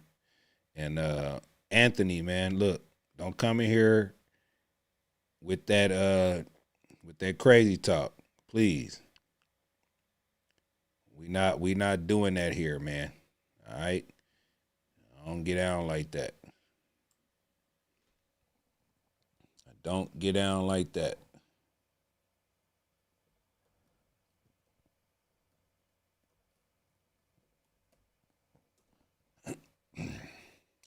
I got another person, man, I like to look at, man. Dude named Casper Sight, man. I'm seeing people talking about in the chats, talking about the drones. What happened to the drones? And of course they talked about it, but we have a whole nother situation, man. California wildfires took over the drone talk, but they still out there. I got a customer on my route, and if you ever been to California, it's a little island off the coast of California called Catalina Island. It's probably like 20, 30 minutes out to sea. Take a little boat there. and has his own community and everything up there. And he said he goes out there to go fishing. They go a little bit past the island and go out deep sea fishing. He says he be seeing those drones coming up out the water. And I'm like, what? I said, why you don't take a picture of it? He said, when you take a picture, it's the image is so distorted, you don't know what it is. I said, well, do a video. He said it's almost the same thing. So I don't know whether to believe him or not, but I know we only explored 5% of the ocean's waters. So anything could be coming out the ocean. They probably coming out showing themselves saying, man, we live here too, and y'all about to destroy the world. And they probably want to show themselves. I don't know. That's just my crazy way of thinking. It might be true, it might not be. But this is UAP footage over California fires, and it's just getting started. So some people said they seen something coming out coming out the sky and all these different things here. So we gonna watch this for a minute, man. I don't know if y'all interested in this type of stuff, but I'd be interested in this type of stuff. So let's see what the deal is, man. Shout out Casper Sight, man. Y'all go follow him. He's a pretty funny guy. And thoughts go out to all the people affected over in Los Angeles fires at the moment. These wildfires are absolutely crazy. And I've just seen like a recent news outlet that, they're saying that it's just not stopping. It's getting worse and worse, and everyone's trying to evacuate. People are losing loved ones. It's absolutely horrifying, and I'm so sorry to hear this. So yeah, my thoughts go out to you. And in fact, because of the circumstances, there's a couple of clips on that I'm going to show you today around the fires that I didn't know whether I should, morally, I didn't know whether I should be showing you. I was like, should I show you? It's also what I do on this. Show us, fool. Channel, right? I cover UAPs. I just hope that people don't think that I'm trying to monetize over unfortunate events, okay? Because I'm not. I just find this particular area of the UAPs interesting, as you clearly know, and something's come up. So I'm going to show you a couple of clips regarding the Los Angeles fires, a UAP being spotted in the sky, and then we're going to move on to a few other clips, which it's like the bar is being raised every week, right?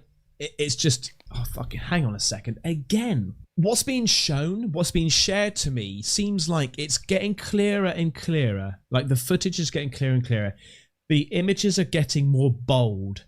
The UAPs are getting bigger, clearer, more like in your face. I don't know whether it's the fakes are becoming more, or the AIs becoming more, or the UAPs are becoming a little bit more. Well, look. I got a question for y'all, man. It's a poll. I got another poll. Put a number one in the chat if you believe that we're the only ones in the universe, like we're the only living species in the universe, and put a number 2 if you think that we're not alone. I want to see what y'all got to say about that. Number 1, if we're by ourselves, and number 2, if we're not by ourselves, if we're not alone. Because I believe we're not alone. It's a billions of stars, galaxies, constellations, planets, all of that. You know what I'm saying? Some people is just ignorant, like, we only people. No. We're not alone. Who said 1? Michelle Jensen said 1. Okay, she the only one that said 1. All right. I mean, you got your beliefs.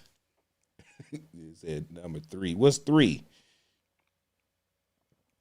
You know what I'm saying? That's crazy. I believe we're not alone, man. It ain't no way that we just here by ourselves. Ain't no way. I appreciate y'all, man. I appreciate y'all response, man. That lets me know that y'all are really looking. I appreciate that, man. 100 with that. Man, God bless y'all soul, man. We got some people in the chat feel like they ain't got no damn soul. They ain't no God. And that was earlier in the chats. We got a lot of people, man. We got good souls out here, man. I appreciate y'all. Look at us. Now you know that we're here. We're not going to hide as much. What is this? Oh, Randall James said, number 3, said, I'm an alien. I might be. You never know. What the actual F? Live on TV. Eton, and the fires over in Eton. Look at this. Look, this is over the fires in Pacific Palisades. It's something that's gonna come out the fire or come out the sky or the smoke or whatever it is, and it's gonna speed down and hit down there. So I don't know. We gonna see. I don't think this was a helicopter or a plane, because if it hit the ground, it's gonna just watch. My bad, y'all. Let's go.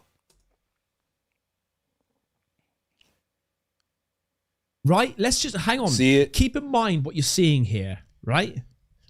Look at this. Look at the size of these buildings. Look at the speed of this thing.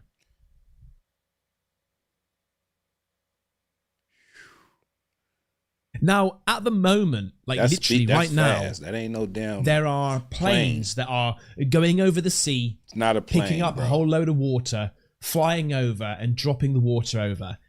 This is not it. That is not it. Now, you could say it's a moth on the lens. It's an insect on the lens. I really don't think so. It seems like it's changing its course. The trajectory is just, it's very... I just read In Them Streets said Michael Jackson said, "You are not alone." Bruh. Upwards once it gets a little like a certain distance from the trees. I mean, that is some speed that's coming out of. But it comes from nothing, right? It comes from nothing here.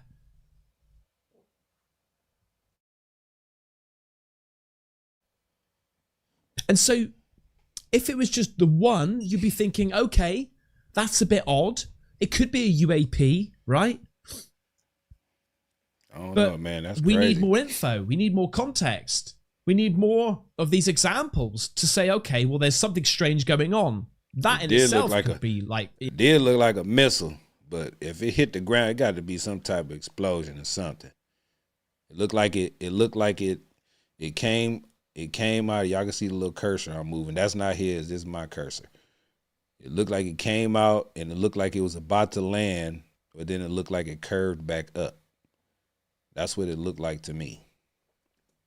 Yeah, but look at this. Now, I understand that once you've got smoke and orange flames, yellow, you might be able to... Hold on, let me go back. It might interfere. We need more context. We need... It looked like it came down and if it was just the one, you'd be thinking, okay, if it was a missile, it got to land, right? It could be a UAP, right? But we need more info. We need more context. We need more of these examples to say, okay, well, there's something strange going on. It looked like it said, whoo, and then it curved back up and disappeared. That in itself could be like, yeah, but look at this. Now, I understand that once you've got smoke and orange flames, yellow, you might be able to... It might interfere with certain lightings in the sky. But this is odd. 2 UFOs seen on news coverage of Los Angeles fires. Look at this. What? What is this purple thing right here? You tell me. What the fuck is going on? It's spinning. The fuck is that? And then watch when I pan over here in a second. And this is all live screen footage from Los Angeles. The fuck is that shit? That is swirling. And then what the fuck is that shit, bro? What is that? Yeah, I got the map with you. What is this purple thing? Mate, I'm guaranteeing you, I've not even seen that bit. I saw this pink bit, and that's what I do. When people send me stuff, I go, oh Christ, I'm going to save that. I haven't even seen this blue thing. And this is all live screen footage from Los Angeles. That's live stream footage from Los Angeles, man. It looked like a lavender light, and it's spinning.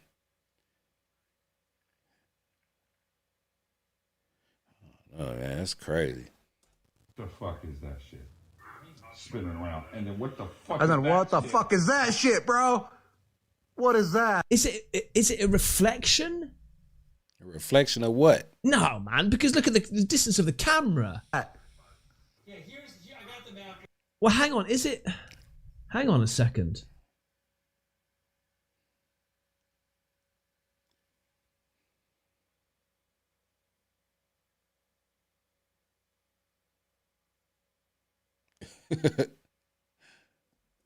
He said, TRP say ET got smoke in his eye.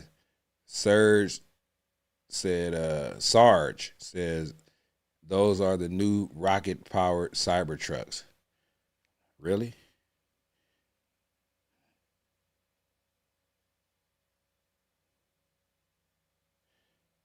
Oh, man.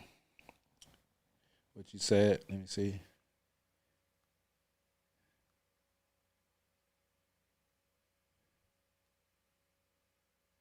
You said what?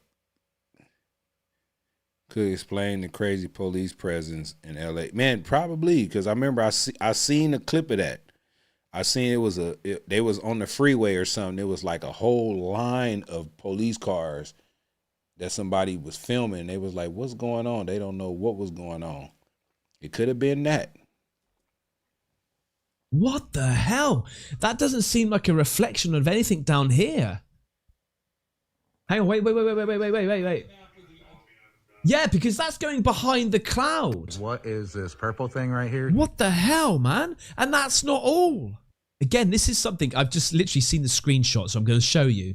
Another alleged dark UFO spotted in the smoke during Los Angeles Palisades fire. By the way, the other one was from I like to call out because it's only fair. Oh, Shorty again. Thanks, mate. He's like my own private, like, I don't know what you call it, PA, personal assistant. Like, cheers, Shorty.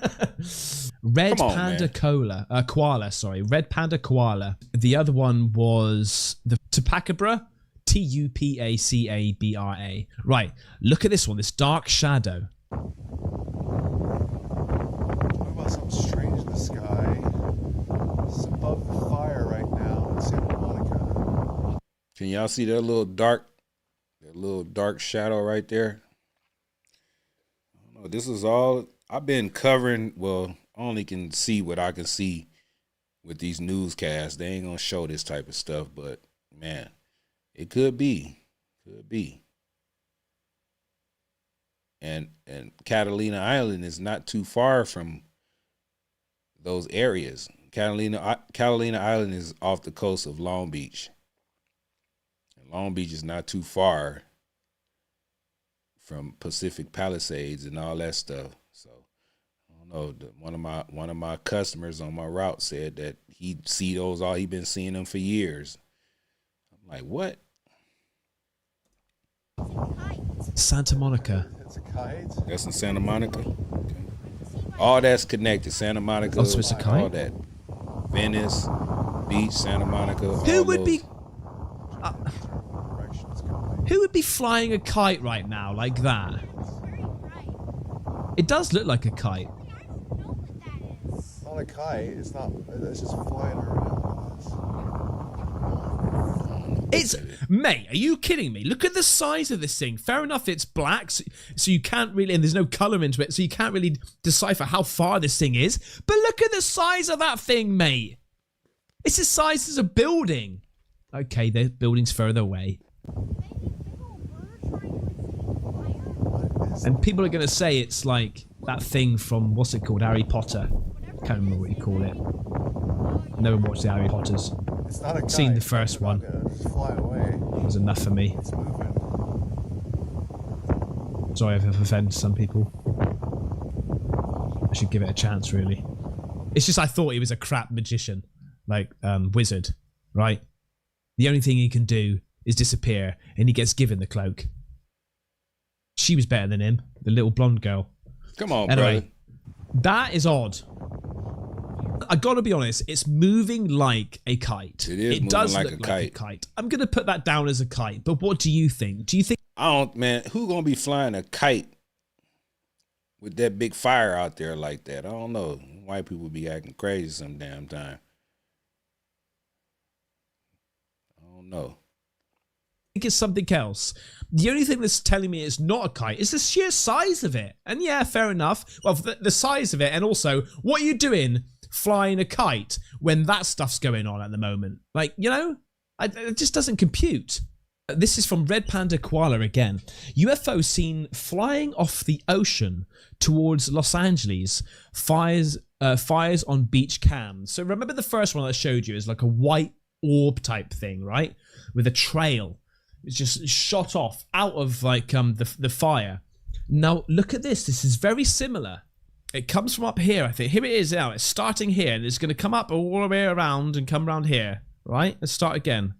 Here it is.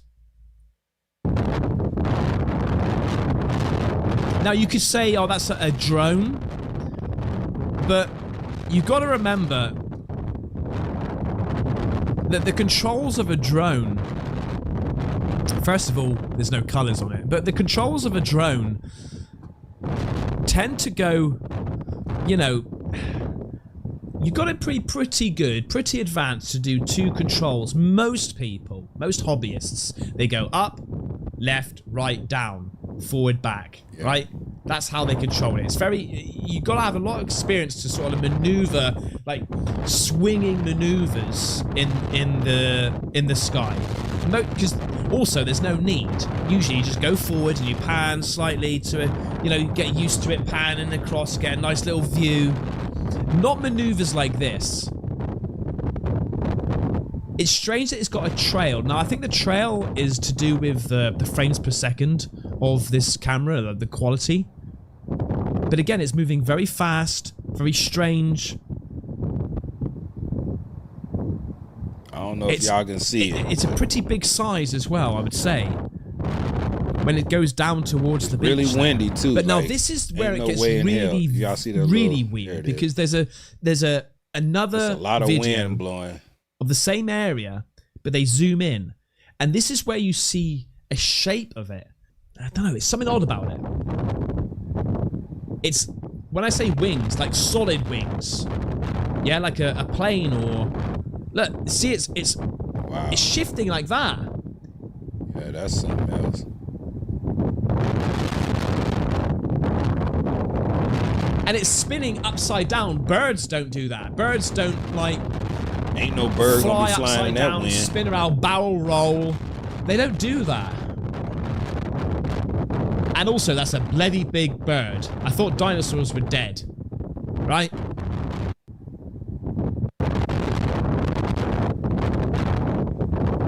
Look at the size of that thing, mate.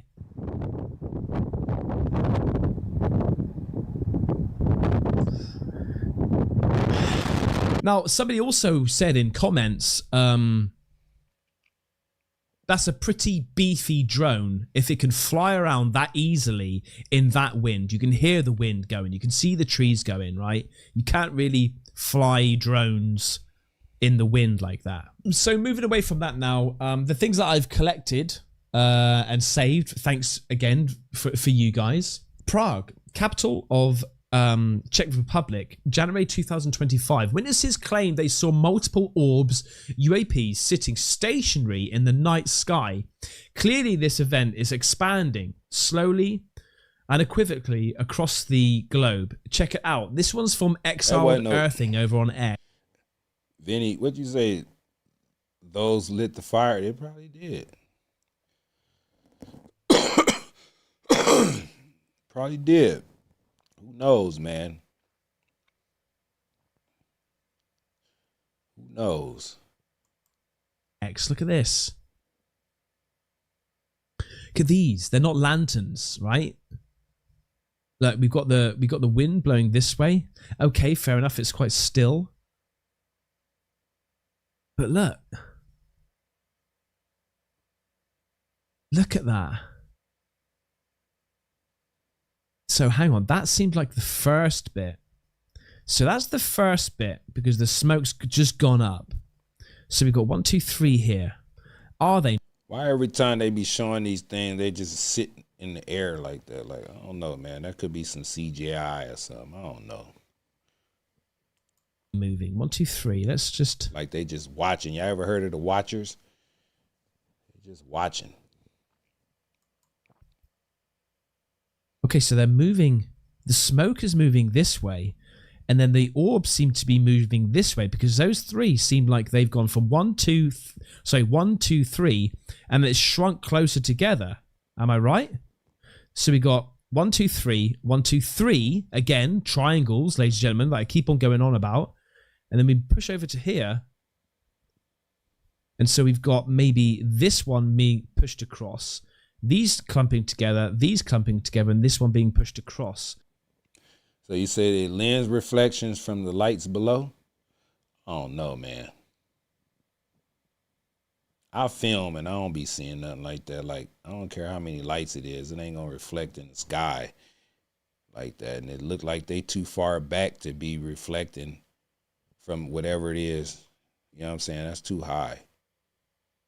The lights got to be, if the lights are reflecting, it has to be something up there to reflect. So where's the rest of the body of this, whatever this is right here? I don't know. So a later date, we've got that 1, 2, 3, 4, 5, 6, 7.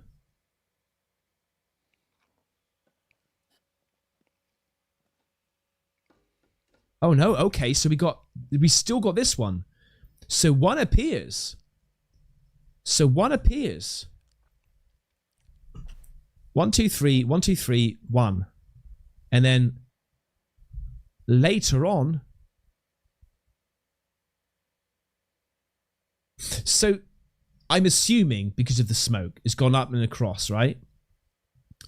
But this could have been a completely later date or time. But that's weird, man. It is weird. And why have they gone from the obvious, from white to blue? They've gone from white to blue.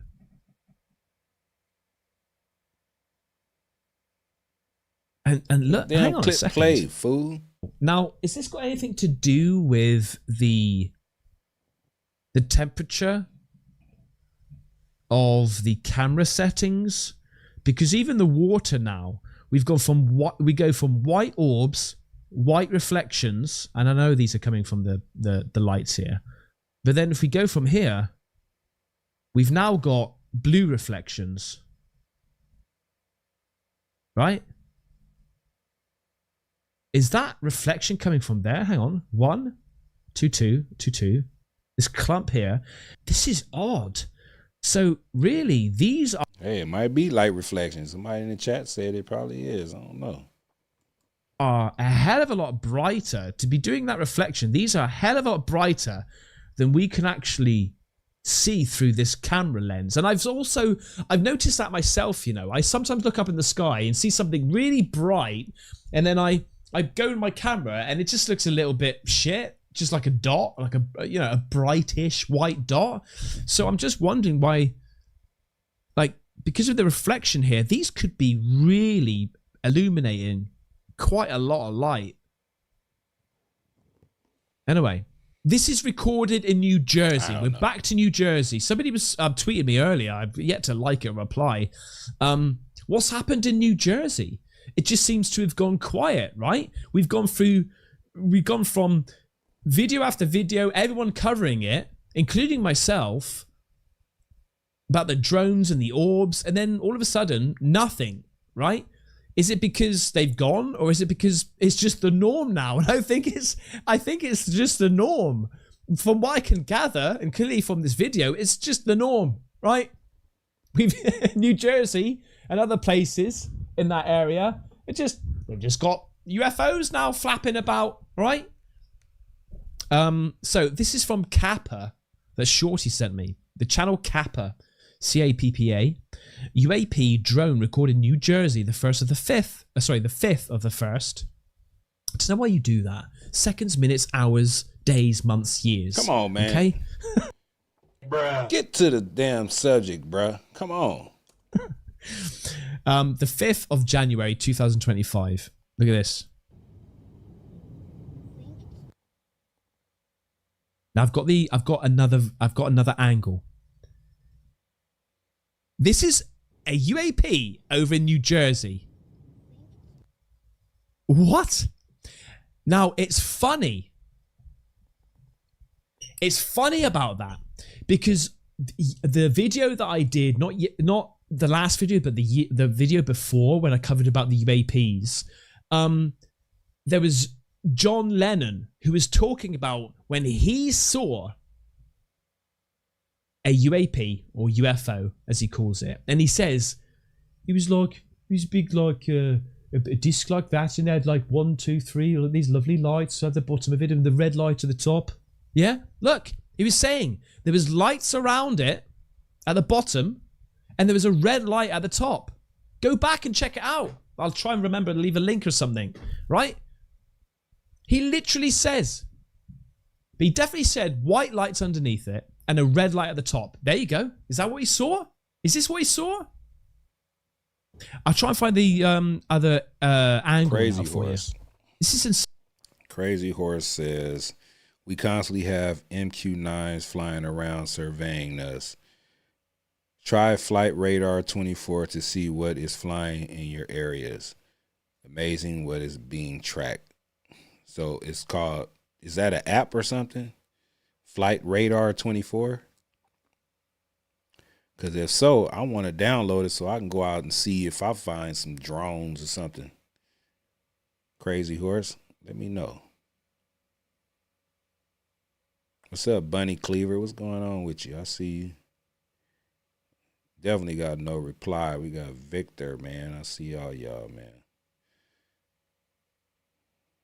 I appreciate y'all, man, for staying up with your boy, man.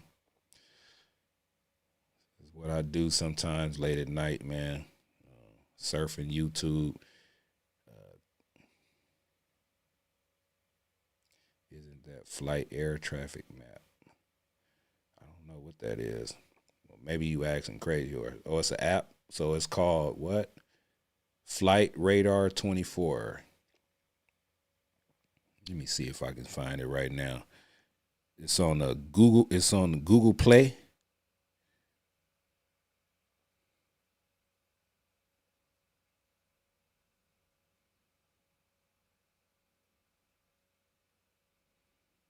I'm gonna find that because I want to. Hope if it works, I hope it don't scare me because I be looking up in the sky sometimes. All I see is the same normal stuff.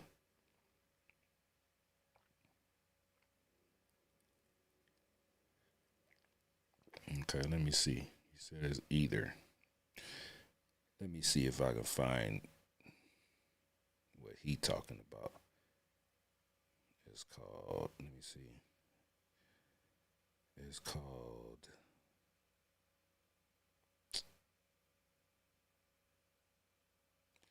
Flight Radar 24.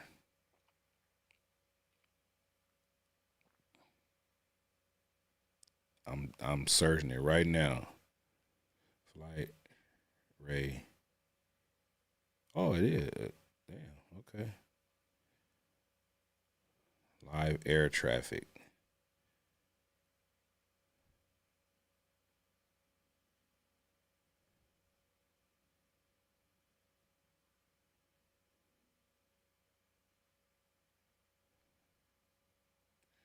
Is it this one right here?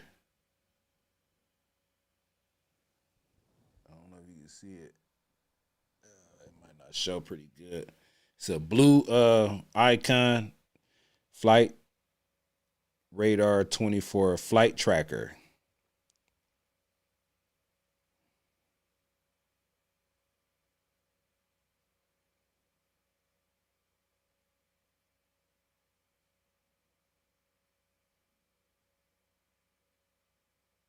Okay, I got it. I'm gonna check that out, man, when I get a chance. I would like to see what's out there flying, man.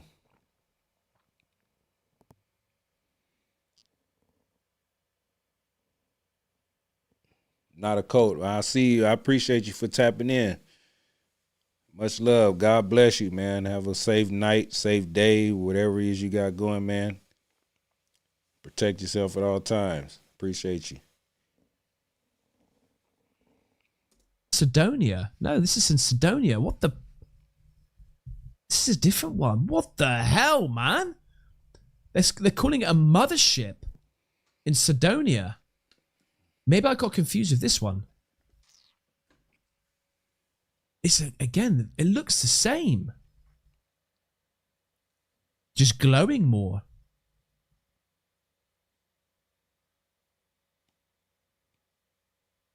What the actual...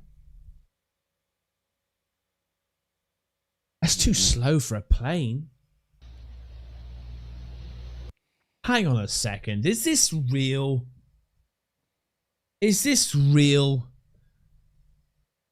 Again, my PA here, Shorty, tagging me in on this.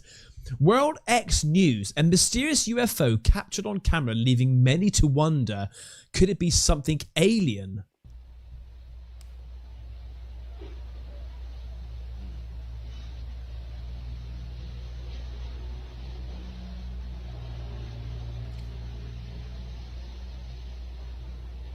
Oh, mate, that bit there reminds me of what we've just been seeing on the beach. What the?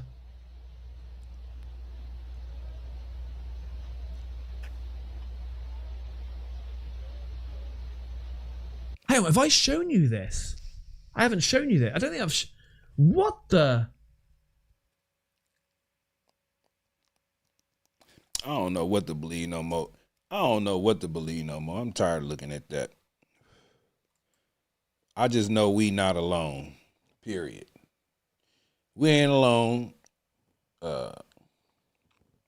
Things is starting to reveal themselves. You got a lot of people saying we in the end times.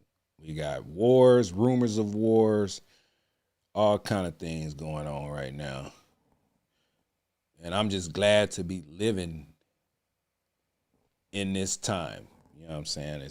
I'm glad to be alive to experience everything that's going on. No better time than now. You know, and we all live in this experience together on this chat, man. It's wonderful, man. God blessed us to wake up every day. Some people ain't gonna wake up in the morning. And I hope they made everything right with the God that they believe in. So God gave us a will to choose. He gave us some eyes to see, a brain to think with, and hope you're making the right choices. You know what I'm saying? So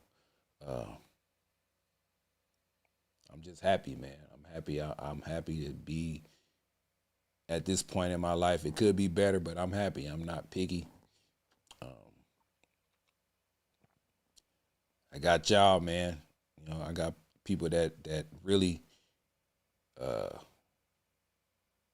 hang with me, you know what I'm saying, on this channel. And hold on. Hang with me on this channel and in real life. I try to be a good dude.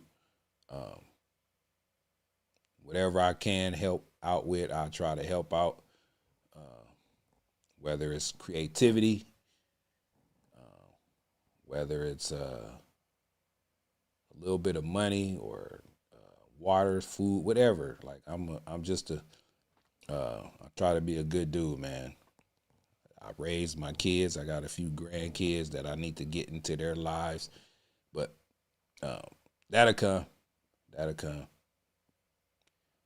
And I just thank y'all, man. I thank y'all for tapping in with me, man. I'm about to get up off this live. I got to get up in the morning, man. It's what time is it here in Cali right now?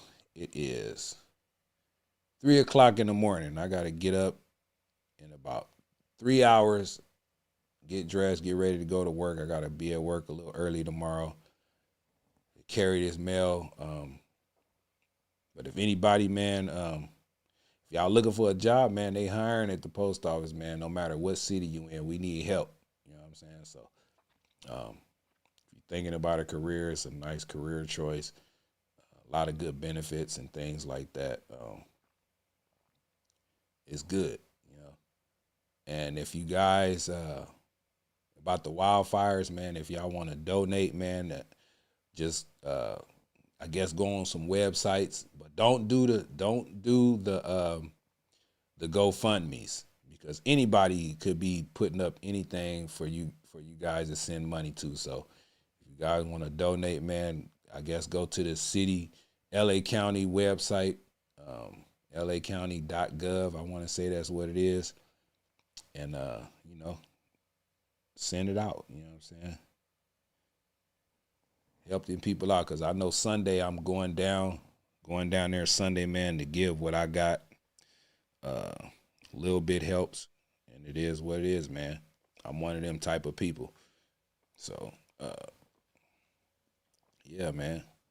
But everybody, man, if you here looking right now, man, hit that subscribe button, man. Get the numbers up. I appreciate y'all, man. Double tap the screen, man. Share the video, all of that. And I shall be back tomorrow.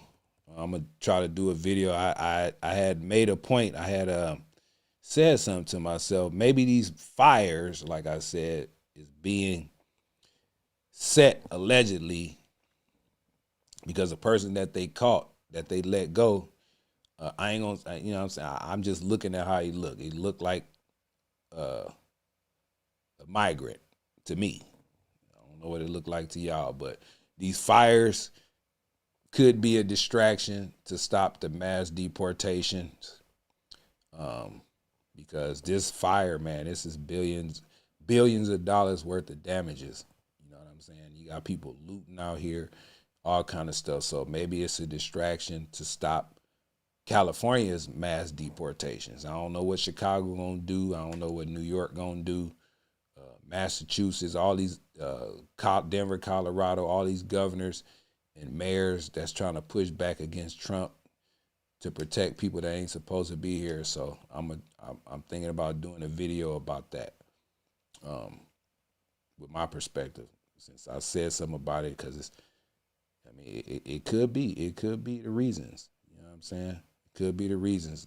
The governors, they fighting against Trump, so could be one of the reasons. Just for California, I don't know if California wildfires is going to affect Chicago and all these different sanctuary states and cities, but this could slow down the process here in California, because this is something that needs attention right now. That's why the drones have disappeared. We don't talk about them no more. So this could be it. You know what I'm saying? We only, what is it? Today is the 11th. So it's 9 more days left. So I think that's what I'm gonna do. So if y'all see me post something tomorrow, I think that's what it'll be, man. Y'all go check that video out. It ain't out yet, but check it out, man. Share the videos. Tell a friend about Mr. Zach Reacts, man. I try to keep it real with everybody. Like I say in the chats, man, if you talk, I talk back. You know what I'm saying? I read the comments. It is what it is. So I appreciate y'all, man. I'm about to tap up out of here. Y'all protect yourself at all times, man. Y'all keep y'all head on a swivel. Keep the prayers up. Pray all the time, man. God bless you. God bless me, man. God bless America, man. God bless California. I'm always say this, man. I send my prayers and deepest condolences to the people who have lost their lives, and the death toll probably is going to rise. Right now, they can't get in there to really assess the damage. That's why they throwing out all these big numbers. Could be 50 million. It could be 50 billion. It could be 100 billion. Because it's a lot of mansions, man, that was lost. Right now, the death toll, right now, I seen it was 11 confirmed dead. So God rest their souls, man. Rest in peace to those people, man. I know they fought hard or try to save their properties, whatever happened. But they didn't make it out the situation. I pray for the families who have lost loved ones. I send my prayers, man, to the just everybody, man, that's been affected by this situation. It ain't right. But what is right now? You know what I'm saying? Everything is just it's crazy right now. And yeah, man. If you guys got anything to donate, man, contact those centers. For sure Sunday I'm gonna be out there doing what I need to do. Because I'm just built that way. My mother, she used to do it all the time when I was a kid, take us out to Skid Row and feed the homeless all the time. And at that point in my life, I didn't understand what she was doing. But now that I'm older, my mother is still alive. I love you, Mom, if you're watching this. Any of my brothers and sisters, man, I love y'all, family members. Yeah, I'm going to go out there and do what I need to do. All right, so